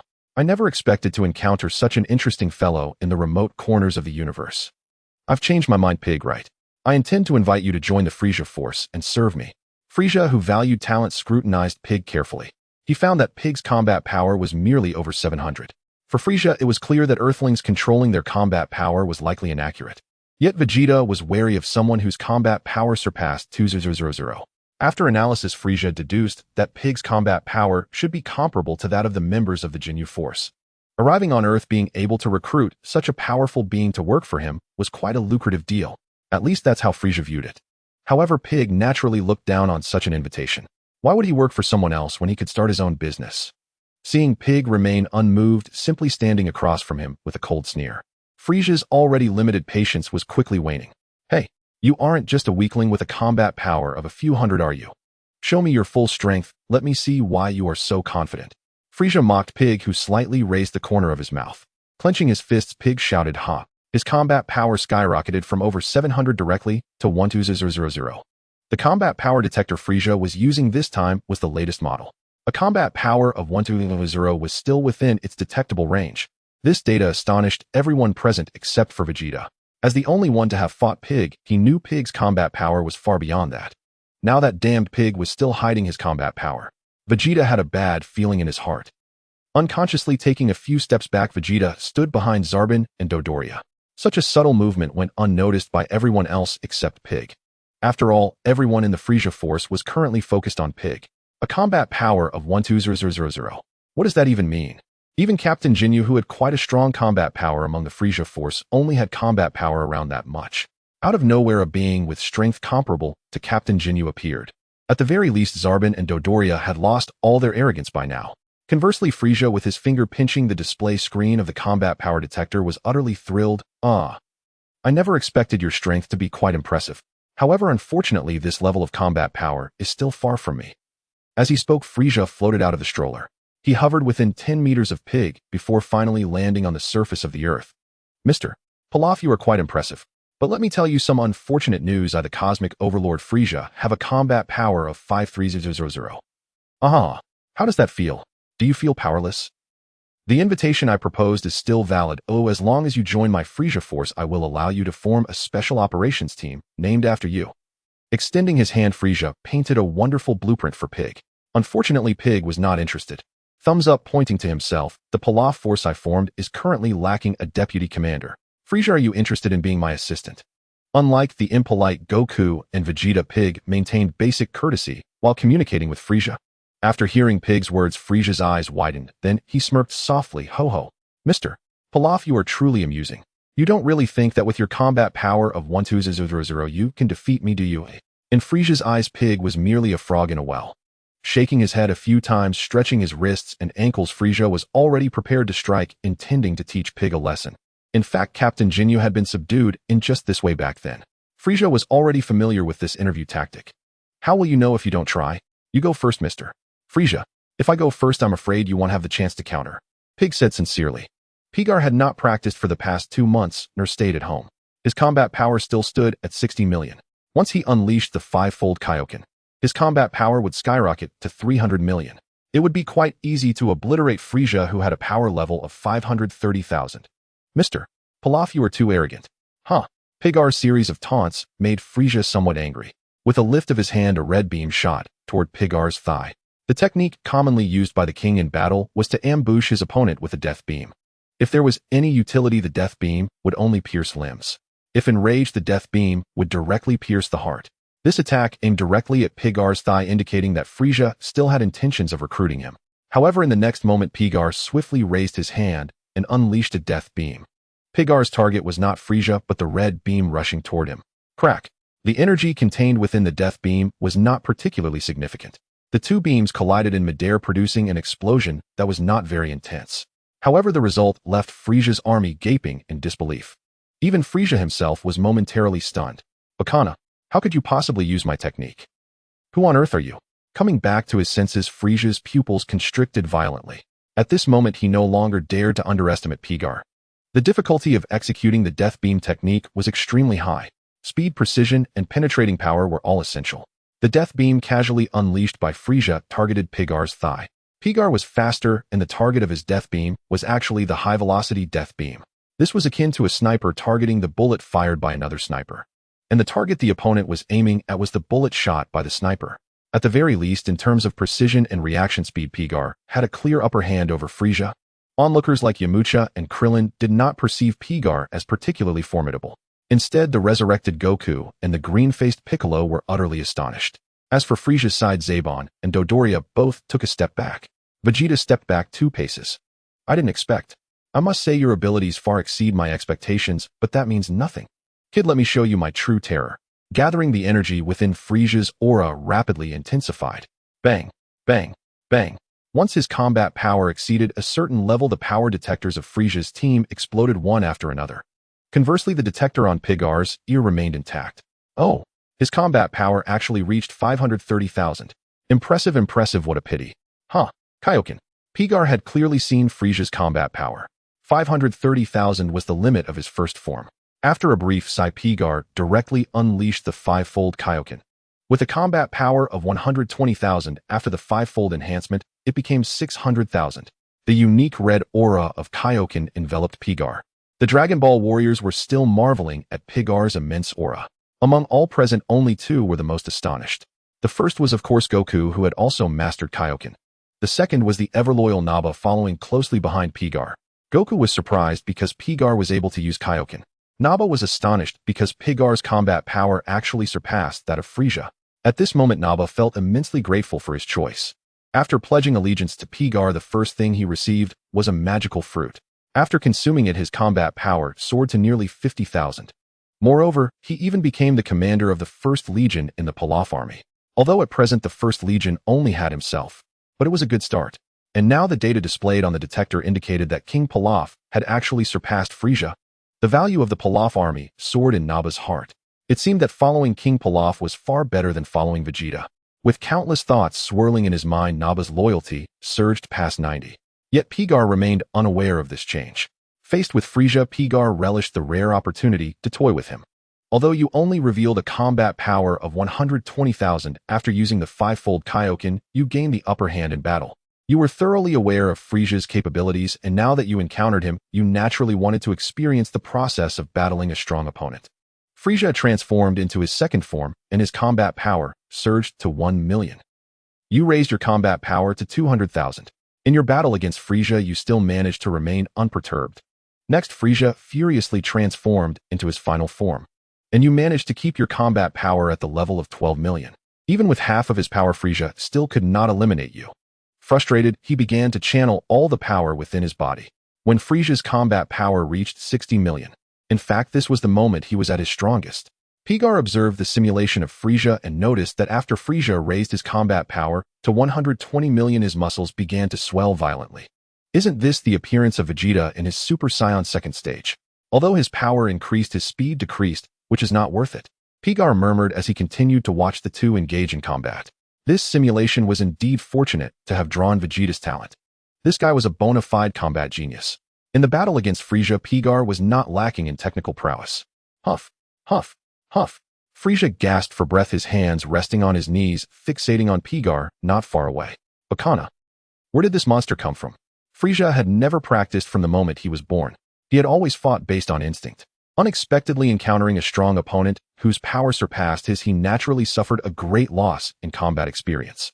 Two numerical monsters met. The one with the higher value would inevitably win. This time Pigar also gained a lot. At the very least, he was able to accumulate considerable experience from battling a strong opponent. Hearing Frieza repeatedly call impossible, Pigar clasped his hands behind his back, raised his chin, and gazed at the azure sky. What a pity you have never truly fought since you were born. The destruction flash cannon swept across Frieza's body, leaving a nearly 2-meter wide and half-meter deep trench on the ground stained with blue energy. The power of this move slightly surpassed even the Super Kamehameha. Frieza attempted to resist with his hand, but it was a futile struggle. His flesh and blood were crushed to powder by the destruction flash cannon. The mighty Cosmic Emperor fell at the hands of the obscure Pilaf. As the smoke cleared, Frieza's presence had vanished from this world. Pigar stood with his hands behind his back, casting a cold glance at the distant members of Frieza's army. Zeno and Dodoria were at a loss, frozen in place. The other minions didn't dare to even breathe. Only Vegeta charged wildly towards the disc-shaped spaceship. Unfortunately, before he could reach it, Pigar raised his hand and blew the spaceship into pieces. I ask you, Prince Vegeta, why do you always flee in such a disgraceful manner? In fact, Earth is quite nice. I think you'll come to love it. Naba, put them all in shackles. Xiao Wu, prepare hot water for me. Ashu, arrange for a cell, and have the battle robots keep a close eye on them. Pigar's tongue was like a flurry of leaves issuing commands as if they were popping beans. For these guys, Pigar still had greater use. Unlike those self-righteous warriors, Pigar couldn't be considered a good person. First control these guys, then recruit them under his command to serve him. The great initiative of Pepito would benefit the entire 7th universe. Mr. Zeno and Dodoria were quite sensible. Before Naba could act, they knelt on one knee, willing to pledge allegiance to King Pilaf.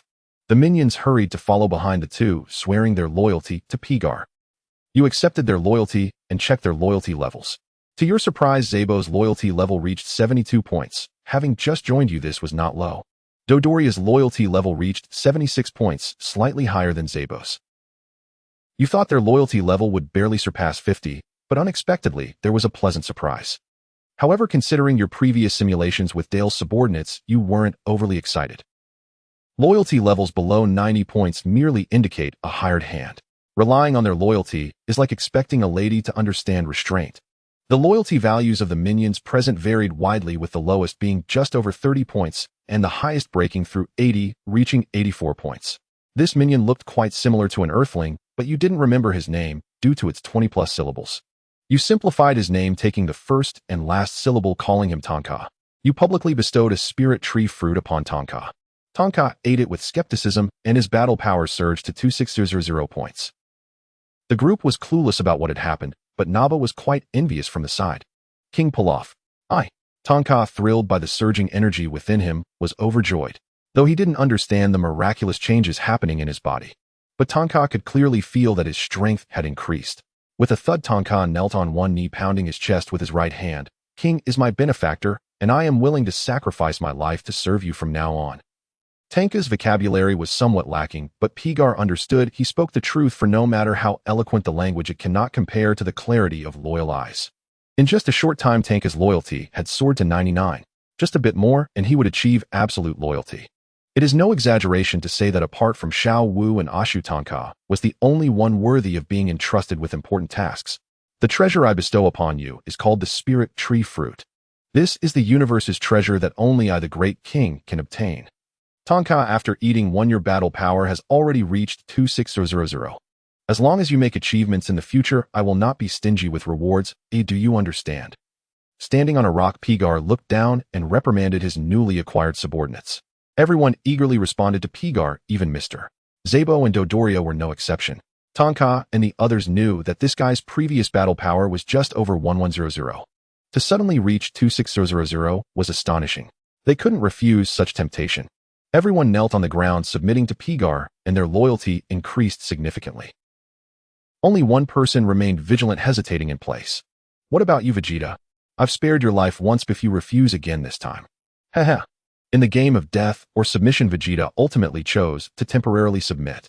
Like kneeling before Frieza, Vegeta assumed the same posture, kneeling on one knee before Pigar. He swore loyalty to you, but his loyalty level was 30. You didn't mind Vegeta's rebellious nature. Even the wizard Babidi couldn't control him. Pigar was certainly not delusional enough to think he could make him submit with charm or sheer force. There are many ways to destroy a person. You didn't particularly like Vegeta, so you planned to have him work for you. Thus, in just one day, you added 4 subarmies to your ranks. With the speeches from Sabo Duodolia and others, your reputation quickly spread within the Frieza force. Half a month later, apart from a few diehard loyalists, the entire Frieza force pledged allegiance to you. The Pilaf force has taken over the North Galaxy. 6 months later, King Kurter and Gula appeared at the original Frieza No. 1 administrative star, now known as Pilaf Star. King Kurter's combat power exceeds 100 million, which is not a significant threat to you.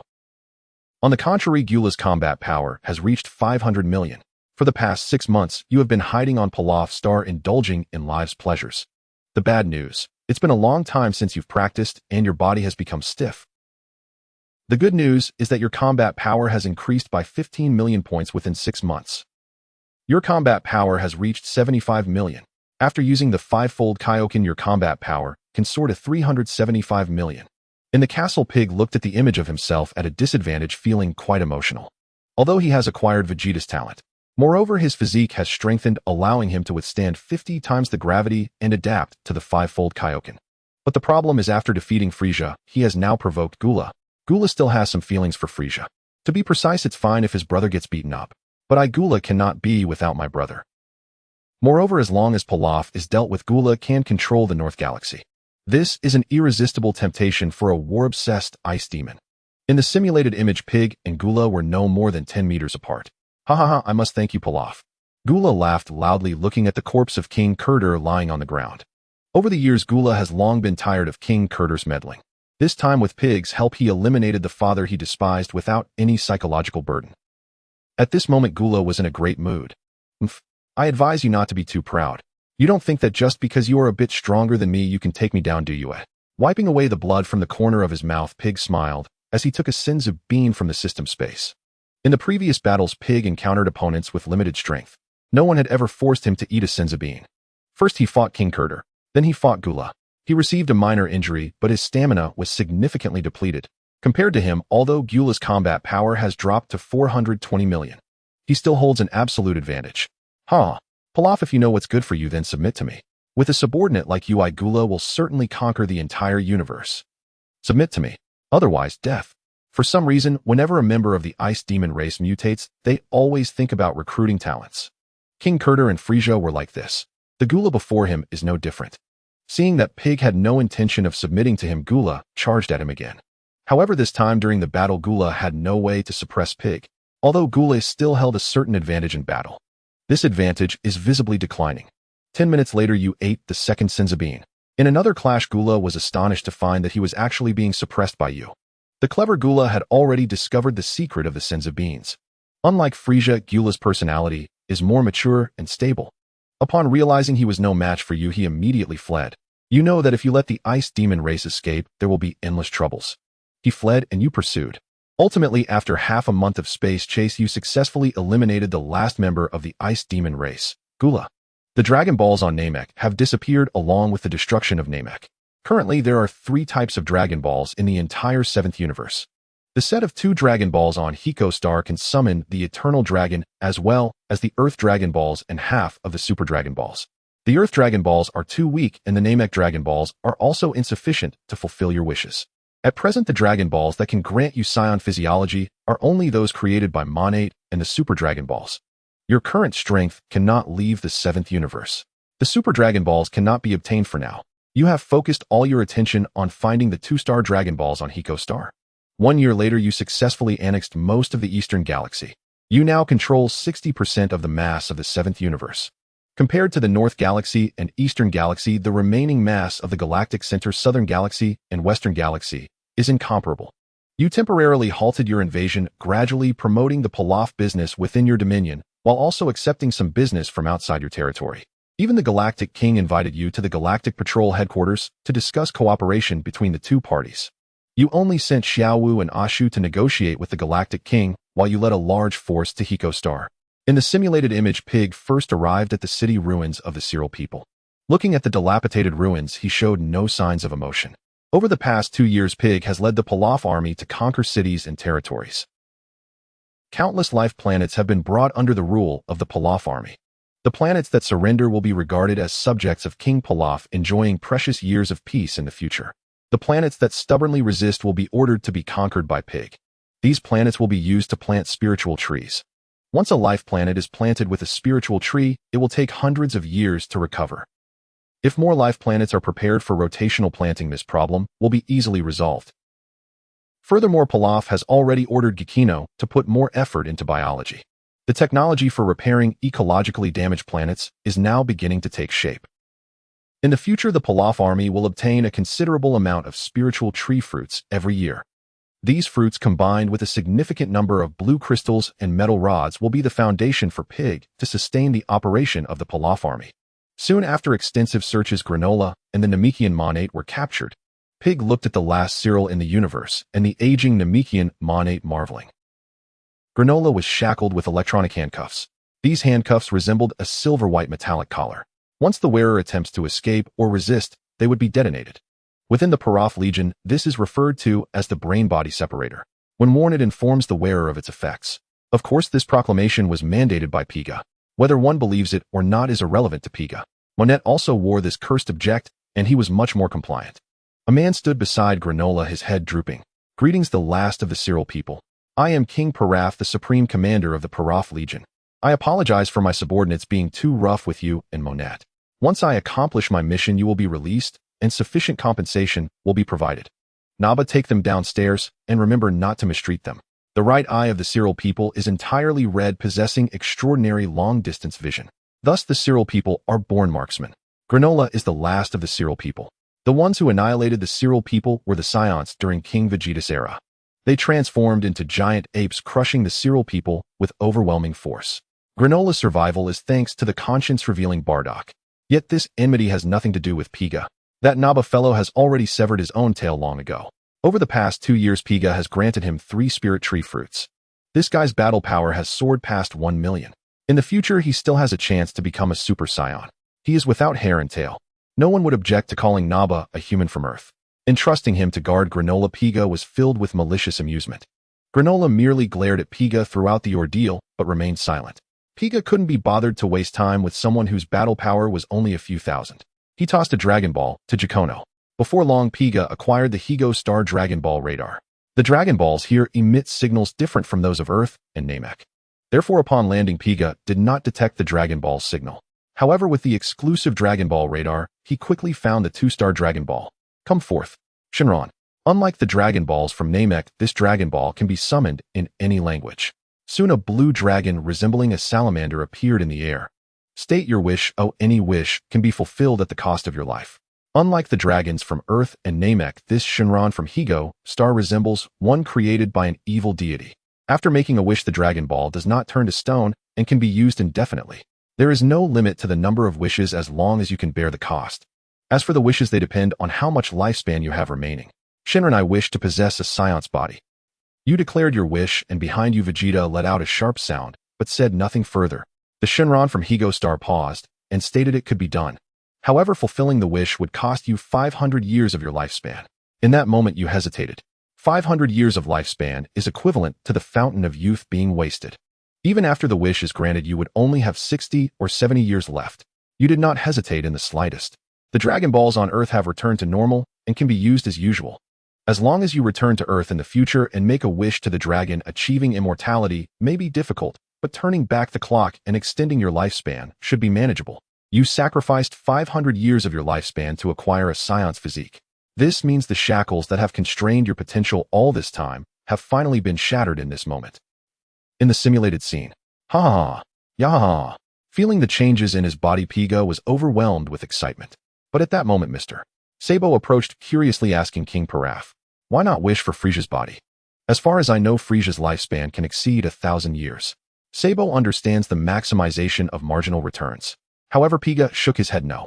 A Scion's body already requires 500 years of lifespan to exchange for it. Obtaining Frieza's body would likely require thousands of years of lifespan. Moreover, Frieza's appearance is simply too ugly. Aside from the tail, I prefer the Scion's physique. Besides, this doesn't seem like too much of a loss for me." Haha. Piga did not elaborate to Sabo on how it wasn't a loss. But feeling the vitality within his body, Piga was quite pleased. Prior to this, Piga estimated that after making the wish, he would only have 60 or 70 years of lifespan left. But unexpectedly, after acquiring a Scion's body, Piga felt his body was brimming with vitality. Scions can live for 200 years and have an exceptionally long youth period. But in the next moment, Piga could no longer smile. Having felt the vitality within you, attempted to sense your transformation into a Super Scion. But to your utter disbelief, this body only possesses a battle power of less than 3,000. After all you wished for was the body. The original body with 75 million battle power was a human body from Earth. After the swap, the battle power that existed in the previous body could not be replicated in a Scion's body. This Scion body is merely that of a lower-class warrior. Thus, you currently possess only 3,000 battle power. Vegeta, who had been watching you closely, struck first. Sabo and Dodoria reacted, but were no match for Vegeta. Over the past 2 years, Sabo and Dodoria's battle power reached 100,000. However, Vegeta's battle power broke through to 300,000. You had not granted him any spirit tree fruits. This battle power was gained after he narrowly escaped death twice. Just as Vegeta was about to eliminate you, Naba intervened to stop the former prince. Unfortunately, Naba's battle power was only a little over 1 million. Vegeta launched an energy blast into the artificial moon above Higo Star. Naba is dead. You were smashed into a meat patty by the gorilla. You died. Simulation ended. Comprehensive rating C. However, you can choose to exchange for 2 items from the following rewards. Option 1, golden attribute. Vegeta's talent, consuming 30 million cosmic energy. Option 2, battle power of 75 million, consuming 750,000 cosmic energy. Option 3, Scion body, consuming 1 billion cosmic energy. Option 4, brain body separator, consuming 3,000 cosmic energy. Note 1, options 2 and 3 cannot be selected simultaneously. Note 2, once option 3 is selected, it will overwrite existing battle power. In reality, this result, it's increasingly absurd. Piga looked at the options before him and couldn't help but complain. To be fair, this time the simulated version of myself did not slack off. Even in battle, I did not create any trouble. But I never expected to end up at the hands of Vegeta in the end. There are still over 3 billion cosmic energy points, but it's not enough. I glanced at the options and the notes. Piga checked his remaining cosmic energy again. There were only 3,219,64378 points left. 320 million cosmic energy points were only enough to exchange for options 1, 2, and 4. To exchange for a Scion's body, I still need another 700 million cosmic energy. With insufficient cosmic energy, I could only postpone things for now. Currently, Piga still has 2 simulation opportunities left. As for resources gathering, more solely relying on the Pilaf Technology Group's financial strength has become increasingly difficult. Leaving Earth to absorb cosmic energy in the universe is imminent. Piga called Xiao Wu and carefully inquired about the operation of the group. Like before, he intended to purchase a large amount of resources with money. Such operations certainly cannot continue in the short term. Xiao Wu, how is the progress with Bulma and Dr. Brief? Sitting in the boss chair, Piga frowned as he inquired about the progress of the super-speed spaceship project. Xiao Wu flipped through her tablet and quickly found the answer. Pilaf said Miss Bulma's work progress yesterday has completed 96 of the total, and it is expected to be finished in 3 days. Considering the necessary steps like debugging and testing, it will be ready for use in a maximum of 1 week. After reporting the information, Xiao Wu obediently stood aside. Piga lightly tapped his fingers on the desk, occasionally lost in thought. After a while, he finally spoke. Xiao Wu, go prepare the laboratory for me. I want to study the new project. In the short term, Piga could extract resources on Earth. However, the cosmic energy required to exchange for rewards from the life simulator is simply too much. I need to find a way to analyze the nature of cosmic energy to effectively solve the problem. After instructing Xiao Wu, Piga took a shower and enjoyed a sumptuous meal. After a short rest, he changed into a lab coat and arrived at the laboratory alone. In fact, Piga was going to conduct test experiments. Before this, what Piga had absorbed were all substances: steel, gold, silver, oil, etc. They were either solids or liquids. But in terms of energy, Piga had never tried to absorb. The main purpose of this experiment has three objectives. First, can electrical energy be absorbed? Second, can light energy be absorbed? Third, based on the results of the first two, to determine the direction of future actions. Pyga picked up a button battery from the workbench. The small button battery was currently in a discharged state. The cosmic energy it displayed was only 0.0017 points. This is the cosmic energy contained in the battery's metal. Quickly charging it, in no time the battery was fully charged. Pyga observed again, and the cosmic energy of the battery had reached 0.012 points. It was proven that electrical energy can indeed be absorbed. The first question has been confirmed, and Pyga was overjoyed. This means he only needs to absorb electrical energy through a medium. He can swiftly and efficiently absorb cosmic energy. The first thing that Pyga thought of was controllable nuclear fusion technology. However, whether to develop this technology will depend on whether light can be absorbed. Pyga aimed at a 1 kilowatt light bulb. The cosmic energy contained in the light bulb was measured at 1.7. At the moment the power was connected, this value surged to 1.81. Light does indeed carry cosmic energy. The essence of light is photons which carry energy. But how to efficiently collect light energy has become a pressing issue to consider. The absorption of light energy is not actually difficult. Using photovoltaic power generation, light energy can be converted into electrical energy for storage. However, in that case, it would be better to directly study the power source. The simplest method is to manually create a tokamak device for controllable nuclear fusion, essentially creating an artificial sun. This technology was a very challenging problem on Earth before Pyga's time. However, while developing this technology in the Dragon Ball world is also difficult, it is not impossible. Strictly speaking, the permanent energy core within the androids is a small nuclear fusion reactor. It's just that they achieve the impossible. That is the most challenging aspect. Controllable nuclear fusion technology is not theoretically difficult. With Pyga's capabilities, as long as the materials and resources are sufficient, he could easily create one. But how to absorb it is the real challenge. This is the third problem Pyga faces. Before conducting the experiment, he thought of a solution for each possible outcome. If light energy can be absorbed and stored, he would study and create a Dyson sphere. If electrical energy can be absorbed, he would research controllable nuclear fusion technology and efficient electrical energy storage technology. If neither light energy nor electrical energy can be absorbed, then Pyga plans to build a space elevator and create a large docking port in outer space outside Earth. This way, intelligent robots can be dispatched to pilot superspeed spaceships to collect various cosmic materials from other star systems. They would bring them back to Earth, waiting for Pyga to absorb. In the short term, the only feasible plan is to build a space elevator. After all, the storage technology for light energy, electrical energy, and controllable nuclear fusion technology cannot be completed in just a year or two. On the contrary, the superspeed spaceship is about to be completed. Currently, the intelligent robots in Pyga's hands can quickly manufacture the space elevator. While constructing the elevator, they can also produce a large number of cargo spaceships. It is estimated that it will take no more than half a month to complete. At that time, they will first collect some asteroids from the Kuiper belt outside the solar system. Pyga thought that no asteroid would be worth less than 1 billion cosmic energy. Determined, Pyga decided on a dual approach. He would wait for Bulma's research to conclude before launching the space elevator plan. In the meantime, Pyga continued to hide in the laboratory, studying controllable nuclear fusion technology and high-density electrical energy storage technology. In the year 753 of the age of AI, on July 31, good news arrived. After nearly 2 months of research, Bulma finally produced the superspeed spaceship. "Hey, Pilaf, how's it going? Am I not amazing?" Bulma placed her hands on her hips and ran behind Pyga, filled with excitement. However, she quickly noticed the direction of Pyga's research. Isn't this controllable nuclear fusion technology? You're still wasting time researching such trivial matters." "Oh, a honeycomb-style high-efficiency battery. This technology is quite interesting. Get up. Let me solve this formula." Strange, why can't this segment be completed?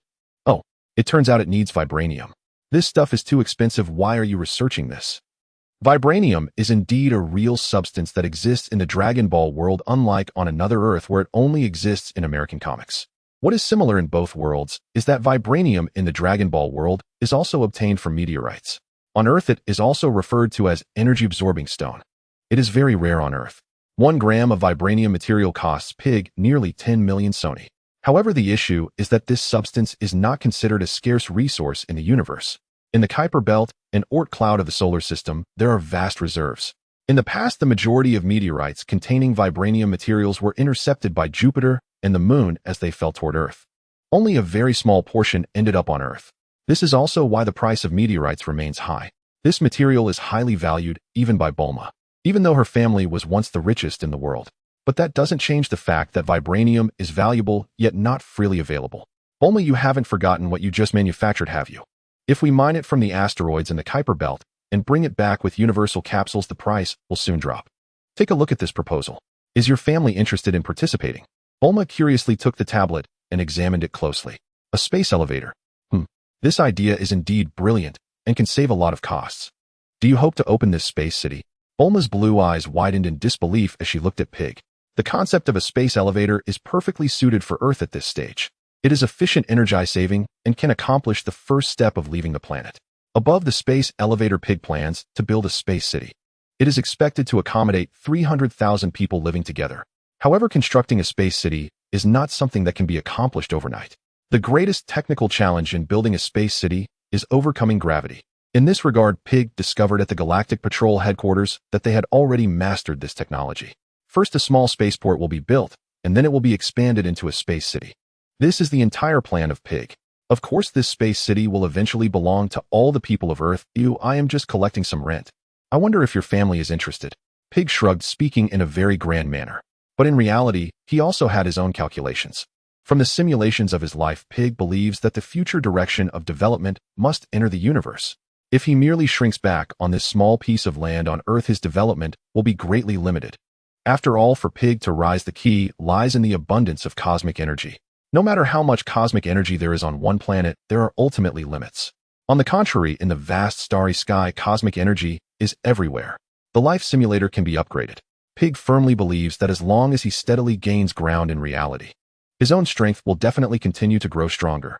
In the simulation, he can be carefree. In reality, he must be cautious. Bulma did not give an immediate decision. She needed to go home and consult Dr. Brief. However, Pig believes they will choose to join. After all, no scientist would refuse the temptation of conducting experiments in a space environment. Half a day later, Bulma brought Dr. Brief to Pig's office. This is the situation. We will manufacture the space elevator and space docking port. The subsequent space city will also be completed by us together, but it will take some time. In the future, the space city will be jointly managed by us with profits split 50-50, but I have 60 decision-making power. After explaining the situation, Pig handed the contract to Bulma. Bulma was quite satisfied with this outcome. As for profits, she and Dr. Brief didn't really care about them. As for management rights, they were not concerned either. After all, it will be the Pilaf Technology Group's personnel who will handle daily management. Regarding security issues, it will be the future Pilaf Legion that will be responsible. Until the Pilaf Legion is established, intelligent robots will temporarily provide protection. In the year 753 of the Age of the Universe, on August 3 RD, the Universal Capsule Company and Pilaf Technology Group issued a joint statement. The two companies purchased a large tract of land near the equator. In the coming week, the construction of the space elevator and Pilaf Space Station will begin. The Pilaf Space Station is expected to be operational within 2 weeks. What was not mentioned in the announcement is that at the same time, Pilaf Technology Group dispatched a large number of mining spacecraft. These spacecraft, under the control of intelligent robots, headed towards the Kuiper Belt in the solar system.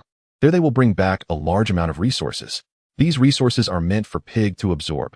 On August 4th, in the year 753 of the Age of the Universe, the first mining spacecraft returned. The superfast spaceship took only a few minutes to reach the Kuiper Belt. However, the mining took quite a bit of time. A large amount of vibranium material was transported back. These materials themselves contained a vast amount of cosmic energy. Pig easily absorbed enough cosmic energy. System. I choose 1 and 3. Ding selection confirmed, deducting 103,000 points of cosmic energy. Pig's cosmic energy account suddenly dropped to 200 million. But at this moment, Pig's thoughts were not on this. In an instant, Pig felt an icy chill all over his body, and there was an itch in his tailbone. Puff. A monkey's tail sprouted from Pig's pants. Feeling the aura within his body, Pig sighed. Sure enough, his combat power was only 3,000. System, I want to check the panel. Ding. Life Simulator LV. 3 host Pilaf Pig. Race Scion lower level warrior. Age 37-1. Combat power 3,000 points. Cosmic energy 137546 points. Traits: Vegeta's talent strengthening by staying home, Comet Star Krillin's talent Eye of Loyalty. Martial skills: flight technique, breath control, energy, blast, death, beam, Kaioken. Items: resurrection card 1. The panel has changed. An additional race column appeared marked as Scion. Although it is just a lower level warrior, the basic characteristics remain unchanged. He swiftly severed his own tail. Pig thought it wise to be cautious. A Scion's tail, if not trained, is a fatal weakness. Pig currently couldn't care less about training any tail. To restore his previous combat power, the best choice is not to rely on transforming into a giant ape or training in the gravity chamber. After ensuring that no one would disturb him, Pig finally spoke. System, start the life simulator. Ding, the 12th life simulation begins. Trait extraction in progress. Ding, congratulations to the host for drawing the white trait, culinary mastery. A scientist who does not aspire to be a chef is not a good warrior. Although culinary skills cannot directly enhance combat power, they certainly add joy to life.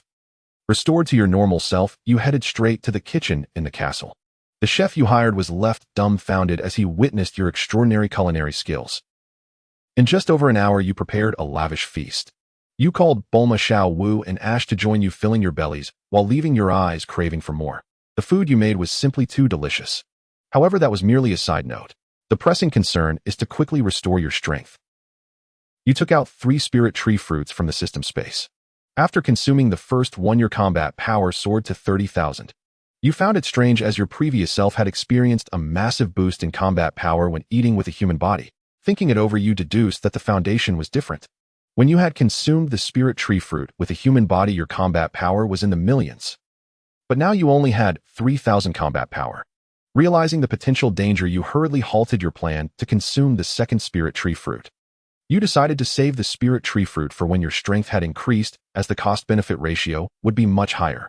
Next, you diligently focused on the construction of the space city while training hard in the castle. Before long, a year had passed. Your combat power had skyrocketed to 4.5 million. In this year, you had gotten used to the 150 times gravity, although you had only spent half the time focusing on training during the year. With the support of getting stronger by staying at home, Vegeta's talent, in the Scion body, you quickly reached a combat power of 4.5 million. Most importantly, you had already been able to transform into a Super Scion. In the simulated scene, Pig stood in the gravity training room. His short hair now stood on end. From black, it had transformed into a golden hue. Golden flames swirled around his body. This was the unique stance of a Super Scion. With a combat power of 4.5 million, after transforming, it had increased 50-fold. Now Pig's strength had reached 2.25 billion. The increase in combat power for Super Scions comes from 2 aspects: basics and transformation. The stronger the normal combat power, the mightier the strength after transformation. It's similar to Goku on Namek. When he first transformed into a Super Scion, his normal combat power was 3 million.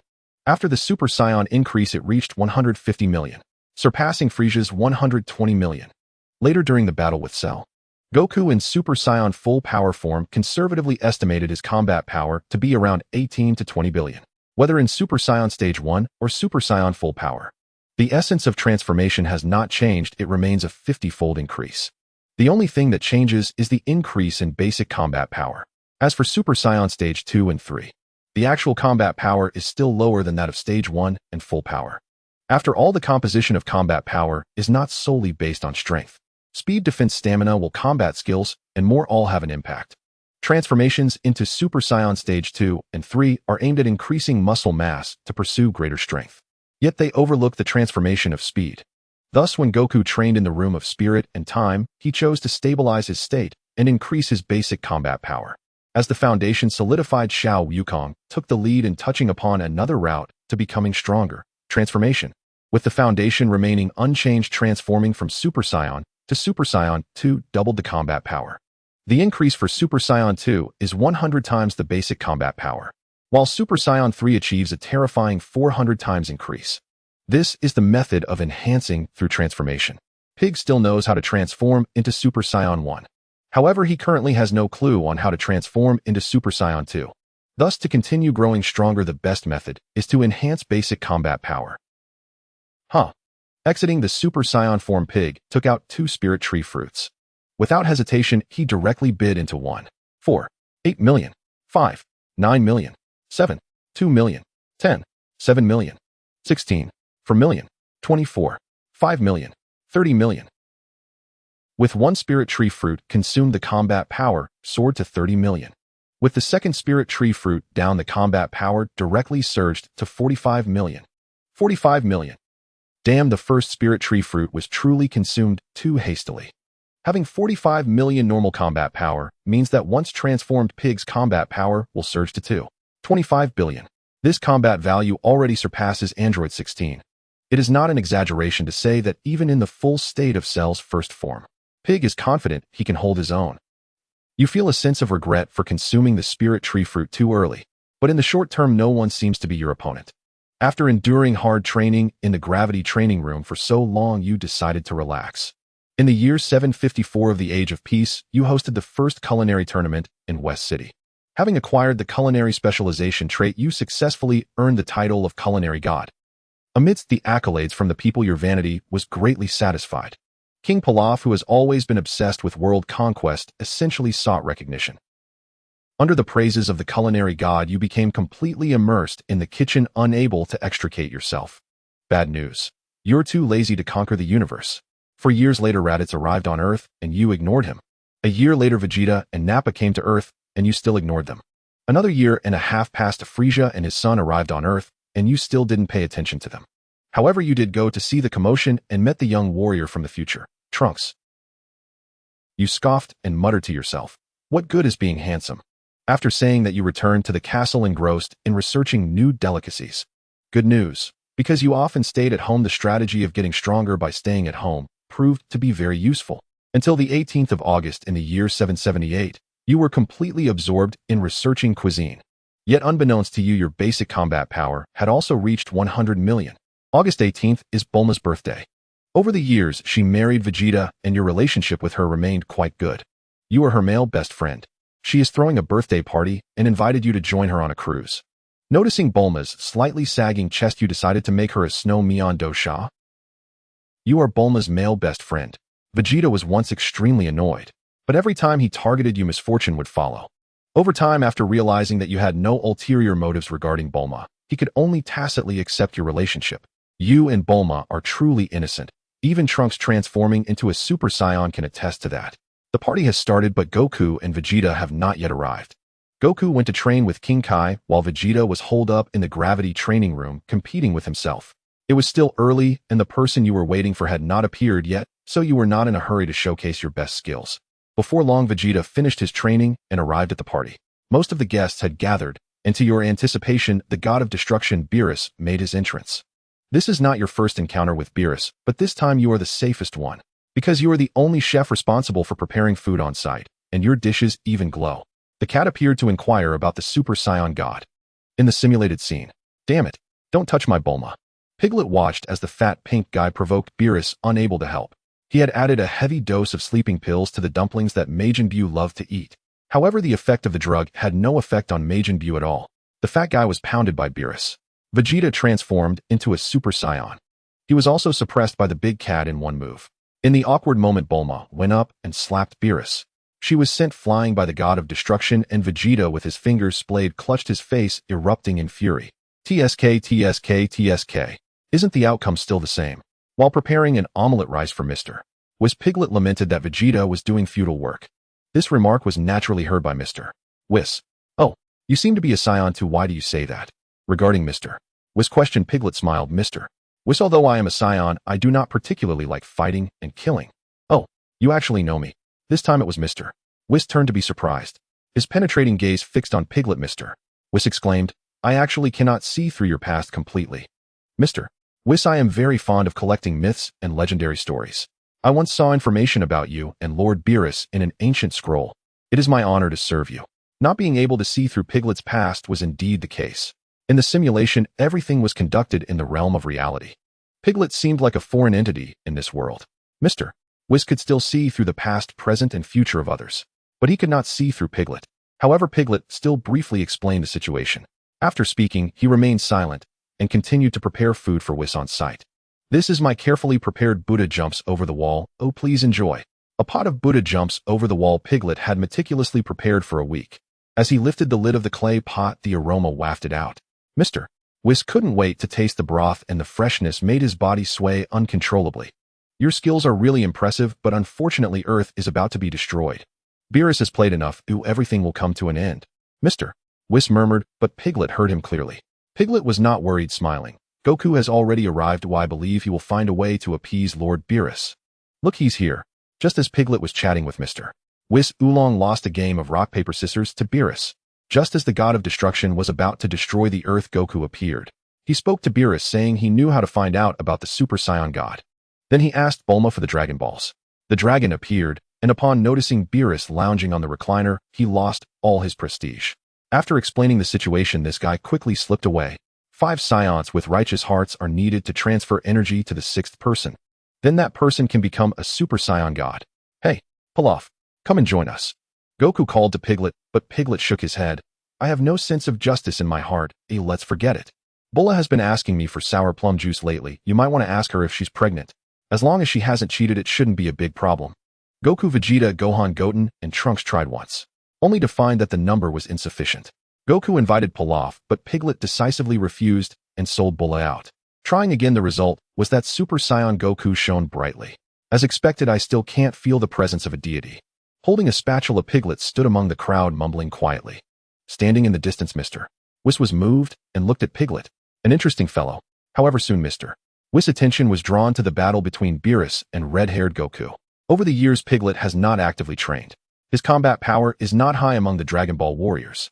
His ambition lies in cooking harmless to humans and animals, which is why these guys accept him and treat Piglet as one of their own. But Piglet's plan is not limited to this. Undoubtedly, in the world of Dragon Ball, pure combat power has begun to wane in the later stages. In the simulation, Piglet hopes to obtain methods for divine cultivation. The simplest way is to take Whis as his teacher and master the cultivation methods of the gods. In terms of talent, he is not bad, just unable to endure hardship. But in terms of cooking, there is no one in the entire universe who can compare to him. To go to the god of destruction's planet to be a chef and ultimately master the methods of divine cultivation, becoming a deity. This is Piglet's ultimate plan. Although this plan seems a bit unrealistic. But how could a reliable life easily present itself before you? Piglet intends to take a gamble, hoping to turn a bicycle into a motorcycle. The history changes little without your significant intervention. In the end, Beerus fell into a slumber, allowing the earth to escape a calamity. Before leaving, Whis glanced at you. After you politely bid him farewell, he turned into a stream of light and left Earth. Upon returning to the god of destruction's planet, Whis took out the universal capsule you gave him, which contained many exquisite dishes. You replicated every classic dish you had made over the years, but the quantity was generally small. After tasting, the Cat Master was left wanting and fell into a deep sleep. A few days later, Mr. Whis came to Earth again, this time with you and Bulma, to host him. 8 major cuisines, local dishes, Japanese cuisine, French cuisine, and delicacies from all over the world were displayed one by one for Mr. Whis. The most formidable aspect of a culinary god is the ability to innovate. This quality won Whis' heart. In reality, Pai Gu gazed at the image of himself, falling into silence. After simulating for 24 years, he finally achieved a battle power of 50 billion. Yet Pai Gu was still dissatisfied with this. However, he strongly resonated with his thoughts during the simulation. Looking across the entire Dragon Ball world, Sun Wukong, Vegeta, Jiren Hit, Frieza, Moro, Granola, Jazz, and so on. These individuals cannot be considered weak. But before the gods, they were as insignificant as ants. In a certain sense, without becoming a god, one remains a mere insect. However, Pai Gu was very puzzled. Could this truly grant him divine power? Mr. Whis had sneaked out. Beerus often fell into deep slumber, sometimes for hundreds or even thousands of years. As his attendant, Mr. Whis would occasionally take breaks to seek out delicacies in the 7th universe. The kind of cat master one has determines the type of litter cleaner they are. Mr. Whis was conquered by the delicacies you created. However, he was still able to restrain his desires. Although he visited Earth dozens of times within 6 months, each time, he only stayed briefly before leaving. You did not mention the matter of visiting the god of destruction's planet, as such an intent was too obvious. Half a year later, Vegeta accidentally encountered Mr. Whis, who was visiting his home. Thus, you accompanied Vegeta to the god of destruction's planet. Another 6 months passed, and Vegeta was already able to sense the aura of a god. As for you possessing Vegeta's talent, you too sensed it. However, you did not openly engage in cultivation. You were merely a trainee chef in Lord Beerus' household. To gain a permanent position, you would have to wait for Lord Beerus to awaken. Soon after, Dog Kong also arrived at the god of destruction's planet. Both of them engaged in rigorous training daily, as Whis stated that the body is the foundation of all, thus they must hone their basic skills. You stood by thoughtfully, and Whis curiously asked if you wanted to train together. Given your identity as a trainee chef, you certainly wouldn't join 2 training enthusiasts. As long as you consistently create delightful dishes, you believe that sooner or later Mr. Whis would reveal how to cultivate as a god. In your view, the training methods of Dog Kong and Vegeta were not the complete paths of divine cultivation. Although impressive, you held no desire to learn. Similarly divine, the ancient immortals on Earth, King Yama of the underworld, the Kais, the Grand Kai, and the Supreme Kai do not require training to live long lives. This was the way you longed for. In simple terms, living long without having to pay any price. However, it was evident that you had chosen the wrong path. Whis is the teacher of the god of destruction Beerus, and he only teaches the god of destruction how to cultivate. You wished to pursue the creation god, which is the cultivation path of the Kais. You should have sought the Kai as your teacher, becoming an immortal and a Kais first, and then step by step become a trainee Supreme Kai and a Supreme Kai. Unaware of the circumstances, you missed the resurrection of Frieza, the Zamasu incident, and the Tournament of Power. Fortunately, you never died, becoming the only lucky one who did not experience death. And so many years passed. Dog Kong and Vegeta grew stronger and stronger. Beerus selected Vegeta as his successor. Dog Kong successfully stepped half a foot into the realm of gods. You envied them, feeling a tinge of regret for your choices. You believed that before you aged and died, you would gain Lord Beerus recognition, allowing you to live a bit longer. During this time, you returned to Earth and drank from the fountain of youth again. Indeed, Beerus quite enjoyed the dishes you prepared. However, he also loved sleeping. In the years of his slumber, Whis did not teach you how to cultivate into a god. Unfortunately, after several more years, your lifespan reached its end. You passed away on the god of destruction's planet. Until your last moments, Lord Beerus had not awakened. You died. The 12th simulation has concluded. Overall score B. You may choose one item from the following rewards. Option 1, White Trait Culinary Mastery, consumes 100 points of cosmic energy. Option 2, Battle Power of 100 million, consumes 10 million points of cosmic energy. Option 3, Godly Aura Sensing, consumes 100 million points of cosmic energy. Option 4, Transform into Super Saiyan, consumes 10 million points of cosmic energy. Note: upon selecting Godly Aura Sensing, you will be able to sense the location and strength of divine auras. System: I choose options 2 and 3. Choice confirmed. Rewards have been issued. The cosmic energy in Pi Guess account is still sufficient for redemption. However, this time, he only drew the white trait. This left Pi Gu somewhat speechless. After all, the probability of drawing the white trait was 50, so it was not surprising to hit it. To be honest, this simulation was simply a lonely experience. Although he achieved the goal of restoring his battle power, the simulated self unexpectedly came up with the idea of becoming a god. Just thinking about it, he naively attempted to approach Lord Beerus, harmlessly hoping to obtain the method to become a god. While Beerus loved to eat gourmet food, he also cherished his sleep. He could sleep for hundreds of years, completely ignoring Pi Gu. This unfortunate trait could have easily been avoided. As for the method to transform into a Super Saiyan, Pi Gu also knew about it. The options left for Pi Gu were only 2 and 3. With a battle power of 100 million, transforming into a Super Saiyan would grant Pi Gu 50 billion in battle power. At this stage, as long as he didn't awaken Majin Buu, Pi Gu would be an invincible presence in the 7th universe. As for the sensing of divine aura, after mastering it, Pi Gu sensed various divine auras. On Earth, he vaguely sensed 4 divine auras. The Space City project is of great importance to Pi Gu. Once the Space City is constructed, a vast amount of resources will be accumulated by him. This way, there will always be a stable source of cosmic energy. Its significance to Pi Gu in the short term is self-evident. The Space City must possess gravity to facilitate normal production and living. However, Pi Gu currently lacks the technology to create gravity in the Space City, but the Galactic Patrol headquarters must have it. This is also Pi Gu's main objective for this journey. As long as the price is right, Pi Gu believes he can persuade the Galactic King. From previous simulations, he knows that Tai Si is within the Galactic Patrol organization. For this reason, Pi Gu specially brought along Bulma Dr. Brief and Mrs. Brief to join him. Along with them are Xiao Wu and Ashu, who will pilot the spaceship. The spaceship carried a total of 6 people. On August 11, 753 A.E., after 6 days of flight, Pi Gu and his companions arrived at the center of the galaxy. Incredible! I can't believe how prosperous this place is. Standing on the Siphi-inspired Chaco planet, Dr. Brief expressed his amazement. Doctor, this is the closest place to the Galactic Patrol headquarters. There is their contact point here. We need to apply to the Galactic Patrol organization first to visit Tai Si. The scientific technology of Chaco planet is also unique within the Galactic Center. They have delved deeply into space technology research, but not as deeply as your studies. Pi Gu reviewed the information about Chaco planet and briefly explained it to everyone. Before long, they arrived at the contact point of the Galactic Patrol organization here. Strange. Why is there no one here? Bulma was the first to enter the contact point. The massive Galactic Patrol logo at the entrance confirmed that this was indeed the contact point. However, the issue was that the computer-like devices within the contact point were still running.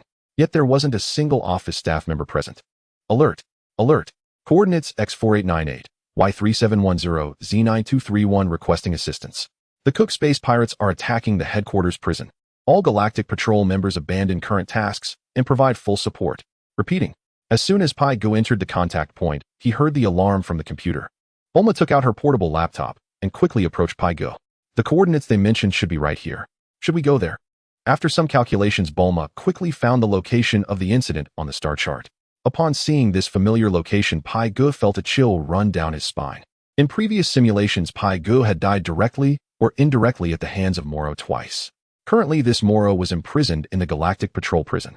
Moreover, the coordinates deciphered by Bulma were precisely the location of the Galactic Patrol prison. Normally, according to historical developments, Moro should not escape during this crisis. After all, there was no reason to be afraid. They were just a bunch of space pirates. This time he had come to the Galactic Center specifically to acquire their technology. After thinking for a moment, Pai Gu nodded to Bulma. Miss Bulma, I can go alone this time. This is the latest energy hand cannon. Ooh, if you encounter danger here, you can use it to defend yourself. And these seeds. They are cultivation seeds. Dig a hole in the ground, toss the seeds and cover them with a thin layer of soil, pour nutrient liquid, and within 10 seconds you can grow a cultivated warrior. They can also protect your safety at critical moments. You already have the combat power detector. Contact me immediately if you encounter danger. This time only Pai Gu possesses combat power. The others are just ordinary people. If they encounter danger on Chaco planet, it could be quite perilous. But here it's still safer than going to the Galactic Patrol prison. Although Bulma insisted on accompanying Pai Gu, she was ultimately persuaded by him.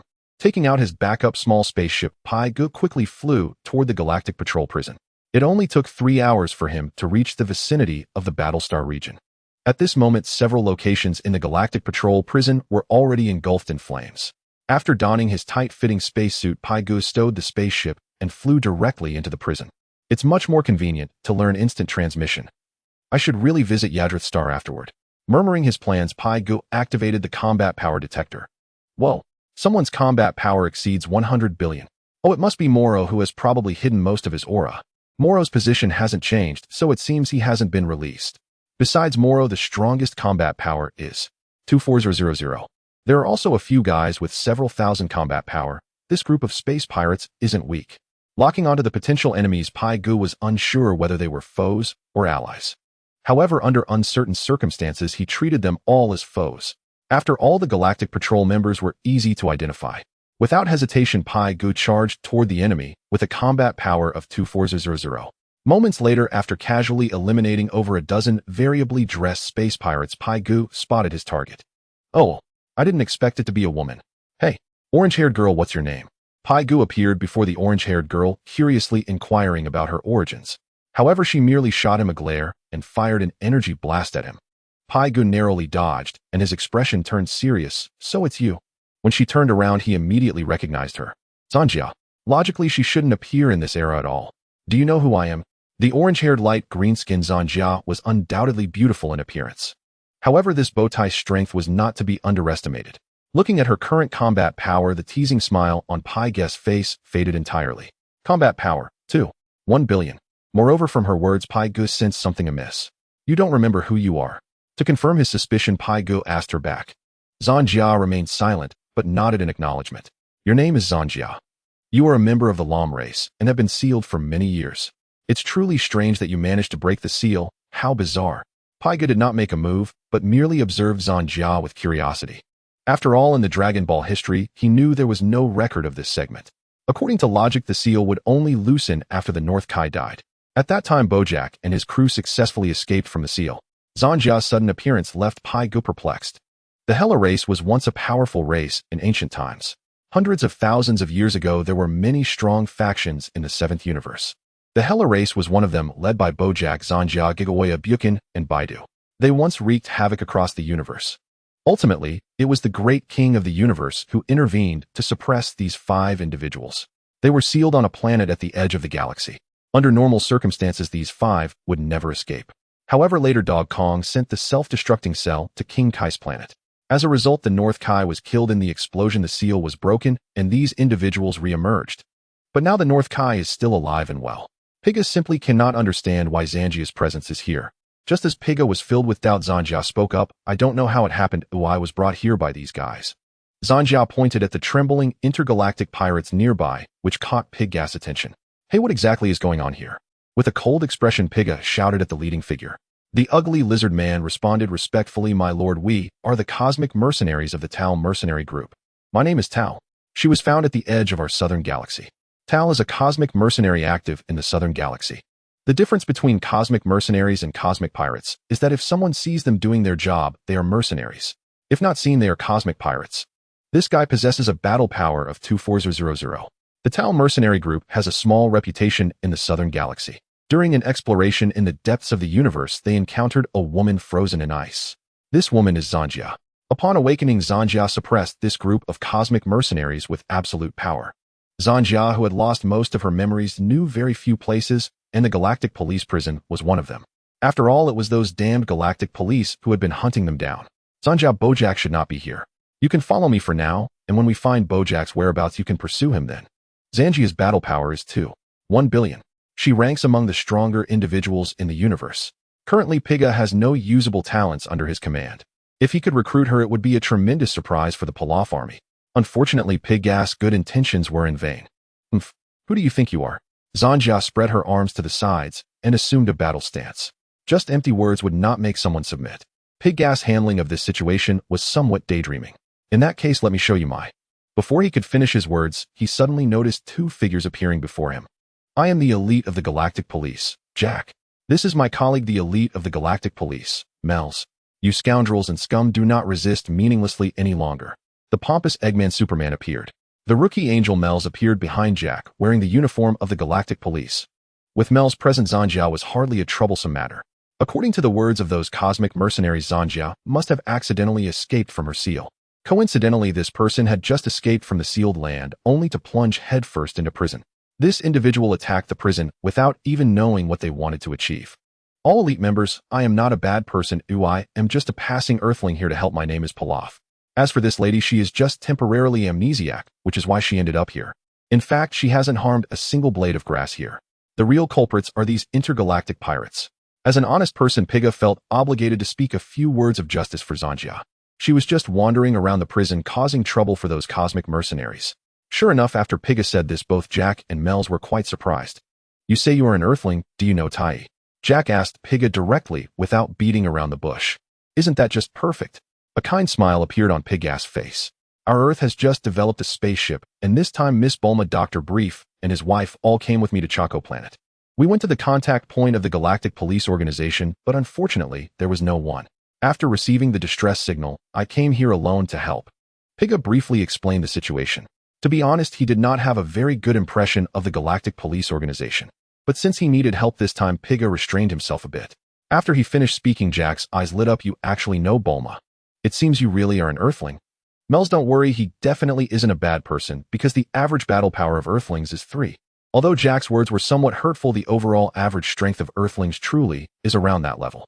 After hearing this, Mels did not lower her vigilance towards Pigga. He's quite formidable. Mel's words made Eggman Superman turn around and scrutinize Pigga carefully. Unfortunately, his keen eyesight could not perceive the hidden aura. In any case, we mean no harm, right, Zanjia? Pigga threw a glance at Zanjia, only to be met with ruthless exposure.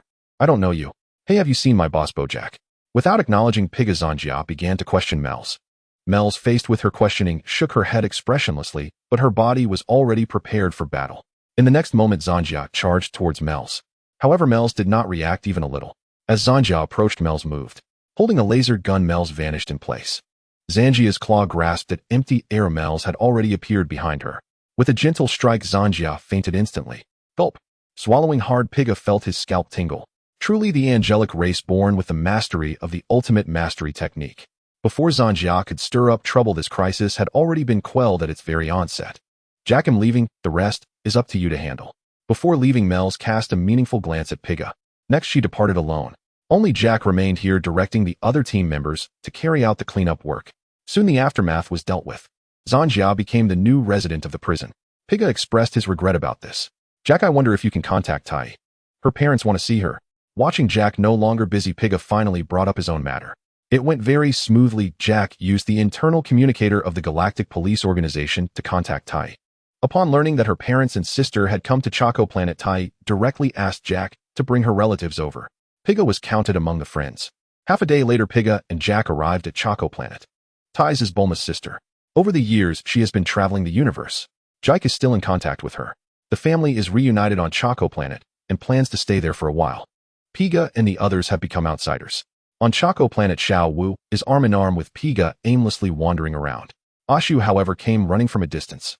King Pilaf, I have discovered gravity technology. What a... Piga was taken aback when he heard Ashu breathlessly running up to him. However, upon further thought, it was quite reasonable.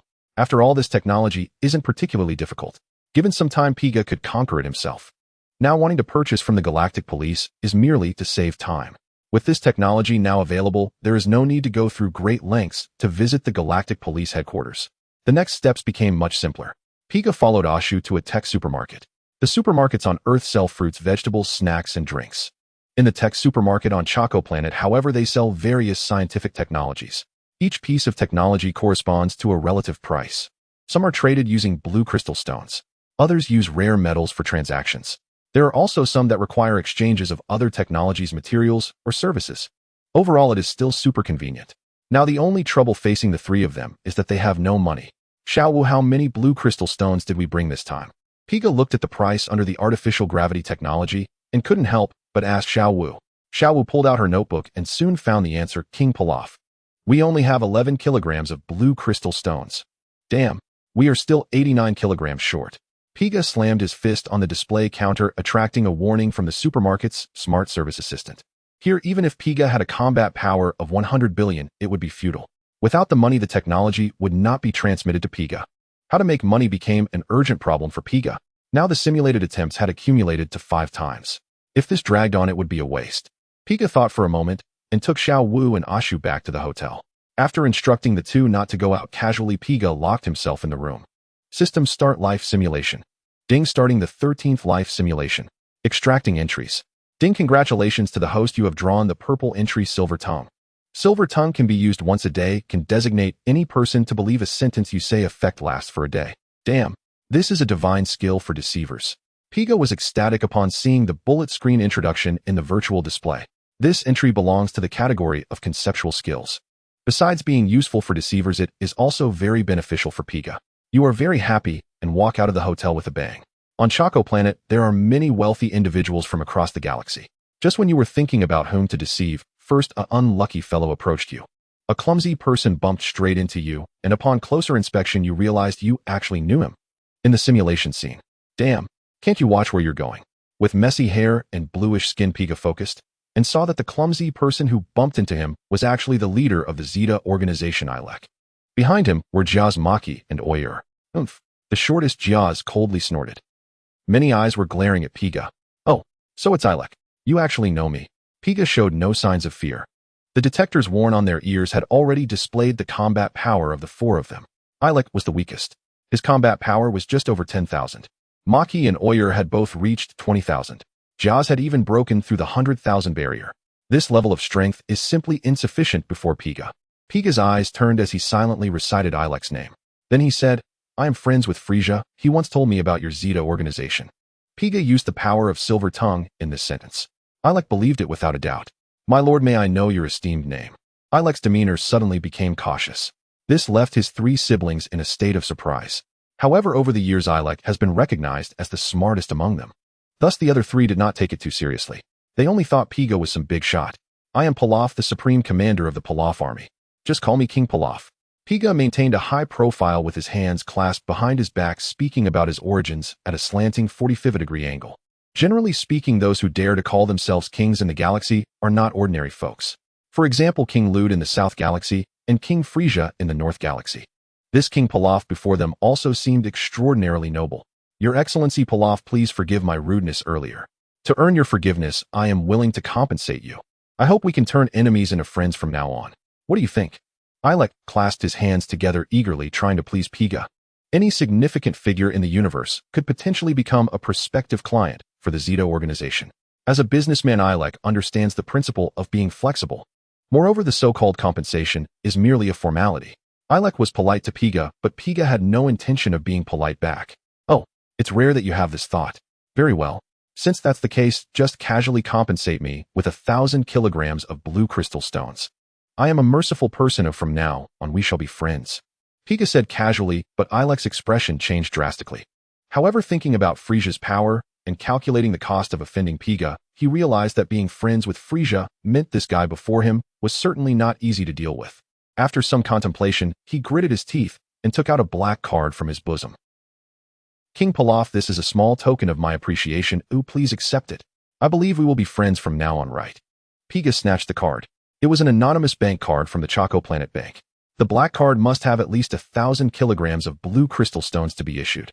Throwing it into the system space, Piga smiled and reassured Ilek, of course we will be friends in the future. Under normal circumstances, Ilek would not believe such nonsense. But Piga made the bank card disappear out of thin air. This move directly stunned Ilek. Then may I ask if you would be willing to share your planet's address with me? If given the chance, I would like to personally pay a visit. Ilek was cunning. Although he believed that Piga was a friend of Frieza, he wanted to know more about his details. Thus he began to test Piga. What? Are you questioning me? Oomph. He slightly released his aura. The powerful presence forced Alik and the four siblings to the ground. However, the pedestrians around were unaffected. Aside from being curious about what these four blue-skinned individuals were up to, no one noticed the anomaly with Piga. Controlling one's power is also an aspect that a strong person must cultivate. In this regard, Piga was still far from adequate. After all, the metallic floor beneath his feet had already shattered into powder. The immense force came quickly and left just as swiftly. Soon Piga reigned in his divine powers. I know your West Tower organization is an intelligence expert. You must know the details about Frieza. That little guy's battle power is usually 530,000. When he transforms into his final form, it can reach around 6 million. When he unleashes his full strength, it can roughly reach 120 million. However, he won't last even a single move against me. So do you still want to test me? You are 7 parts true and 3 parts false, leading the West Tower organization's 4 siblings in circles. Your formidable power and mysterious background provide Alik with a target for flattery and admiration. Through your intentional hints, Alik learned that you come from Earth. Having never heard of this place, Alik exerted great effort to find information about Earth. A remote planetary outpost in the universe produces such a powerful being, which Alik found unbelievable. After bidding you farewell, the 4 siblings hurriedly fled from Choco Planet. Their spaceship is not flying particularly fast. By the time you return to Earth, they may not have even reached the West Galaxy. With enough blue crystal stones, you successfully purchased artificial gravity technology. Once this technology was in your hands, you understood its principles. Simply put, it involves setting up a hoop outside a space station that spins continuously to generate sufficient gravity, or rather attraction. Bulma's family still needs to stay on Choco Planet for a while. After greeting the 4-member family, you took Xiaowu and Ashu and headed towards Yadralat Star in the North Galaxy. The understanding of aura by the Yadralat people is a technique you are very eager to learn, especially instantaneous movement, which is a very useful skill. 3 days later, the spaceship arrived at Yadralat Star. In reality, at the hotel on Choco Planet, Piga frowned at the image of the Grand Elder of Yadralat Star. Pibra, the Grand Elder of Yadralat Star. His name is only one character different from Pilaf. However, he stands nearly 3 meters tall, while Piga is merely a small fry in front of him. This guy's temperament is quite similar to that of the Grand Elder from Namek. The only difference is that this guy seems to be more pragmatic. As Piga withdrew his aura, this guy claimed that Piga had an evil aura, no teaching. When Piga released a portion of his aura, his battle power exceeding 1 million. This guy tilted his head. No way. When Piga released all of his basic battle power, this guy's expression changed drastically. Never yield. When Piga transformed into a Super Saiyan, this guy revealed a kind smile, willing to teach. The Yadralat people are well versed in various escape techniques. However, it is no match for Piga, whose battle power is overwhelmingly strong. As long as he puts his mind to it, causing a planet to explode is merely a matter of a snap of his fingers. Those who recognize the situation are the true heroes. Pibra is very perceptive. In terms of the Yadralat people's understanding of aura, this guy is also quite generous in teaching. The screen fully displayed the process of Pibra instructing Piga. In reality, Piga directly began to learn. However, he was also distracted by watching the simulation, so his mental focus could not be fully concentrated. On the contrary, the Piga in the simulation mastered the Yadralat people's techniques in just 2 days. As the most basic form of instantaneous movement, it is naturally no longer a problem. You perceived the entire universe and discovered numerous auras. Among countless auras, you sensed an exceptionally powerful divine aura. With a thought, you found yourself on Destruction God Planet. Coincidentally, Beerus was flipping over on his round bed, directly pinning you beneath him. You couldn't help but cry out in pain. Ouch. This shout completely woke up Beerus, who had just fallen asleep for a few years. Beerus asked who you were, and you immediately deceived him by saying you were the messenger of the Omni King. However, you overlooked one thing: smooth talking only works on humans. First of all, Beerus has always been a cat spirit, so strictly speaking, he is not human. Secondly, he is a god, which also falls outside the applicable scope. Finally, your ignorant lies enraged Lord Beerus, the god of destruction. Hakai. Beerus used destruction on you. You had no chance to struggle. You died. Simulation ended. Overall score D. You can choose 2 items from the following rewards. Option 1, purple attribute. Smooth talk consumes 10 million cosmic energy to exchange. Option 2, anonymous Choco Planet Bank black card, consumes 1 million cosmic energy to exchange. Option 3, special martial technique. Instantaneous movement, consumes 5 million cosmic energy to exchange. Option 4, Spalito control technique, consumes 100 million cosmic energy to exchange. As expected, still so unreliable. The Spalito control technique is actually so expensive. That makes sense, there's a reason for the high cost. It can create clones using aura. It seems that the 4-body fist of the Crane School is also a use of chi. It's just that no one is as specialized as Pibara. With option 4, I won't waste the opportunity to exchange for option 3. Since a leak is here, I can just take the blue crystal stones directly. System, I choose 1 and 4. Piga pondered over options 1 and 2, quickly settling on 1 and 4. The smooth talking attribute is extremely useful for him. As long as he doesn't mess up like in the simulation, it shouldn't be a big problem. As for the blue crystal stones, he can ask a leak for them. If he hadn't encountered a leak, he could have resorted to robbery. That's Pig Gas specialty. As for the 4th item, it's a bit expensive, but right now Piga is not lacking in cosmic energy. Rather than waste time cultivating and researching, it's better to buy directly. Selection confirmed, rewards have been issued. The system's notification sound echoed the moment it was initiated. A flood of information surged into Pig Gas' mind. All of this content pertains to the Spalito control technique. 3 hours later, Pig Gas' overloaded brain finally returned to normal. Ha ha ha, come forth Pilaf army. After a malicious laugh, dozens of clones resembling the former Pilaf appeared in the room. Spiritual energy, as referred to by martial artists on Earth, is what the Yatarat people have researched to perfection. In fact, there are pitifully few Yatarat beings on this planet. Yet wherever one looks, the city is filled with Yatarat beings. In reality, these individuals are merely avatars split from the spiritual energy. Their actual combat power is nearly 0. Their most significant role is to intimidate enemies. A room full of Pilaf appeared suddenly and disappeared just as quickly. This trick is effective for scaring people. Bang! Pig kicked open the door. Under the astonished gazes of Xiaowu and Ashu, he dashed out of the hotel. The two followed behind Pig, only to see him flying in midair, seemingly searching for something. At this moment, Pig was exerting all his strength to look for Alec and his group. Unfortunately, he found nothing. The life simulator, although based on reality, relies heavily on deduction for subsequent developments. After a while, Pig reluctantly descended to the ground. Xiaowu, let's go say goodbye to Bulma. This king will take you on a big heist. In the simulation, Pig did not clearly see the core information of the artificial gravity technology.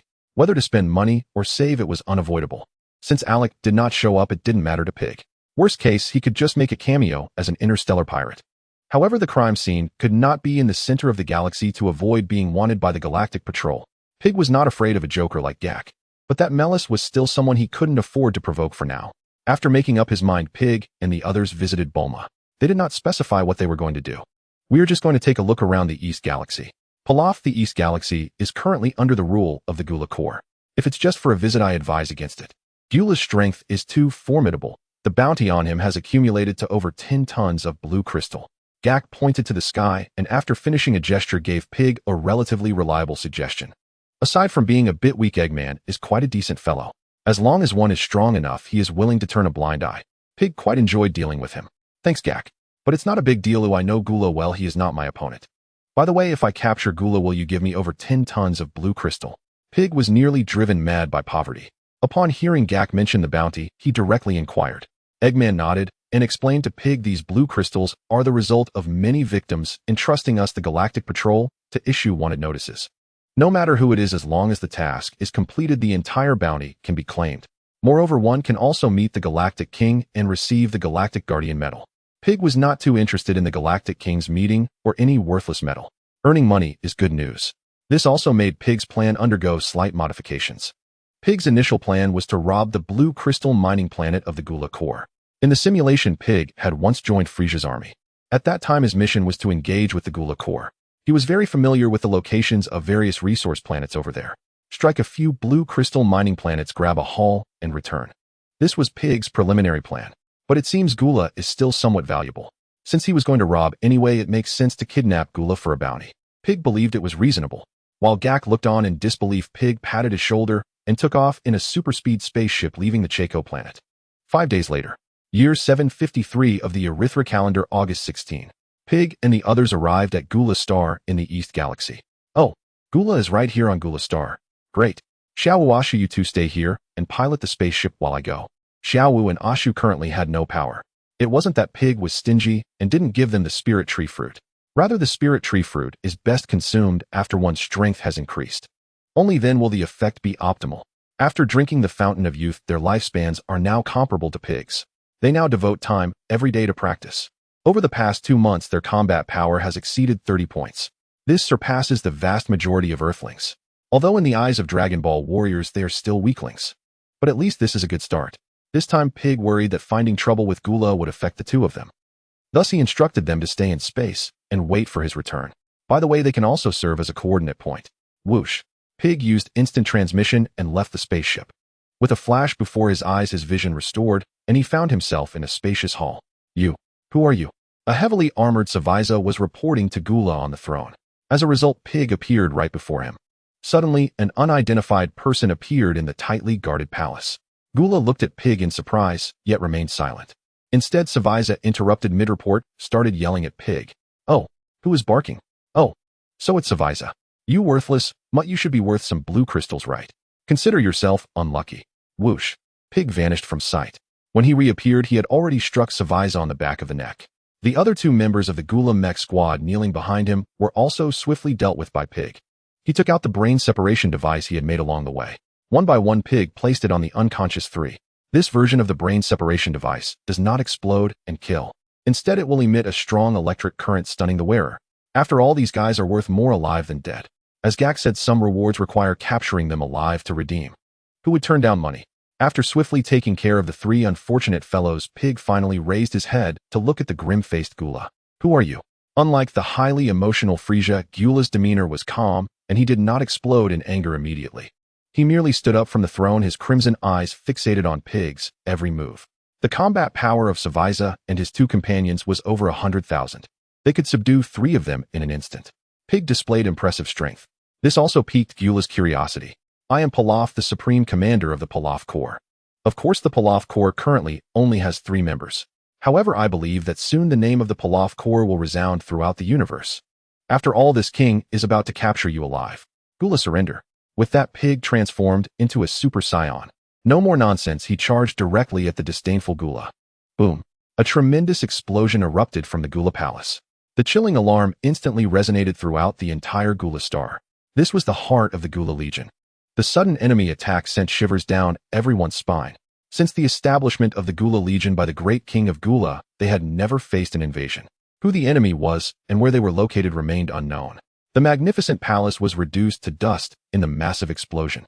Moments later, as the troops of the Gula Legion surrounded the ruins of the palace, the dust began to settle.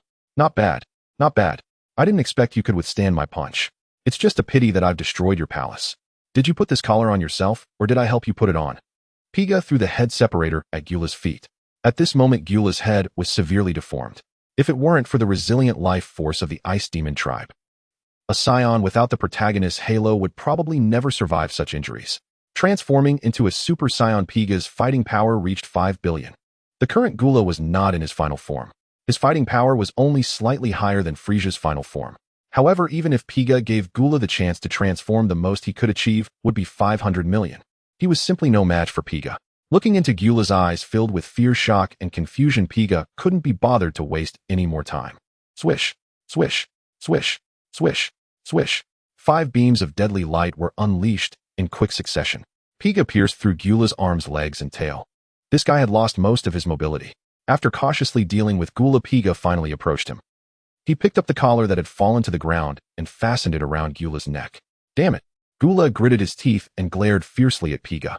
But now, having lost his fighting power, he could only glare, powerless to resist. I told you not to look at me like that. I know I'm handsome. Oh, just remember to call me Grandpa in the future.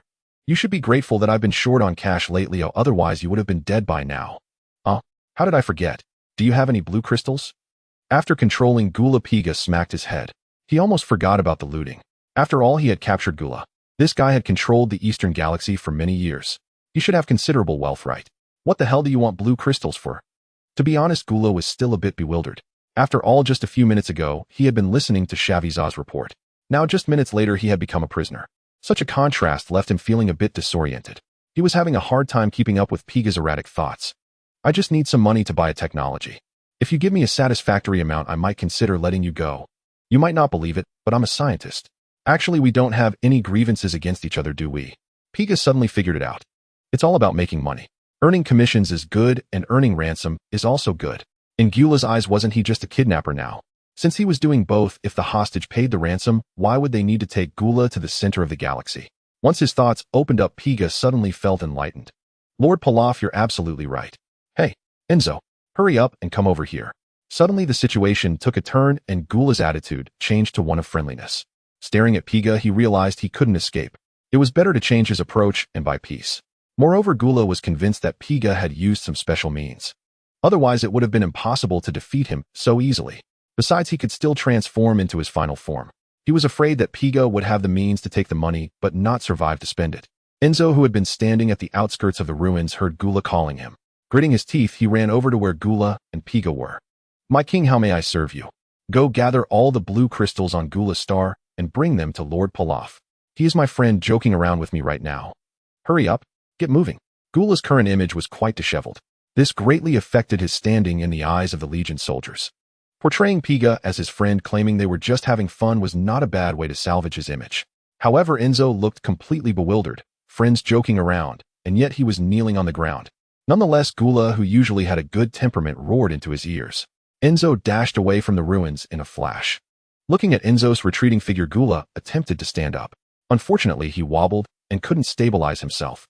With a thud, he fell to the ground again. Forget it. I'll let you off this time. Open your mouth. Seeing Gula struggling to stand, Piga walked up to him and pried open his jaw. He tossed in a senzu bean and immediately exclaimed, "This is my last life-saving treasure. I charge for it." After swallowing a senzu bean, Gula's eyes were filled with astonishment. He never expected that such a small thing could instantly heal his injuries and restore his energy to its peak. Unfortunately, he was still wearing the deadly collar around his neck. Otherwise, he could have ambushed that arrogant, conceited, ignorant idiot Pilaf right now. Gula's eyes flickered as he imagined Pilaf crying out to him as daddy later. As he fantasized about this happy scene, a cruel smile crept onto Gula's lips. An hour later, just as Piga's patience was about to wear thin, dozens of small spacecraft landed on the ruins one after another. Enzo jumped down from one of them and ran to Gula's side to report. King Gula, here are all the reserves of blue crystals on Gula's star, totaling 75 tons. You might not be able to take all of this at once, my lord. The considerate Enzo turned around to ask the kidnapper Pilaf. Piga smiled at this serious worker. He took out a universal capsule from the system space. Click. After pressing the button, Piga casually tossed it onto the ground in front of the spacecraft. This is a warehouse. Oh, just have someone move the blue crystals inside. What are you looking at? It's perfectly normal that you country bumpkins haven't seen such a high-tech product. The universal capsule had not yet been popularized in the universe. Piga heard Bulma mention that she wanted to collaborate with the Galactic Patrol Organization to sell universal capsules at the center of the galaxy. This was a matter for their company, and Piga couldn't be bothered to meddle. However, throwing it in front of Gula and Enzo surprised these two, who had never seen spatial technology. After being reprimanded by Piga, they both lowered their heads and stopped looking. Before long, the 75 tons of blue crystals were gathered. Piga put the universal capsule away and directly tossed it back into the system space. Before Gula could say anything, Piga had already walked over to remove the collar. Piga has always conducted business with integrity. I never expected you to be so trustworthy. A crackling sound came from Gula's neck as he twisted it. Just moments ago, with the collar on, Gula dared not move recklessly. His neck had been stiff for 1 or 2 hours. Now freed, his bones emitted a series of crisp sounds. Of course, this king has always been like this. TSK tisk Gula, I see a fierce fighting spirit in your eyes. If you lose again, I might just use you to exchange for a reward. The freed Gula's scarlet eyes glinted with hatred. Pig knew that this guy still had a trump card left to play. Casually teasing Gula, Pig showed no regard for him. Gula was somewhat taken aback by Pig's attitude. Oh. You know I intend to deal with you, and yet you still let me go. Do you look down on me, you bastard? The muscles on Pig's nose bunched together, veins bulging on his forehead. Gula directly exploded with rage due to Pig's attitude. You will regret this. Huh. Clenching his fists and bending his arms, Gula's aura surged dramatically. Originally resembling Frieza's final form, his body began to undergo a rapid transformation. After the transformation, his body expanded significantly. Simultaneously, he became even more robust. For horns extended backward from his head. His mouth was protected by a mask, and his eyes turned into red pupils, disappearing. His shoulders jutted out like a chest plate, and 2 horns grew from his back. His arms developed protrusions resembling blades. Gula's final form bore some resemblance to Cell's first form. Like Frieza, Gula was also a mutant of the Ice Demon clan. He too possessed the ability to transform and suppress combat power. As the elder brother, Gula had another transformation available. This secret of Gula's was known to only a few in the 7th universe. Pig, as a time traveler, naturally knew Gula's details. Pressing a button on the detector, the combat power values were displayed. Wow. Impressive. Gula, your combat power has risen from 150 million to 500 million. You are far stronger than Frieza. I almost can't bear to use you for a reward. A mocking expression appeared on his face. Pig sarcastically teased Gula. Damn it. I will kill you. Gula's character was not much better than Frieza. Constantly mocked by Pig, he had long surpassed his threshold for tolerance. With all his power unleashed, Gula raised his hands above his head, and a golden energy sphere suddenly appeared. This was one of Gula's ultimate moves, Supernova. Holy crap. Big brother. Is this your planet? Are you out of your mind? Without transforming into a Super Saiyan, Pig merely executed a 5-fold Kaioken. His combat power matched Gula's. He had originally intended to play around with Gula. Yet unexpectedly, this guy directly unleashed his ultimate move. Oomph. Die, you damned Pilaf. Gula could survive in a space environment. He did not care if the planet was his own. As long as the enemy was dead, no matter how strong they were in life, dead was dead. After cursing Pilaf, Gula hurled the supernova towards the ground. This madman. Alright, let me try out my newly devised move. Annihilation. Pig had learned the spirit control technique. His mastery over the internal energy had reached an extraordinary level. For the past 2 months, Pig had not managed to learn any powerful techniques. Even with Vegeta's talent, he still hadn't mastered the ultimate flash. Talent is merely talent. Techniques still require personal comprehension. And this move, Annihilation, was developed by Pig. This technique was modeled after the god of destruction, Beerus' divine technique, Destruction. The purpose was the same, to eliminate the target. However, there were distinctions. Essentially, Beerus utilized divine energy to activate his divine technique, whereas Pig used his own energy to execute the Annihilation move. In terms of power, Pig, with only 5 billion combat power, certainly could not compare with the god of destruction. Visually, they were also different. Destruction was a deep purple energy sphere. Annihilation, on the other hand, was a light blue energy sphere. Pig extended his hand and shot a tennis ball-sized Annihilation ball at the golden supernova. As a result, that imposing supernova directly shattered in midair. Ultimately, it completely disappeared into the sky as if it had never existed. This is impossible. The stunned Gula looked at Pig in disbelief. Pig, on the other hand, casually scratched his ear, showing no signs of panic. There's nothing impossible. There are heavens beyond heavens and people beyond people. Gula, your combat power is merely 500 million. There's nothing to be proud of here. Now that this king has had enough fun, I offer you 2 choices. First, resist stubbornly and get captured by me, spending the rest of your life in prison. Second, submit to me and manage the Eastern Galaxy for me, and in the future you will need to pay me 30% of your income. How to choose, it's up to you. 3, 2, 1. I choose 2. Pig was just counting casually. Counting to 1, Gula went through a complex inner struggle, ultimately deciding to temporarily submit to Pig. Congratulations, Gula. I will send someone to supervise shortly. Here's a piece of advice. Stay within your limits. Pig did not take action to kill Gula. If he killed Gula, the Eastern Galaxy would likely fall into chaos. In reality, he had no spare time to come and quell the rebellion or manage the Eastern Galaxy, keeping Gula as a watchdog for himself. Only taking 30% in taxes, Pig thought this deal was quite good. Even if Gula became stronger in the future, he would only reach the level of Golden Frieza. With a life simulator, Pig did not care how strong Gula would become. Yes, King Pilaf, I will definitely treat the envoy you send well. The tactful Gula had become extremely humble. Pig did not mind whether what he said was true or false. He would just send an intelligent robot. Pig figured he would have no choice in this arrangement. Then we shall meet again. After saying this, Pig directly vanished from the spot. It was as if he had appeared suddenly. As for the still unconscious Frieza in the ruins, Pig did not take him away. After all, strictly speaking, these 3 fools counted as working for him. Whoosh. Pig's figure appeared next to Xiao Wu. King Pilaf, you're back. Xiao Wu clasped her hands together, exclaiming in surprise. Ashu, we're heading back to Chaco Planet. Hehehe. Artificial gravity technology, here I come. Pig chuckled, beginning to envision the scene of partying in the space city. 5 days later, in the year 753 of the AG era, on August 21 SD, Pig and the others returned to Chaco Planet. This is the technology with ID AKSJDA 123 JAD 21 that you purchased.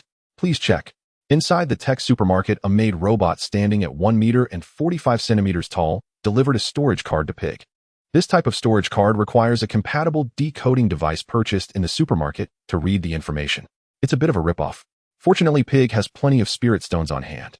In the universe, the purchasing power for 1 gram of spirit stone is astonishing. It is even comparable to the purchasing power of 10 million Sony units on Earth. Now Pig possesses 75 tons of spirit stones, enough for him to indulge once. He plans to acquire the most crucial artificial gravity technology. Bulma casually extracted the information from the storage card. Pilaf, I have some bad news for you. Frowning Bulma did not care whether Pig was willing to listen. She spoke directly. Your previous work seems to have been a copy. Don't you think this artificial gravity technology is very similar to the gravity training room you developed yourself?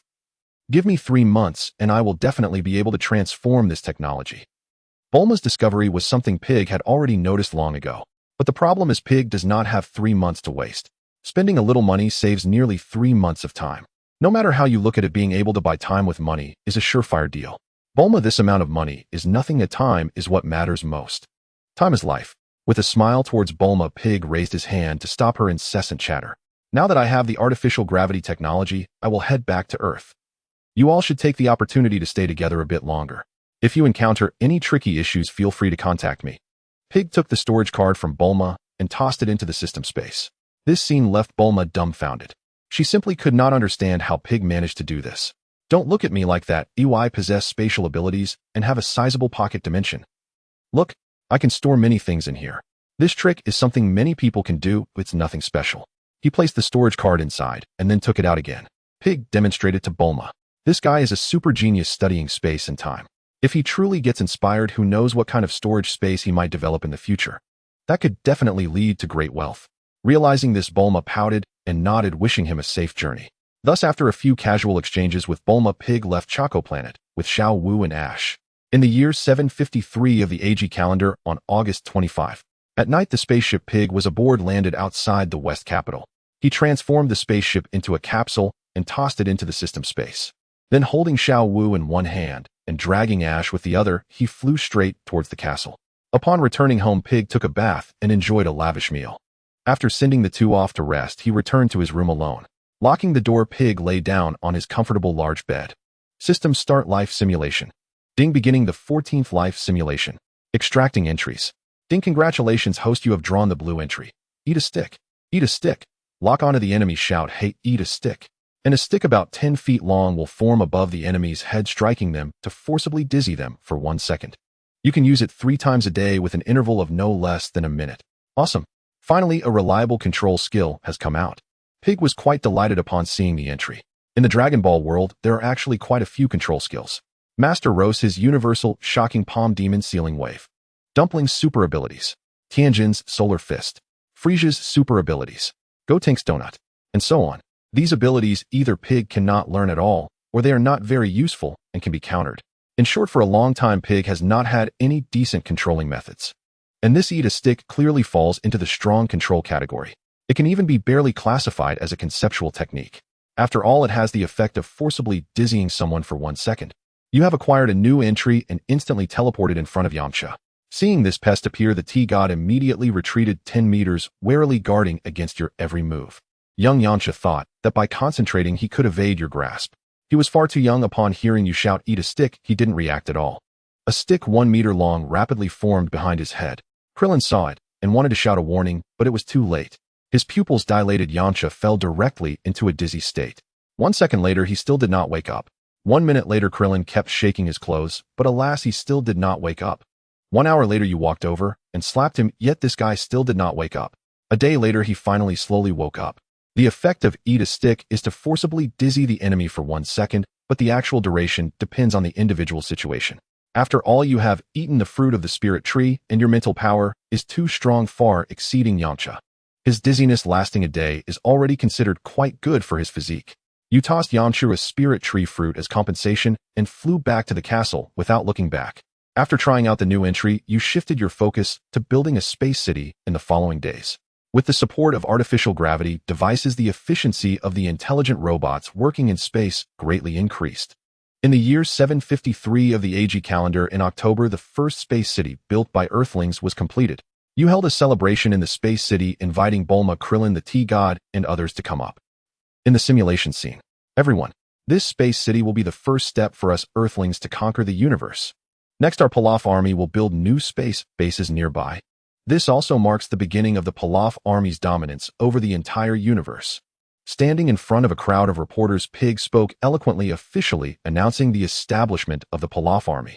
Unlike any army on Earth, the headquarters of the Pilaf army is not located on Earth at all. Currently, the Pilaf army only has a group of intelligent robots controlling mining ships busy at work. In reality, establishing a cosmic army is no easy task. It is all built up little by little.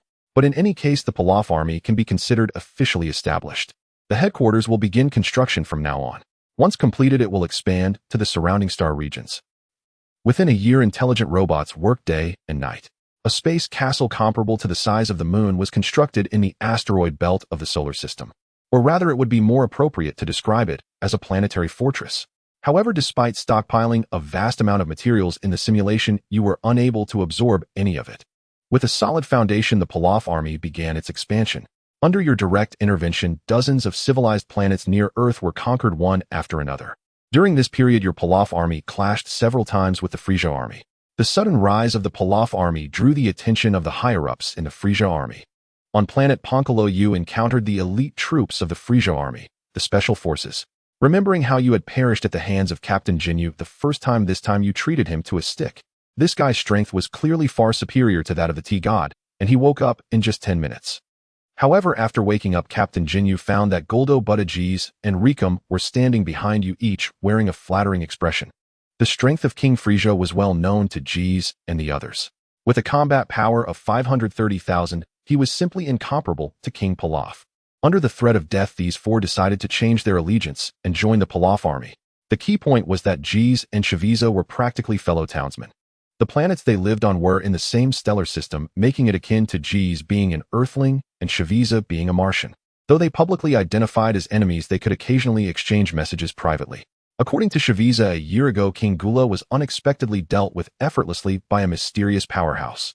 That powerhouse's name was Pilaf. Over the past year, an outrageously ugly intelligent robot came to collect taxes. King Gula surprisingly treated an intelligent robot very courteously. This news reached Jeez's ears, and he thought it was just Shaviza losing his mind.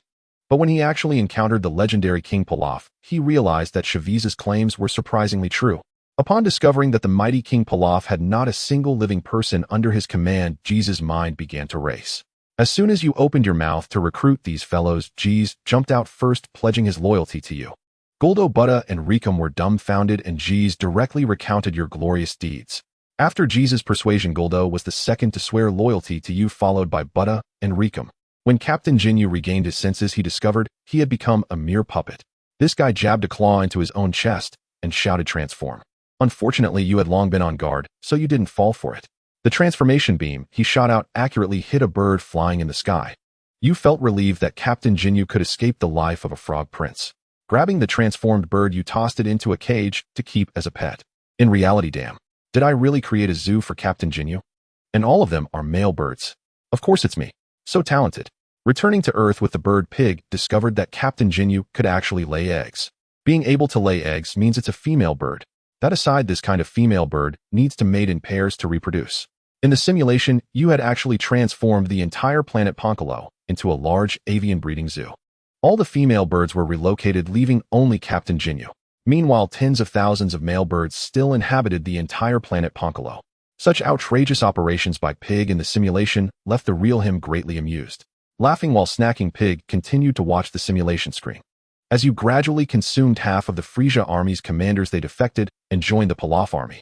You were not interested in justice. Instead, you were highly focused on dominating the universe. In terms of personal ethics, you were quite principled, But in terms of righteousness, there was undoubtedly little difference between you and Frieza. At the very least, when you first met Frieza at the edge of the solar system, he thought so. In merely 6 months, you had swallowed half of the Frieza army's territory. Sensing trouble, Frieza directly led his remaining forces, including Zebon Dodoria and Vegeta, to invade Earth. After 6 months of investigation, it had been confirmed that Earth was indeed King Pilaf's hometown. This time, Frieza gathered the remaining army to engage you in a decisive battle. The North Galaxy is vast enough for ambitious individuals to make their mark here. The North Galaxy is too small to accommodate both you and Frieza at the same time. In the solar system, Pilaf's artificial star. Crack, crack, crack. Oh ho ho ho. I didn't expect Lord Pilaf to be so hospitable. Pig walked ahead of Frieza, inviting him to tour his lair. The bold and skilled King Frieza had no reason to refuse. Hearing his sarcastic remarks, Pig shrugged it off. Your brother Gula is my subordinate, and you are also considered a family member of my troops, so naturally, I will not turn you away. Shut up. Don't mention that useless Gula. He is the disgrace of our family. If you mention him again, I will blow your damn tin planet to smithereens. Frieza, who had a short temper, instantly turned red. As the Emperor of the Universe, Frieza valued different things than Pig. Pig was focused on making money and gaining benefits. Frieza pursued the sense of achievement from having all beings groveling at his feet. Ants should kneel on the ground and pay homage to dinosaurs. Isn't that so? Now a slightly stronger ant actually dared to provoke him. Frieza acted in an instant. True to his word, a planet-destroying energy bomb formed at his fingertips. And then nothing more happened. Annihilate. Pig pointed, and the basketball-sized planet-destroying bomb directly dissipated at Frieza's fingertip. Gula, having suffered a setback, naturally wouldn't describe the process in detail to Frieza. Frieza had no idea what Pig's abilities were. Damn it, I'll let you know my power. Huh. A violent explosion created a massive hollow within 100 meters around the two. However, in the eyes of Pai Gu, this loss was trivial. In 1 or 2 hours, the intelligent robots would restore everything to its original state. Chuckling as the smoke gradually dissipated, Frieza's final form made its grand entrance. Oh ho ho ho. Thank you for your patience, Master Pilaf. Do you feel fear? My current combat power is worlds apart from what it used to be. With arms outstretched, he hovered in midair. A smug smile lingered at the corners of his mouth. Before a fight, Frieza always enjoyed showing off. What awaited him was a beam of death. Swish! It pierced directly through Frieza's heart. Frieza looked at his chest in disbelief, then lifted his gaze to Pai Gu, who had raised his hand. Despite his heart being shattered, his tenacious life force kept him alive, although he had lost his combat ability.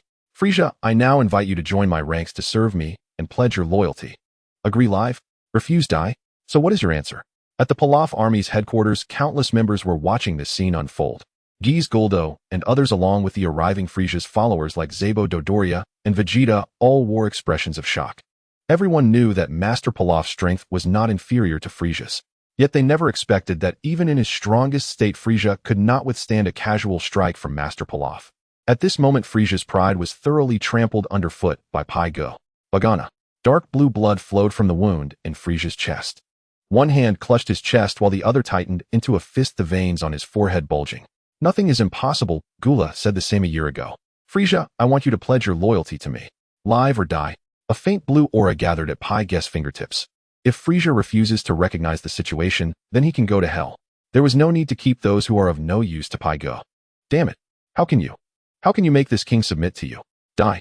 Dragging his heavily injured body, Frieza charged towards Pai Gu with all his might. Take this. Strangle. Softly uttering the incantation, a 1-meter-long Rui staff appeared out of thin air behind Frieza's head. The king didn't even have a chance to react before being knocked unconscious. The Force Days effect lasted for 3 seconds. Pai Gu's next move followed closely. Dozens of palm-sized chi blade slashes appeared around Frieza's body. With a wave of his hand, Pai Gu sent these aura-formed blades, slicing Frieza into a bloody pulp. Boom. Not recognizing the situation. Muttering to himself, Pai Gu waved his palm, unleashing a torrent of energy. Every single cell of Frieza vanished into the universe. You have defeated Frieza. Half a month later, Gula arrived at Planet Pilaf with King Cold and gifts to congratulate you. This battle allowed you to fully take over Frieza's army. From this moment on, your name echoed throughout the universe. The Pilaf army differed from Frieza's army in the real estate business. Your main project was to profit by having Pai fight on your behalf. In the days that followed, you were extremely busy, either wandering through the universe or hiding in the gravity training room to cultivate. In the year 756 of the Age of Earth, the world held the first martial arts tournament. You attended the event and watched the battle between Goku and Piccolo for a while. After their grudges were settled, you appeared to take Piccolo away while Goku returned to marry and start a family. In the year 759 of the age, you appeared before Goku and asked him if there was a good place that could make him stronger. The result was obvious. You tricked Goku into joining the Pilaf army. The order in the 7th universe began to stabilize, and you resolved to find a method for divine cultivation. Directly approaching Beerus was unreliable. You planned to seek out the North Kai, who liked to act as a mentor. In the simulated scene, hello, Lord North Kai. Pai Ge, dressed in combat gear, appeared on the Kai planet. Seeing the North Kai wearing small sunglasses, Pai Ge greeted him. Oh, so it's the famous Master Pilaf from the North Galaxy. What brings you here? The North Kai's combat power was not strong. If it came to sensing energy, Pai Ge couldn't distinguish him at all. However, the North Kai's divine aura was exceptionally strong. At the very least, he was considered a powerful deity within the entire 7th universe. After searching for the South Kai and East Kai in vain, Pai Ge finally found the North Kai. Unexpectedly, he was recognized as soon as he appeared. Lord Kai, I want to become a deity. Pai Ge was straightforward and did not beat around the bush. The North Kai pondered for a moment before stating the conditions. A deity? That's not impossible, but you need to make me laugh. I must warn you, my sense of humor is very high. The North Kai beamed with pride, as this test had stumped many. Lord Kai, do you know what happens when a shark eats a green bean? Pai Ge grinned and posed the question to the North Kai. The North Kai frowned, pondering for a while, and eventually blushed. What is it? Green bean shark. With a flip of his hand, he took out a bowl of mung bean paste from the system space and handed it directly to the North Kai. The North Kai was taken aback for a moment, then tasted the mung bean paste, laughing heartily. Ha ha ha, mung bean paste, green bean shark. Damn it, are you a comedy master? Alright, you passed the test, but becoming a deity is very difficult. You need to be mentally prepared. In recent years, the North Kai had fewer and fewer worries. The North Galaxy under his jurisdiction was very harmonious. The Pilaf army replaced Frieza's army. The North Kai initially thought there would be bloodshed. However, he didn't expect that although Master Pilaf was not a good person, he was a principled rogue. Sometimes a good person who merely causes chaos can be more harmful to the universe than a rule-abiding villain. In the eyes of deities, good and evil do not matter. Thus, when Pai Ge made a request to the North Kai, he did not refuse immediately. Master Pilaf, what do you think is the biggest difference between gods and humans? The North Kai posed this question, causing Pai Ge to fall into deep thought. In reality, he had also been contemplating this question. Undoubtedly, in the world of Dragon Ball, gods are not omnipotent. The vast majority of deities are cultivated from ordinary humans or beings. But unlike the vast majority of cultivators in the universe, deities cultivate divine power, also known as divine aura. After much thought, Pai Ge concluded that this must be the biggest difference between gods and humans. In the simulated scene, Pai Ge, after deep contemplation, expressed his views. Lord King of the North, I believe the greatest difference between gods and humans lies in the power they wield. This answer did not satisfy the North King.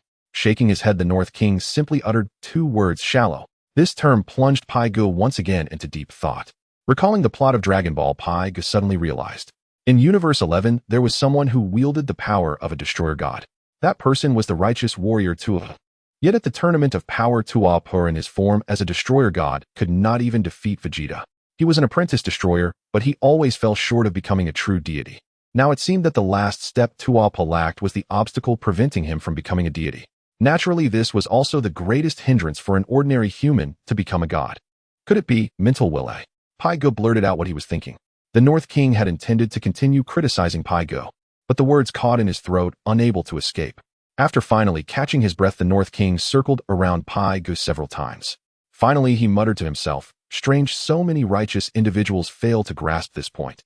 How peculiar that you could comprehend it by yourself. In truth, Pai Ge had not entirely come to this understanding on his own. It was his knowledge of the plot's history. Pai Ge naturally knew a few secrets about the gods.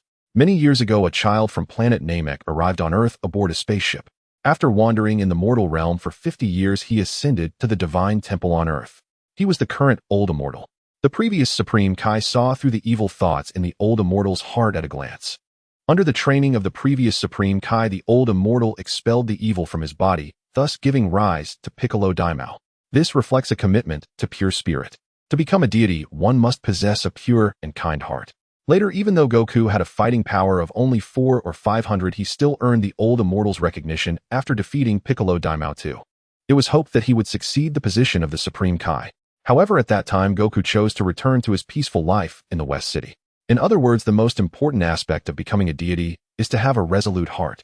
Either that or extreme kindness. Just like little Goku, who possessed a pure soul. Or extreme evil. just like how Beerus described himself while training Vegeta. Before he became a deity, Beerus was able to become a destroyer god. The most crucial point was that his heart was filled only with destruction. Even if the King of Heaven came, he would not be afraid. In summary, it all boiled down to maintaining a pure intent, either extreme goodness or extreme evil. Those who are extremely good, like future Trunks, eventually became the Apprentice Supreme Kai, possessing the divine power unique to the Supreme Kai. He could perform Jebet's healing technique. Conversely, we have Tuapa, who pursued righteousness yet possessed the power of a destroyer god. As Vegeta would say, how could someone who could give up their own beliefs possibly be his opponent? To reach the extreme, one must possess incredibly strong mental will. Very well, since you can clearly grasp this point, I am at ease. Aside from having a steadfast will, the most important aspect of being a deity is to comprehend the essence of the cosmic laws. This question is a bit abstract. Let me explain it to you step by step. To become a deity, mental will is the premise and foundation. Mastering the true meaning of cosmic laws is the key.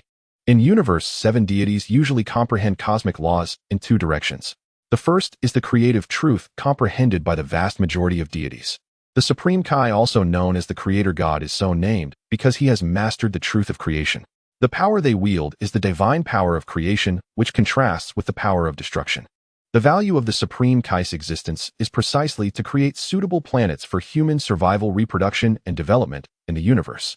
This includes the gods on Earth, the Cat God, the King of Hell, the minor spirits, as well as the King Kai and the Grand Kai, all of whom belong to the system of cultivating the divine power of creation. Apart from the Supreme Kai, there is another way of cultivation, which is the training method of the Destroyer God. The North King believes you are suited for the path of becoming a Destroyer God. However, it is a pity that he does not know how to cultivate the power of the Destroyer God. Thus, this journey to King Kai's planet leaves you empty-handed. You are not discouraged because you have roughly grasped the method of cultivating divine energy. In Whis words, it means constantly honing your body to withstand divine energy. You decide to crazily train your body before Beerus awakens. Your current body is already that of a scion with a constitution far surpassing that of Earthlings. In the following days, you kept yourself locked in the gravity training room. In the year 764 of the age, Trunks from the future appeared on Earth. Upon sensing his arrival, you directly appeared before him. In the simulated scene, who are you? Big T looked at Pai Gu with a wary expression. Trunks felt no hint of threat from him, yet he had suddenly appeared right before his eyes. This could only mean that this guy was incredibly powerful. Powerful to the point where he was beyond Trunks' perception. You must be Trunks from the future, right? I guess your purpose in coming here is to warn us that the android crisis is approaching, right? I think you are overthinking it. For certain reasons, the history of my timeline has already changed. Rest assured, your mother Bulma is still with Vegeta. The androids are no big deal. Number 17 is currently fighting in the finals against the champion, and you can watch the live broadcast where they came back from a 3-game deficit. Number 18 is with little bald Krillin. Oh, honestly, I can't figure out why. If you're not in a hurry, you can stay for a while, and either I or Vegeta can train you. This way the androids in your timeline won't be a crisis. Oh, and there's a monster called Cell. Oh, he's not much of a problem either. Pai Gu rambled on as soon as they met. Moreover, he took out a smartphone. On the screen, number 17 was operating with great skill. Trunks stared in astonishment. Over the years, Pai Gu had not been idle. Knowing about the android crisis, he simply resolved it along the way. As Pai guessed, subordinate Vegeta had no authority to command him whether or not to use the Dragon Balls to locate Dr. Gero's laboratory. Even though Vegeta had already transformed into Super Saiyan 2, it didn't matter. Trunks, as Piga wished, settled down. He traveled from the ruins and devastation of the future to the vibrant modern era. At first, he struggled to adapt. However, with Piga, Vegeta, and Goku taking turns training him, he quickly acclimated to his new life. In the gravity training room, Trunks confusedly asked Piga, "Uncle Pilaf, why do you only have me train the basics?" Under 300 times gravity, he had to complete 3,000 push-ups, 3,000 pull-ups, and 3,000 sit-ups each day to finish his training. For him, this was nothing short of torture. But Piga paid no heed to his complaints. During this time, Goku had been sparring with Trunks. He couldn't really teach him anything useful. Vegeta used training as an excuse to bully Trunks. Only Piga genuinely cared for Trunks' well-being. Only with a solid foundation can limitless possibilities arise. Trunks, when you return to Earth, eliminate those android siblings first, then deal with Cell. Furthermore, you'll encounter many troubles, such as Babidi Deborah and Majin Buu. Besides those guys, you also have one more thing to do. Piga handed Trunks the blueprints for a super-speed spaceship. Since time and space were already in chaos, why not make it even more chaotic? When Trunks returned to the future, he could use the spaceship to travel to planet Higo in the West Galaxy. There he would find a set of Dragon Balls created by Manit. With those Dragon Balls, he could wish for the exact location of the new Namek. Then he could visit Namek again to request the revival of Vegeta, Gohan, Piccolo, and others. As for the Goku from that timeline, he died of a heart disease, so he couldn't be revived. But with Vegeta, Gohan, and others, at least Trunks wouldn't be alone anymore.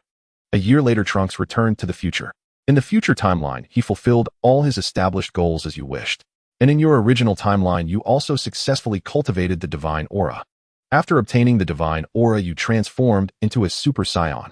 Originally, you thought you would transform into a Super Saiyan God, but it turned out otherwise. After your transformation, your aura manifested a light wynard color somewhat resembling the Super Saiyan Rose form of Black Goku. The only difference is that Black Goku was originally Zamasu the Supreme Kai, and he transformed into a Super Saiyan with Divine Aura, using his divine mental power. As for you, you have only a trace of Divine Aura, and your mental power is not at the level of Zamasu's Supreme Kai, hence it's a simplified version. In terms of mental strength, you should have surpassed the level of Earth's Kai, being close to King Yama, but you are still far from reaching the same level as the Supreme Kai.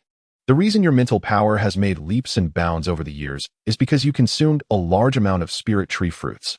These are fruits that only gods are qualified to consume, and eating them increases mental power. After consuming hundreds of them, you finally stepped into the threshold of divine status in terms of mental power. Without a doubt, you are a self-taught genius. And thus many years passed, your strength steadily increased, but the rate of improvement was not fast. In the year 778 of the A.D., on August 18th, at Bulma's 38th birthday party, two unexpected guests appeared before you. In the simulated scene, "Kid, you're quite interesting," Beerus said, intimidating Vegeta on the deck beside the cruise ship. Piga felt the presence of the God of Destruction and appeared before Beerus. "God of Destruction, Beerus, it's been a while." With a casual wave, he infused divine energy into Vegeta's body. Piga sensed a pure destructive power. Using his not so mature divine aura, he gradually drained the destructive power. After 2 breaths, Piga finally exhaled while Vegeta instantly jumped up from the deck. Hearing the commotion, Goku, Piccolo, and others rushed over. Before arriving on Earth this time, Beerus did not seek out the North Kai. Because history had changed too much, Goku had not trained on King Kai's planet. After all, Piga had gifted him a gravity training room. It was much more comfortable than training on King Kai's planet. At least Shishi wouldn't complain about her husband always disappearing. As a result, Beerus had a terrible impression of Earthlings. After all, no one had ever dared to defy him. "Knowing who I am, how dare you defy me?" Beerus asked Piga in a low voice with a grim face. Piga knew Beerus too well. He was just a gluttonous cat. Moreover, to be precise, Piga was also a god, albeit of a lower rank. He had no intention of flattering Beerus with a subservient attitude. "I am Pilaf. Although I am not a god of Earth, I am still a god. If I don't comply with your wishes, Beerus, and that offends you, then I have nothing to say." Piga spread his hands, addressing Beerus without any honorifics. This made the veins on the cat's forehead bulge. "With your level of power, you dare to be arrogant in front of me. Your proud strength is insignificant before me." Hakite. The destructive power surged forth, and a destructive energy sphere rushed towards Piga, blocking the divine technique. Destruction with his hand, Piga directly experienced the might of the god of destruction. Unlike other energies, this energy possessed a strong devouring power. The divine aura within him, which wasn't much, was being rapidly disintegrated by it. This left Piga astonished. "How can this destruction deplete my divine aura?" Fool. Beerus scoffed dismissively, but didn't explain the reason. The power of destruction can dissolve any material in the universe, and naturally divine aura is included. Your proud divine aura is insignificant before Beerus, and he can easily destroy it permanently. To directly erase you would be less satisfying than watching you fall from a god to a mortal. Beerus wants to see you despair little by little until your spirit breaks, and you become immortal. But you are far from as strong as he thinks. Before your divine aura is completely depleted, you unleash a move to stun Beerus for a brief moment, and you choose to self-destruct. You died. Simulation ended. Overall rating B. You can choose 2 rewards from the following options. Option 1, blue text. Eat it. Consume 1 million universe energy to exchange. Option 2, standard battle power 7 billion points. Consume 700 million universe energy to exchange. Option 3, divine aura 10 points. Consume 1 billion universe energy to exchange. Option 4, 1000 times gravity training room. Consume 100 universe energy to exchange. What a big fool. Why provoke the god of destruction for no reason? Even if he did provoke him, why threaten him with the life of the king of the realm? Damn, it's always like this. Can't I just get it all at once? Looking at the system options before him, Pai-Go was speechless. As soon as he entered the simulation, it felt as if he had been possessed. He didn't know how to be cautious when it was time to be steady. All he knew was to indulge recklessly. Looking at the 4 options before him, Pygo fell into a dilemma once again. The first option, take a hit from me. Even Beerus would be stunned for a moment. This method should not be underestimated. Although it was merely a blue attribute, if used at the right moment, it would yield unexpected results. The second option had a base combat power of 7 billion. Moreover, once transformed into a Super Saiyan, the combat power would surge to 350 billion. What does this mean? Even the Super Saiyan form of Dog Kong might not compare to his Super Saiyan 1. The third option was a Divine Aura worth 10 points. Just 10 points of Divine Aura required 1 billion cosmic energy. The price alone reflected its value. This option was a must for Pygo. As for the fourth option, it seemed like it was just for show. It could basically be disregarded. A gravity training room with 1,000 times the gravity was indeed useful for training. But with Pilaf's research capabilities, he could still create it himself. The dilemma lay primarily between options 1 and 2, having to choose one of the two. Combat power, no rush. System, I choose 1 and 3. Insufficient cosmic energy exchange failed. As soon as Pygo spoke, the system alerted him of insufficient cosmic energy. Upon checking, he found that he was short 100 million points of cosmic energy. No wonder he couldn't exchange. However, there were all kinds of materials piled up at the temporary space docking port. Pygo only needed to go over once to absorb enough cosmic energy. Forget it, I won't trouble Xiao Wu and the others, I'll just go myself. Pygo initially thought of bringing Xiao Wu and Ashura along. After considering their exhaustion from all the running around, he decided against it. He flew out of the castle through the window and boarded a small spaceship on the castle's landing pad. With the maturation of ultra-fast spaceship technology, the Pilaf Technology Group produced various models of spaceships for different purposes. Piloting the spaceship, Pygo arrived at the space docking port in half a minute. With the help of intelligent management robots, he quickly collected all the materials. These materials were all stored in a universal capsule. He returned to Earth in the spaceship. Finding a barren land, Pygo took out and absorbed the materials one by one. By the time dawn broke, Pygo had absorbed over 100 billion cosmic energy. System exchange options 1 and 3. Selection confirmed, rewards distributed. The moment Pygo finished speaking, he grasped the ability, take a hit from me. Simultaneously, a trace of divine aura appeared within his body. Unlike martial artists who were filled with chi, this trace of divine aura within Pygo was concealed within his mind. With just this little divine aura, after experiencing it, Pygo realized it couldn't even compare to the cat immortal. However, this was indeed a good start. After feeling it, Pygo thought for a moment and said to the air, I want to upgrade the system. This will consume 10 billion points of cosmic energy. System upgrade, consuming 10 billion points of cosmic energy. Confirm. Yes, no, yes. Ding. Consuming 10 billion points of cosmic energy. System upgrade. Current system level 4. Ding. Congratulations, host, you have gained a rainbow attribute. Ding. Congratulations, host, the probability of attribute extraction has increased. Note: white attribute 5030, green attribute 2835, blue attribute 1825, purple attribute 367, 2 golden attribute 0, 42 rainbow attribute 008. Ding. Congratulations, host, the system space side length has increased from 10 meters to 30 meters. Ding. Congratulations, host, the cosmic energy consumption for reward exchange has decreased by 20. Ding. Congratulations, host, the cumulative limit for simulation attempts has increased from 5 to 10. Ding. Congratulations, host, fast simulation mode has been enabled. Note: 1. Fast simulation mode will omit the simulation process, directly acquiring options. The system's alert sounded like a swarm of bees incessantly buzzing. This upgrade consumed a total of 10 billion cosmic energy from Pygo. The results were also gratifying. First, a rainbow attribute appeared. The golden legend was no longer enough, and yet he produced a rainbow one. Pygo couldn't imagine how terrifying the rainbow attribute would be. However, the probability of drawing it was indeed too low. Given his luck, it would be difficult to draw it in a short time. Next, all aspects had been enhanced. The system space was getting larger. The exchange consumption decreased by 20. The limit for storing simulation attempts was raised to 10. This way, the time available for Pygo to operate in reality was also significantly increased. Finally, the fast mode began. The advantage is that it saves Pygo a lot of time. The downside is that he loses the opportunity to understand the Dragon Ball world in the simulation. There are both joys and sorrows. The 10 billion spent was still worth it, and a smile graced Pygo's face. System, let me check my panel. Ding. Life Simulator LV. For host Pilaf, Pygo. Race Scion, lower class warrior. Age 37 years to 1 years. Lifespan limit 720 years. Combat power 100 million points. Divine aura 10 points. Cosmic energy 97. 6 billion points. Remaining simulation attempts 5. Attributes Vegeta's talent strengthening, at home Comet Star Krillin's talent loyal, I take a hit for me etc. Martial arts flight technique aura mastery energy blast death beam king's fist spirit control technique divine aura, sensing etc. Items resurrection card, X1. With the unlocking of the divine aura several items were added to the panel. After Pai Gu reviewed it, he understood and closed the system panel. Organizing his thoughts he again addressed the air, system simulate quickly once. Ding the 15th simulation starts. Extracting attributes. Ding congratulations host you have drawn a golden attribute, Snail Battle Royale. Note as the simulation begins a snail will appear within 100 meters of the host every day. The snail can survive in any environment. Upon touching the host will die instantly. Simulation begins. Accelerating. You died. The 15th life simulation has ended. Option 1 Golden Entry Snail Battle Royale consumes 10 million points of cosmic energy. Option 2 Normal Combat Power 100 million consumes 10.01 million points of cosmic energy. Option 3 Pilaf's Diary consumes 10 points of cosmic energy.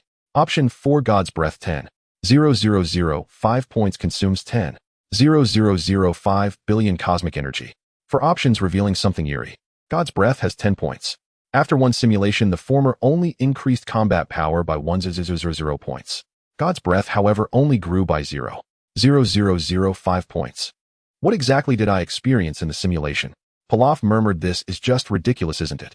Is this a snail? Pilaf's Diary. Forget it I'll just consider this a wasted opportunity.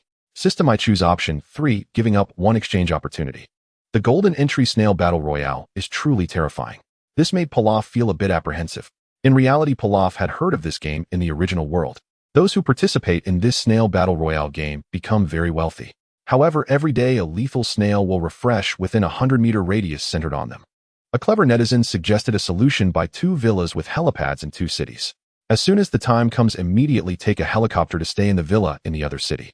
This way one will never be touched by the snail. Of course, there is also a very special situation that can occur the snail just happens to refresh on someone's face. The probability of this happening is minuscule. It's almost negligible. Yet the golden entry in this Snail Battle Royale did not give Pilaf any benefits. With no benefits and constant anxiety, this is not a golden entry at all, it's simply a life-threatening entry. As for options 2 and 4 choosing them would be equivalent to wasting cosmic energy. After much thought Pilaf had no choice but to choose the third option Pilaf's Diary. Option confirmed reward has been issued. A thick diary fell before Pilaf. He picked it up blew off the dust on it and began to flip through. Year 753 of the era of i.e. August 26. For some reason a voice in my head tells me that a snail is chasing me. To be fair I Pilaf am a scientist and am quite interested in such supernatural phenomena. I looked around and indeed found a shiny golden snail. I have heard others say about this game that as long as you aren't touched by the snail, everything will be fine. But the problem is this snail can actually use flight skills. Damn it I teleported to Gula just in time to barely escape that snail's chase. On Earth I first teleported to the Immortal, but that guy chased me in less than 3 minutes. It has mastered high-speed flight, and it seems its stamina never wanes. I decided to record its characteristics, it's too interesting. Year 753 of the era of i.e. August 27. At midnight, I deliberately held off on sleeping. Sure enough, that snail appeared 30 meters away from me. Just as I realized it, this thing actually unleashed a death beam at me. This isn't scientific. Can it replicate my abilities? Year 753 of the era of i.e. August 31. This is already the 6th day of my escape. Today, it appeared 90 meters away from me. I calmly teleported away from Earth planning to go to the planet Gula for a good rest. I'm too tired. Damn it. It actually chased me. It learned to teleport. Damn it, even learned to strangle. The diary content abruptly ends here. As expected of me, I actually prepared such a thick diary. But I only used 6 pages. Pilaf sighed deeply, yet the lingering fear remained in his heart. Fortunately, I didn't exchange that cursed entry. However, this is too illogical. Logically, the entries provided by the system should not include any useless ones. Suddenly coming up with such a bizarre entry made Pilaf restless. After much thought, Pilaf asked system, can I still use the simulation resurrection card for the 15th life simulation? Would you like to use the simulation resurrection card? Note after use life simulation will proceed normally and no further exchanges can be made. Yes, no, yes. 1 simulation resurrection card consumed simulation continues. You who have been resurrected find yourself on the planet Gula. You know the snail that has learned to teleport will continuously chase you. Either suppress your aura to the lowest level, making it undetectable by the snail, or continue racing against the snail. Time is pressing, you chose to temporarily suppress your aura. Teleported back to Earth, you suppressed all your aura, your power, even less than a weak fighter. Just like that, you reverted to a 2-point linear life. Your frequent travels between the planet Gula and Earth have long aroused Gula's suspicion. 3 years later, Gula took action against you. Helpless, you had to teleport in front of Beerus. You hoped to divert the disaster and see if Lord Beerus had any solutions. In the simulation scene, Beerus was sound asleep, not paying attention to the golden snail. The golden snail also ignored the god of destruction. Instead, Whis looked at the golden snail with great interest. Oh my, I didn't expect the golden snail from the divine realm to appear in Universe 7. Ha ha ha, you really are lucky. Whis congratulated Pilaf, who had a sorrowful expression while dodging the golden snail's attacks. Little did he know Whis actually said he was lucky. Could it be annihilation? Pilaf had always been avoiding that golden snail. In Pilaf's habitual thinking, the snail was invincible. However, after Whis' reminder, he realized that this snail could merely survive in any environment. The system never said it was invincible. Once the annihilation was unleashed, the golden snail exploded on the spot. After the explosion, there was no scene of blood and guts flying everywhere. Instead, a large amount of golden aura surged from its body. This aura instantly locked onto Pilaf. With a whoosh, it all drilled into Pilaf's body. Pilaf fainted instantly. Whis, who had been standing by, wondered, strange, why is there so much divine power that this golden snail released? Although Mr. Whis was curious, he did not disturb you. At this moment, you had completely lost consciousness, yet a miraculous scene unfolded within your body. Countless golden light spots entered your body, continuously converging in your mind. The divine aura within you, which was originally scant, began to grow visibly. First, a fluorescent glow appeared reminiscent of a Super Saiyan's blue transformation, followed by a light blue divine aura that gradually deepened into blue. Then it gradually transformed into a deep blue. Finally, your divine aura turned into a faint purple. In terms of hue, it resembled the destructive power wielded by a god of destruction. The only difference was that the destructive power was surrounded by bright white ribbons, while your divine aura still glimmered with tiny spots of fluorescence. However, these fluorescents were denser than Vegeta's deep blue transformation. A golden shining snail had taken a significant step on your path to divinity. In reality, Pig was frantically slapping his own face. Why am I so timid? What a tremendous fortune. Just like that, it was all gone. Pig had been mocking the simulated version of himself in reality. This time he was overly cautious. If one thinks about it, how could a golden entry be a debuff? Unfortunately, the result deduced from the rewards was correct, but the truth was heart-wrenching. This time Pig had something to see, but nothing to eat. In the simulated scene, the divine aura within Pig grew denser, and its fluctuations became more pronounced. Such fluctuations naturally affected the slumbering Beerus. Hey, Whis, who is this guy?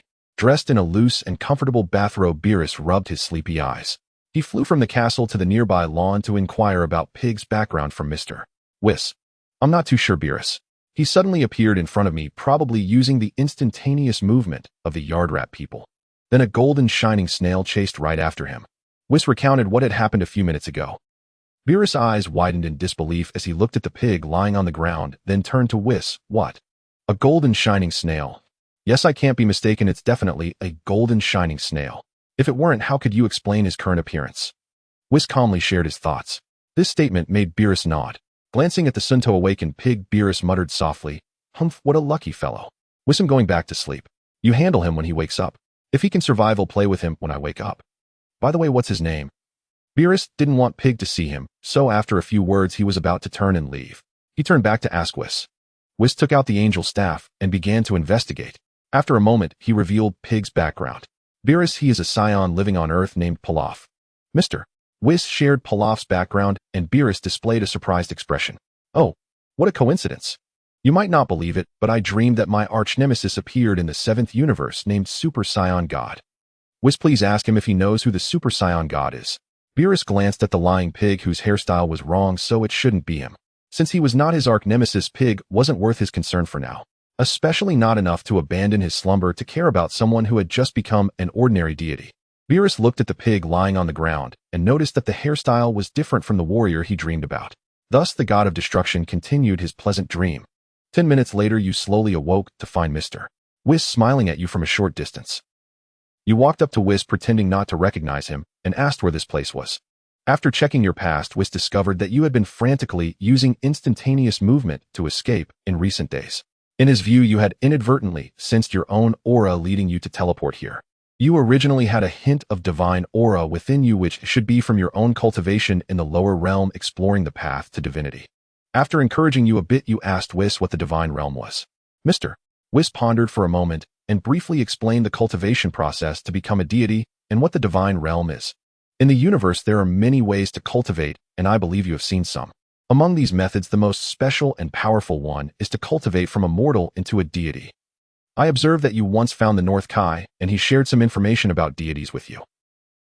However, his strength among deities is not particularly strong, and the information he shared was quite one-sided. Let me explain this properly to you. Mr. Whis, being a good teacher, held the staff in one hand, while keeping the other hand behind his back ready to enlighten Pig. In this world, there are 12 universes. The universe where Earth is located is the 7th universe. In fact, Pig already knew this, but he had to pretend to be surprised. After briefly explaining the situation of the 7th universe, Mr. Whis described the steps to becoming a deity. In simple terms, to become a deity, one must possess 3 key factors. First, one must have a strong mental power and physique along with a resolute will. Second, one must cultivate divine aura within. Third, one must be able to comprehend any cosmic truth. The first 2 must be possessed early in the cultivation process. The third point must be attained before one becomes a Kai. Generally, deities recognize each other's strength based on the divine aura they possess and the level of truth they comprehend. Sensing an opponent's aura means sensing the divine aura. It is the first step in cultivating to become a deity. If one cannot even sense the divine aura, it indicates that the cultivator hasn't even stepped through the threshold. Upon hearing this, Pig nodded.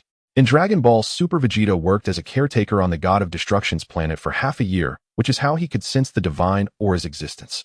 The aura of the divine, while it can also improve one's physique, is primarily a result of having a robust body and mental strength first. Thus, while the cat immortal can live for over 800 years, it is fundamentally incapable of advancing further. To progress would mean reaching the level of the ancient immortal on Earth. Of course, although the ancient immortal possesses decent combat strength and physical condition, he is still far from becoming a divine practitioner. In comparison, if the divine aura index of the cat immortal is 1, that of an immortal would be approximately 1.5. In terms of dimensional levels, both remain in the same dimension. The next dimension above is the second divine realm attained after cultivating the divine aura where the king of hell resides. This can also be understood as the second dimension. Practitioners of divine aura in this second dimension have already achieved a very long lifespan. At this stage, aside from the accumulation of divine aura, the most important factor is to recognize the path one intends to take. At this point, practitioners must choose a path for themselves. In the 7th universe, the path of divine cultivation is generally as the North Realm King described. Most practitioners cultivate the true essence of creation, aspiring to reach the dimensional level of the Realm King God. A small fraction, however, cultivates the true essence of destruction, aiming to become the God of Destruction. In reality, aside from these 2 cultivation directions, there are many other paths, such as the true essences of time, space, light, darkness, gravity, and so forth. In the second dimension, it is not necessary for practitioners to fully grasp these true essences. In fact, if someone truly comprehends a certain true essence, they would become a powerhouse on par with Beerus, because Beerus has comprehended the true essence of destruction. As long as a practitioner of divine aura in the second dimension grasps a hint of true essence, they will step into the third dimension. The third dimension is where the Realm King and the Grand Realm King reside. If the Realm King's divine aura index is 100 at this time, the Grand Realm King would reach approximately 300 or even more. At this stage, the simple growth of divine aura is no longer the primary goal pursued by the strong. The degree of comprehension of true essences becomes the yardstick for measuring the strength of a being in the third dimension. For instance, the North Realm King has almost comprehended half of the true essence of creation. The other 3 Realm Kings are in a similar situation. The Grand Realm King, on the other hand, can roughly grasp 1 or 2/10 of the true essence of creation. Those who are slightly higher but still in the same dimension, such as Jebet and Zamasu, are among them. Notably, Zamasu's strength is evidently stronger. After all, he is already an apprentice Realm King God, which indicates that his understanding of the true essence of creation is nearing perfection. Once he achieves complete comprehension of the true essence of creation, he will advance to the 4th dimension. At this level, there exist gods of destruction such as Beerus Kampa and Whis, along with the Realm Kings who are tied to their fates. However, at this level, there are still distinctions. For example, among the Realm Kings, there exists the Grand Realm King. In fact, determining who is the Grand Realm King primarily hinges on the depth of understanding of true essences. Specifically, it concerns the depth of comprehension of a certain previously grasped true essence. Upon reaching the 4th dimension, the competition becomes about the quantity of true essences comprehended. Beerus finds himself stuck at this level, as do many other powerful beings. Beerus has mastered the complete true essence of destruction, and attempting to comprehend other true essences would affect his foundation. As for how to cultivate further, Whis did not elaborate. To be precise, as a member of the Angel Clan, he too is currently in the 4th dimension. How to advance to the 5th dimension, where the Grand Priest and the Omni King reside, remains a mystery to him. This is something he is utterly perplexed about. You learn from Whis the path you need to take next. Thus, after bidding farewell to Whis, you returned to Earth and began to live in seclusion. The strength of the divine beings made you yearn for it immensely. As for the energy that Goku and the others have been cultivating, you have already grown somewhat disdainful of it. Upon returning to Earth, you immersed yourself in the gravity training chamber, daily refusing to come out for anyone. Your 3 meals a day are delivered by intelligent robots. Thus, you began your long journey of cultivation. You would only pay attention to those around you during rare moments of leisure. 20 years later, Beerus awoke once again and came to Earth. This time he found you directly, and you had also entered the 3rd dimension. Unlike Beerus, who walked the path of destruction, you are treading the route of time and space. To be precise, you aim to simultaneously comprehend the true essences of time and space. After learning about your cultivation choice, Beerus did not say much. Your ambition is so vast that even he is in awe. For the vast majority of people, comprehending a single true essence within their lifetime and stepping into the 4th dimension is already an impressive feat. You, however, wish to grasp the true essences of both time and space simultaneously. It can only be said that if you fail to comprehend, you will ultimately perish in the 3rd dimension without making any progress. Once you comprehend, you will leap directly over the 4th dimension and reach the level of the 5th dimension in terms of true essences. By then, you just need to quickly make up for the divine aura, and you will be the next Omni King. The lazy Beerus truly does not understand why you are doing this. He is more concerned about which rascal is the Super Saiyan God. At your prompt, Super Saiyan Goku made a dazzling appearance. However, he had just barely touched the threshold of the 1st dimension, which made you scoff in disdain. Goku and Vegeta are following the path of martial arts while you are directly studying true essences, which sets the 2 paths apart significantly. In the days that followed, familiar plot lines unfolded one by one. Unbeknownst to which fool, they secretly came to Earth and resurrected Frieza. Golden Frieza was beaten to a pulp by you. Ultimately, he resigned to his fate and became your subordinate. Future Trunks returned again, bringing along the Vegeta and Gohan from the future. After a friendly sparring session, they all teamed up to go to the future to confront Black Goku. Although the process was somewhat different, the outcome was largely the same. The Omni King from the future timeline was provoked back by Goku. The Tournament of Power was held as scheduled. In reality, Pig was munching on sunflower seeds, entering the mode of watching the show. This time there was no way to redeem the prize, so it was just another viewing of Dragon Ball Super. In the simulated scene, a group of people began discussing candidate selections at Bulma's house. Everyone, I will lead this time. Who is in favor? Who is against it? Pig, dressed in a flamboyant tailcoat, directly declared himself the captain of the 10-man team. Goku naturally had no objections and nodded repeatedly. Vegeta and Frieza turned their heads without expressing their opinions, implicitly agreeing. Thus Pig began analyzing the candidates from his side. I count as 1 slot. Goku, Vegeta, and Frieza make 4 slots already. There are 6 left. Gohan's beast form is very powerful, so he counts as 1. This guy Piccolo is also quite powerful after turning orange, so he counts as 1 too. Androids 17 and 18 have been modified by me. Their combat power is not much inferior to Piccolo. They are still permanent energy sources, so they count as 2. That leaves 2 slots. Golden Cooler counts as 1 as he has been performing well lately. And for the last one, let's go with Broly. He has recently been able to control himself. After nearly 20 years of development, the Earth has successively experienced the Cell Crisis and the Majin Buu Crisis. The emergence of the Cell Crisis was due to Trunks. The Trunks who came here earlier stayed for a long time. It was only after he could transform into Super Saiyan 2 that he used the time machine to return to his own era. It was precisely because of his existence during this time that a few months of time paradox ensued. He altered the future's history, but could not change the history prior to his own time. Cell came from an earlier era. To put it simply, he originated from a timeline without Piccolo. He had no means to defend himself against the sudden appearance of Piccolo. In the end, he perished at the hands of the enhanced Android 16. After defeating Cell, Android 16 left Earth and wandered into the universe. Androids 17 and 18 began to integrate into normal life. Then came the Majin Buu Crisis, which in truth was hardly a crisis at all. After defeating Babidi and Dubra, Piccolo made a wish to the Dragon of Namek to separate Evil Buu from Fat Buu. After defeating Evil Buu, Fat Buu was entrusted to Satan for care. Later, the Pilaf gang discovered the trapped Broly and his father on planet Vampa. Piccolo sent Paragus to serve as the governor of a remote planet. This way Broly remained by Piccolo's side, often going into a rage. The root cause was his inability to control himself, which stemmed from a lack of mental fortitude. After consuming several fruits from the Tree of Might, Broly's mental strength improved significantly. Gradually, he learned to control his emotions and stopped going berserk. This time the Tournament of Power was of great importance. Beerus took it seriously, and so did Piccolo. Participants like Krillin, Tien Shinhan, and Master Roshi were not included this time. Before the Tournament of Power, the 7th universe fought against the 9th universe. The Mad Dog Trio was defeated by Gohan in a single sweep. Beast Gohan's power was simply overwhelming. This raised great apprehension among the gods of destruction from other universes. You didn't actually go to Zeno, you only heard Gohan recount the events.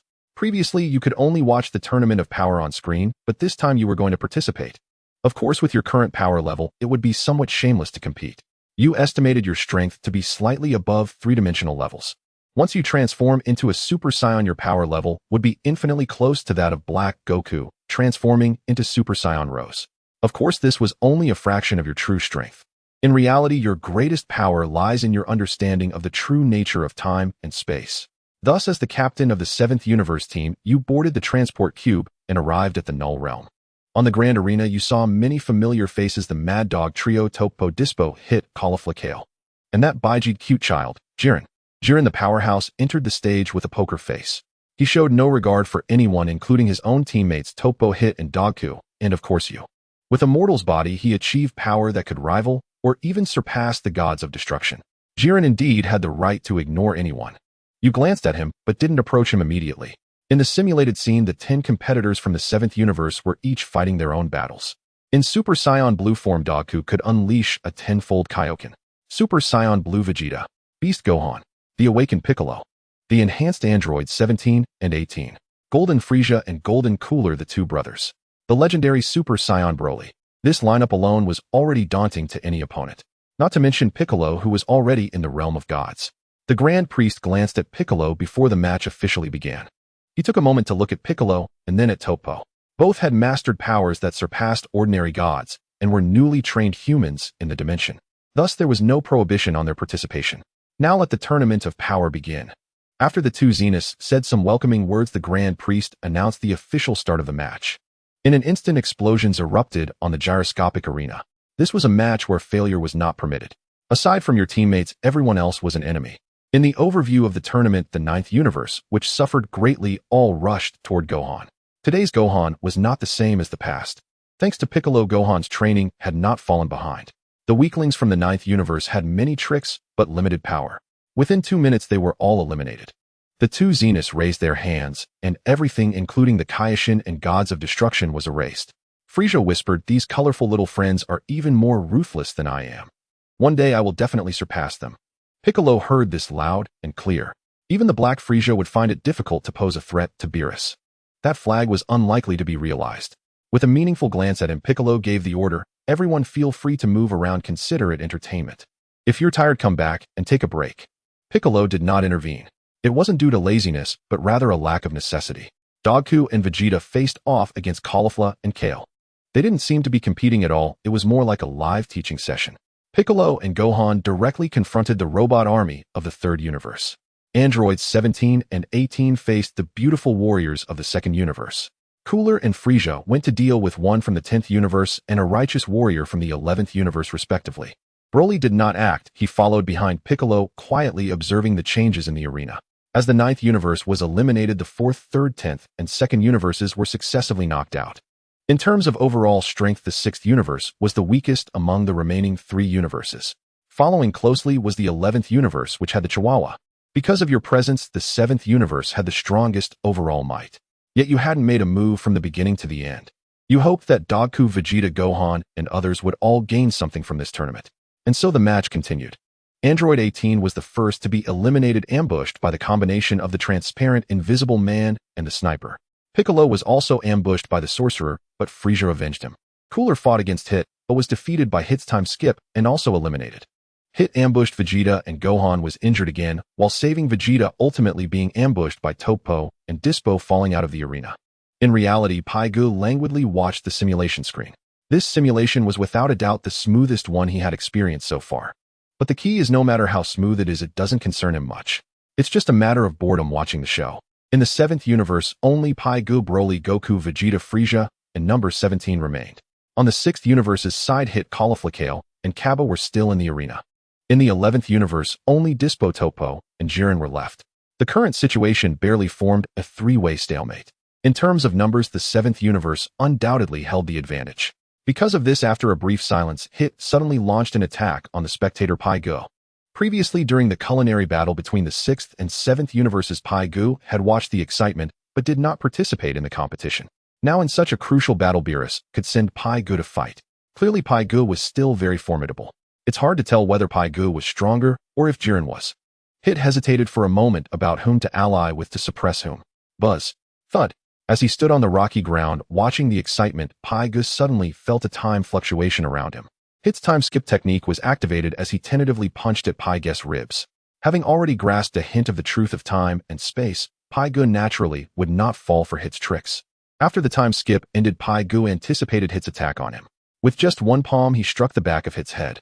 Hit's time-based abilities were impressive, but before Pai-Gu, they were utterly insufficient. Before he could even gauge Pai-Gu's strength, he had already fallen. Broly helped me throw him out of the arena. Seriously, being remembered while just watching a show is bad luck. After kicking Hit in the back, Pai-Gu found that this guy was merely unconscious, not dead. Having said this to Broly, the straightforward boy carried Hit towards the edge of the stage.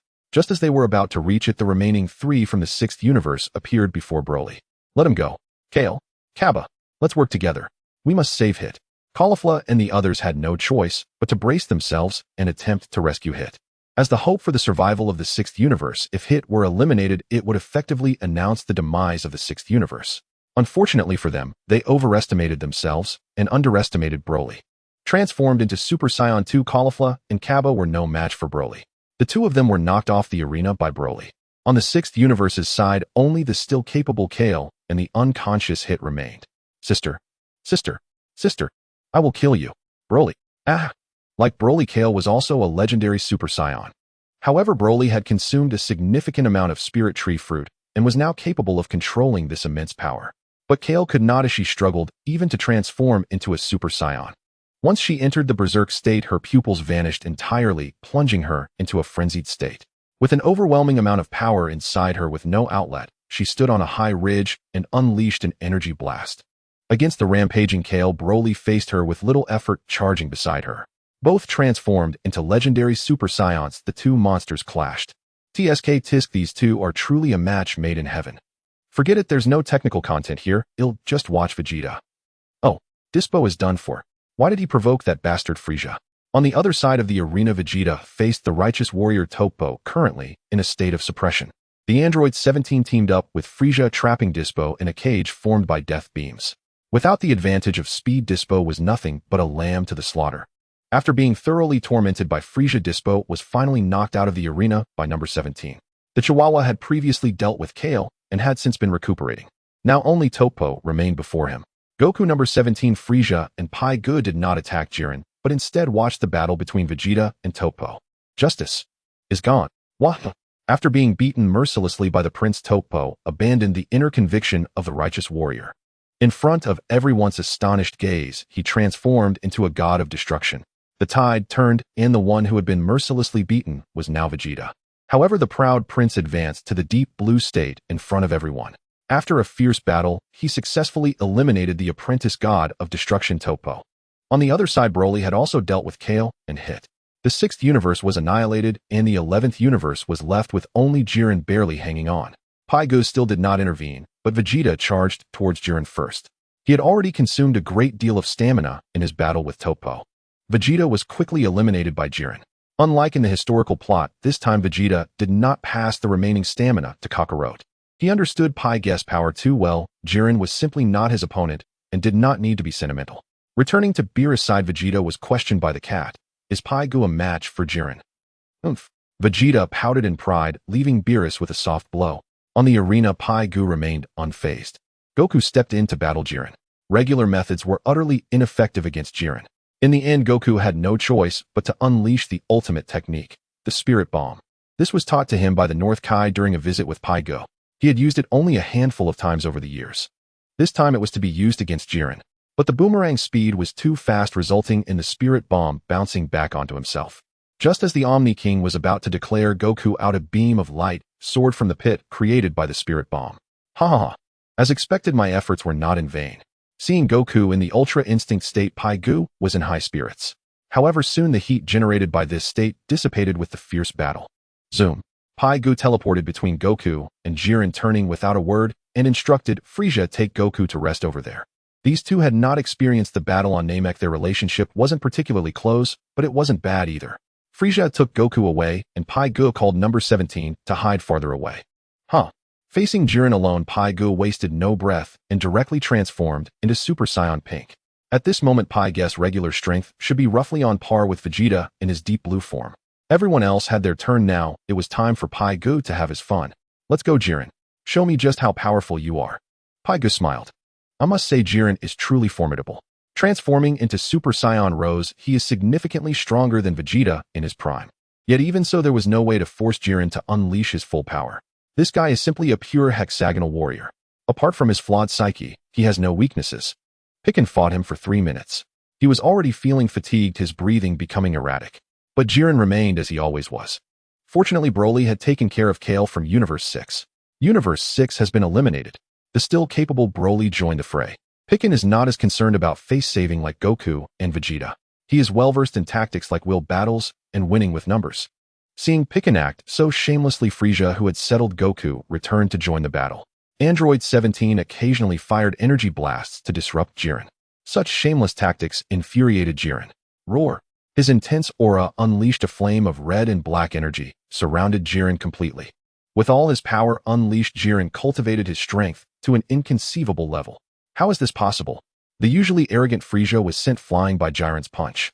Crashing against the arena pillar, he roared in disbelief.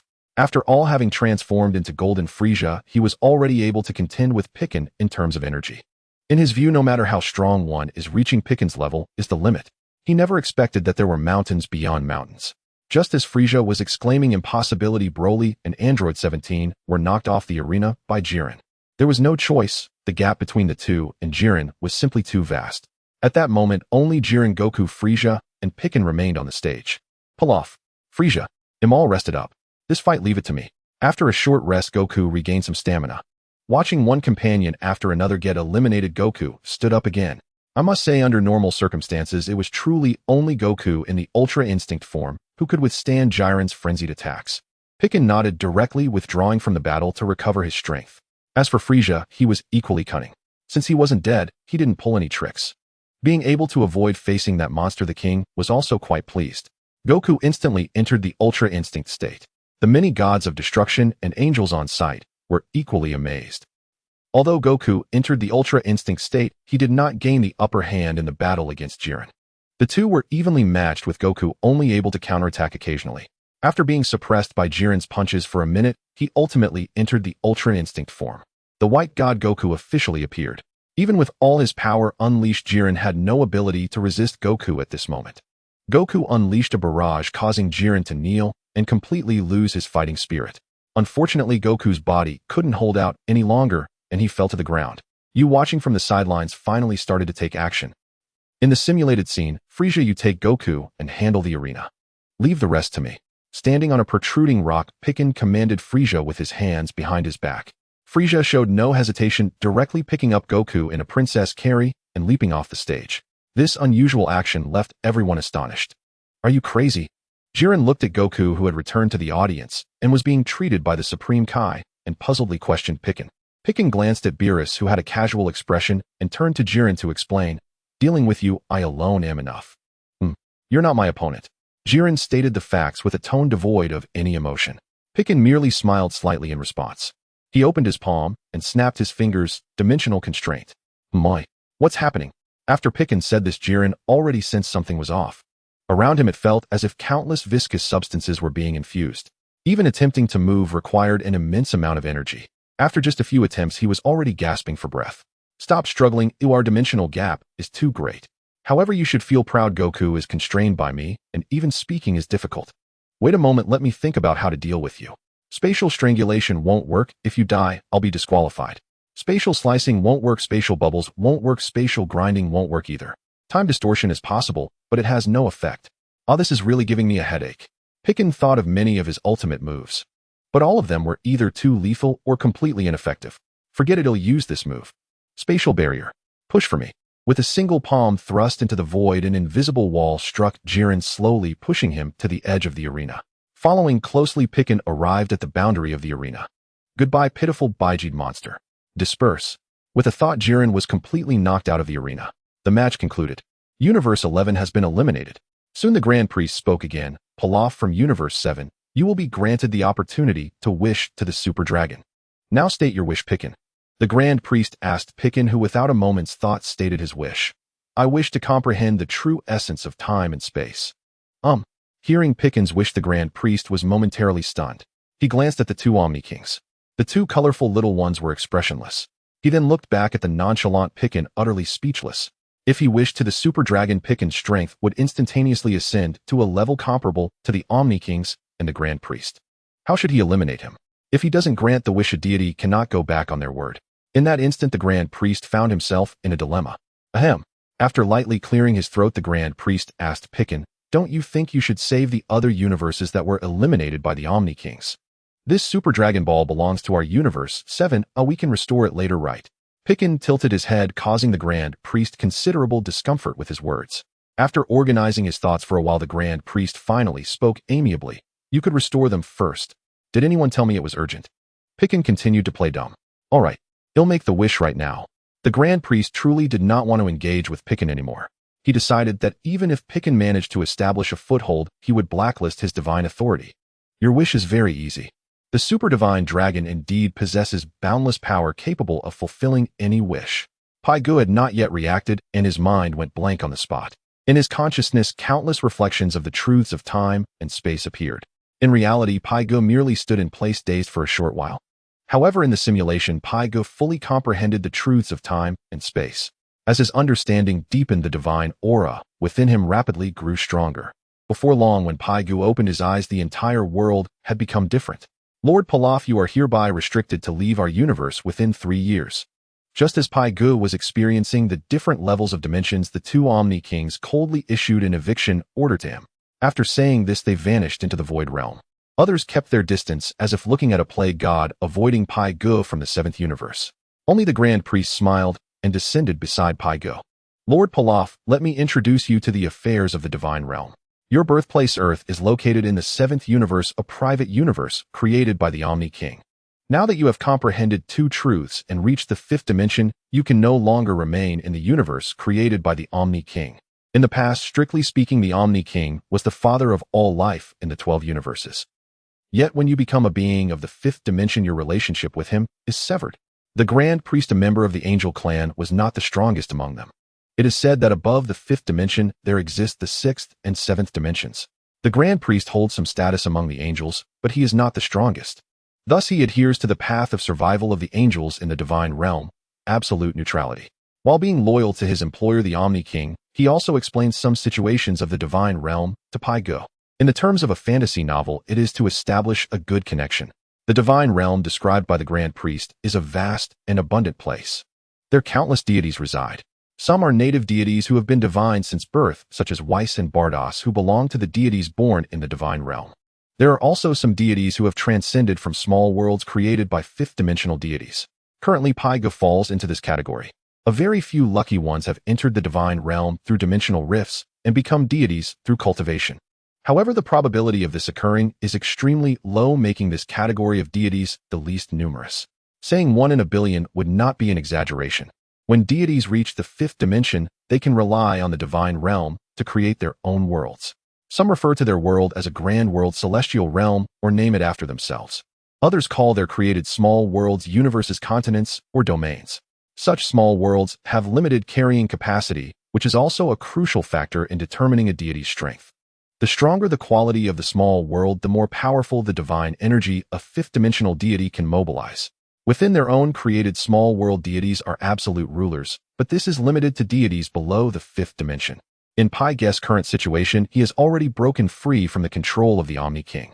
The Omni King's methods of annihilating universes are no longer effective against Pai-Gu. The Omni King has been relatively generous, allowing Pai-Gu to leave within 3 years. Some 5th-dimensional deities do not even spare a minute for transcended deities. The Grand Priest carefully introduced the situation of the Divine Realm to Pai Gu, then left the Void Realm. After you handle your affairs on Earth, you can find him through Weiss to leave the Omni King's universe. Thus Beerus and Weiss brought 10 of you back to Earth. Your current dimension is even higher than Beerus, the dimension he dreams of reaching. Stimulated by this, he directly returned to the Destroyer planet to sleep. He hopes this is just a dream. 2.5 years later, you were ready to leave. Xiao Wu and Ashio will accompany you out of the Omni King's universe and venture into the Divine Realm.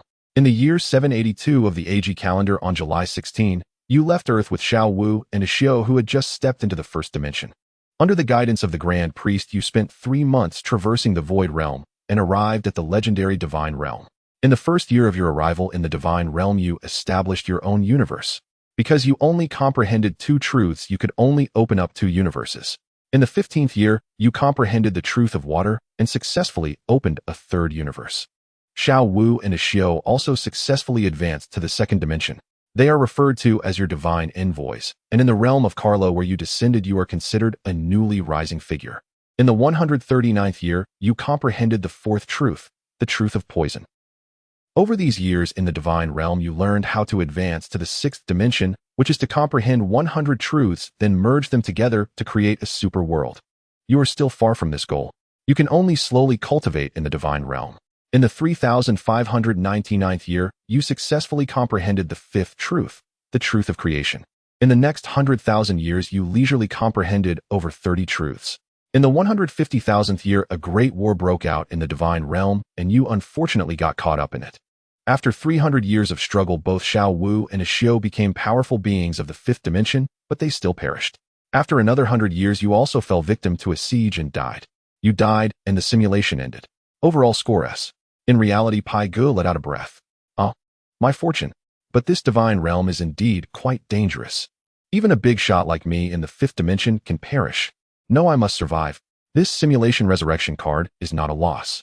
In reality, even if Pai Gu exchanged for the golden word, Snail Battle Royale, he probably would not think of countering that snail. Just look at the cheap name of this word, Battle Royale.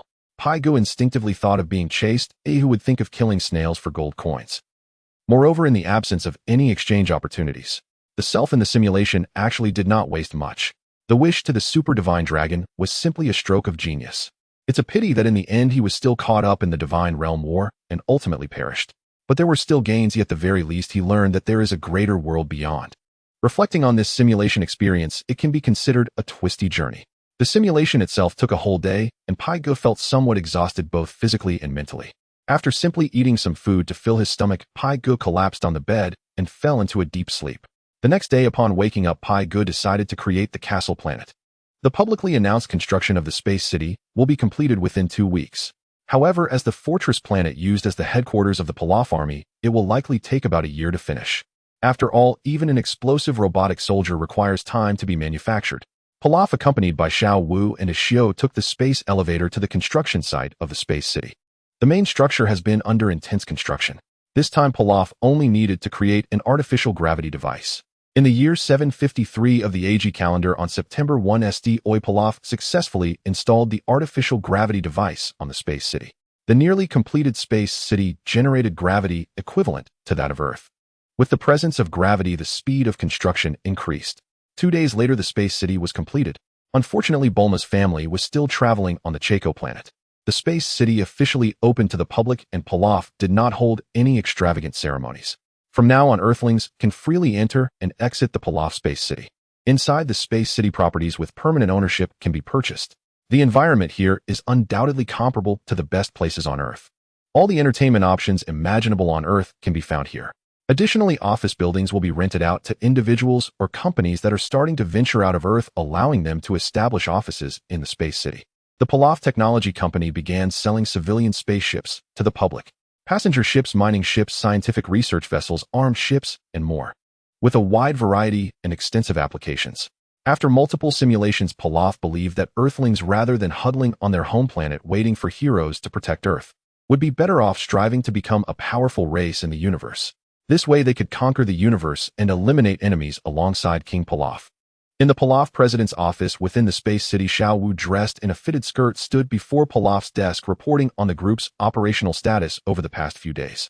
King Pilaf, the first batch of construction robots for the fortress planet, has arrived at the asteroid belt. They will build metal smelting plants on several larger asteroids to produce the metals needed for the fortress planet on site. It is expected that by around April next year the main framework will be completed, and the subsequent project will only take 5 months. As for the ships, over 2,000 various vessels have already been sold. Interestingly, the individual you specifically asked us to monitor, Dr. Zeno, has purchased 3 spaceships in one go. As she swiped her finger across the tablet, Xiao Wu reported the critical intelligence to Pilaf. The madman Dr. Zeno had caught Pilaf's attention, and he kept a close watch on him. At the same time, he was also using advanced scientific equipment to search for the egg of Majin Buu. So far, there has been no trace of the egg that seals Majin Buu, but Dr. Zeno showed up uninvited. Pilaf pondered for a moment and frowned, saying, "Did he leave any contact information?" "Yes, he did. Since the spaceship sales must be conducted under real name registration and the flight system often needs to update its star maps, it is essential to be able to contact the users. Here is his contact information. Oh, I have already sent it to your email." Xiao Wu patiently explained the conditions for spaceship sales. Pilaf was completely unaware of these specific conditions, as he was merely a nominal president. In reality, the entire group was being orchestrated by Xiao Wu and Ashio. Among them, Xiao Wu was the true leader. "Great. You've worked hard on this trip. You can go take a rest now." Pilaf obtained Dr. Zero's contact information and promptly sent Xiao Wu to rest. With a somewhat dejected expression, Xiao Wu left Pilaf's office, locking the door from the inside as Pilaf opened his computer. After pondering for a while, he finally spoke softly, saying, "System, initiate life simulation." Ding. The 16th simulation begins. Extracting entries. Ding. Congratulations, host, you have obtained the green entry, Doghead and Sina. Note: Doghead and Sina are dual templates. They can be applied to anyone, but the host is prohibited from using them. 6. This is clearly meant for Xiao Wu and Ashio. However, Ashio seems to use a katana, and he doesn't use an axe. Forget it, I'm so rich that crafting a titanium alloy axe isn't a problem. This time the entry is a green one. For Pilaf, it does not provide a direct increase in combat power. But for Ashio and Xiao Wu, it represents an epic enhancement. In the Dragon Ball world, they are his absolutely loyal subordinates. As Pilaf's strength increased, these two had begun to struggle to keep up with his pace. Even during breaks, they trained frantically in the gravity training room, yet their combat power had not surpassed the 100 mark. After all, one was a doghead, and the other was over 20 years old, having missed the golden period for cultivation. Now that there are these 2 templates, Pilaf is very much looking forward to it. You assigned the 2 templates to Xiao Wu and Ashio. Xiao Wu, being a gun user, is a perfect match with Sina. With the passive skill, every time they kill a soul, they can gain 0.75 combat power. This is much stronger than any training. Ashio is the same. To fit the template, you specially bought him a recovery potion. Ashio transformed back from doghead to human. Although he is far different in physique from Nasu's, he still looks pretty good. You specially crafted a super shotgun for Xiao Wu and a large axe made of vibranium alloy for Ashio. With their suitable weapons, the two immediately plunged into a frenzy of slaughter. You took them to a barbarically underdeveloped planet, Jerry Planet, where the indigenous inhabitants were still in a primitive stage. Their only advantage is their incredibly fast breeding capability. Strictly speaking, they should be referred to as rat people. Given how disgusting this race is, you had originally planned to conquer their planet. This time the task was assigned to Xiao Wu and Ashio. As for you, you picked up the phone and dialed Dr. Zeno. In the simulation, Pilaf sat in the boss chair, crossing his legs, waiting for the call to connect. The phone rang for a while before someone finally answered. "Who are you?" No polite greetings, no feigned pleasantries. Dr. Zero's slightly hoarse voice came through the receiver. "Let me introduce myself. I am Pilaf, a scientist." "Oh, I really didn't expect the famous King Pilaf to call a nobody like me. What do you want?" "Just say it, I'm very busy." Dr. Zeno had nothing to say to Pilaf. They did not know each other before this. To be precise, Dr. Zeno thought Pilaf did not recognize him. However, Dr. Zeno was aware of the infamous title of King Pilaf.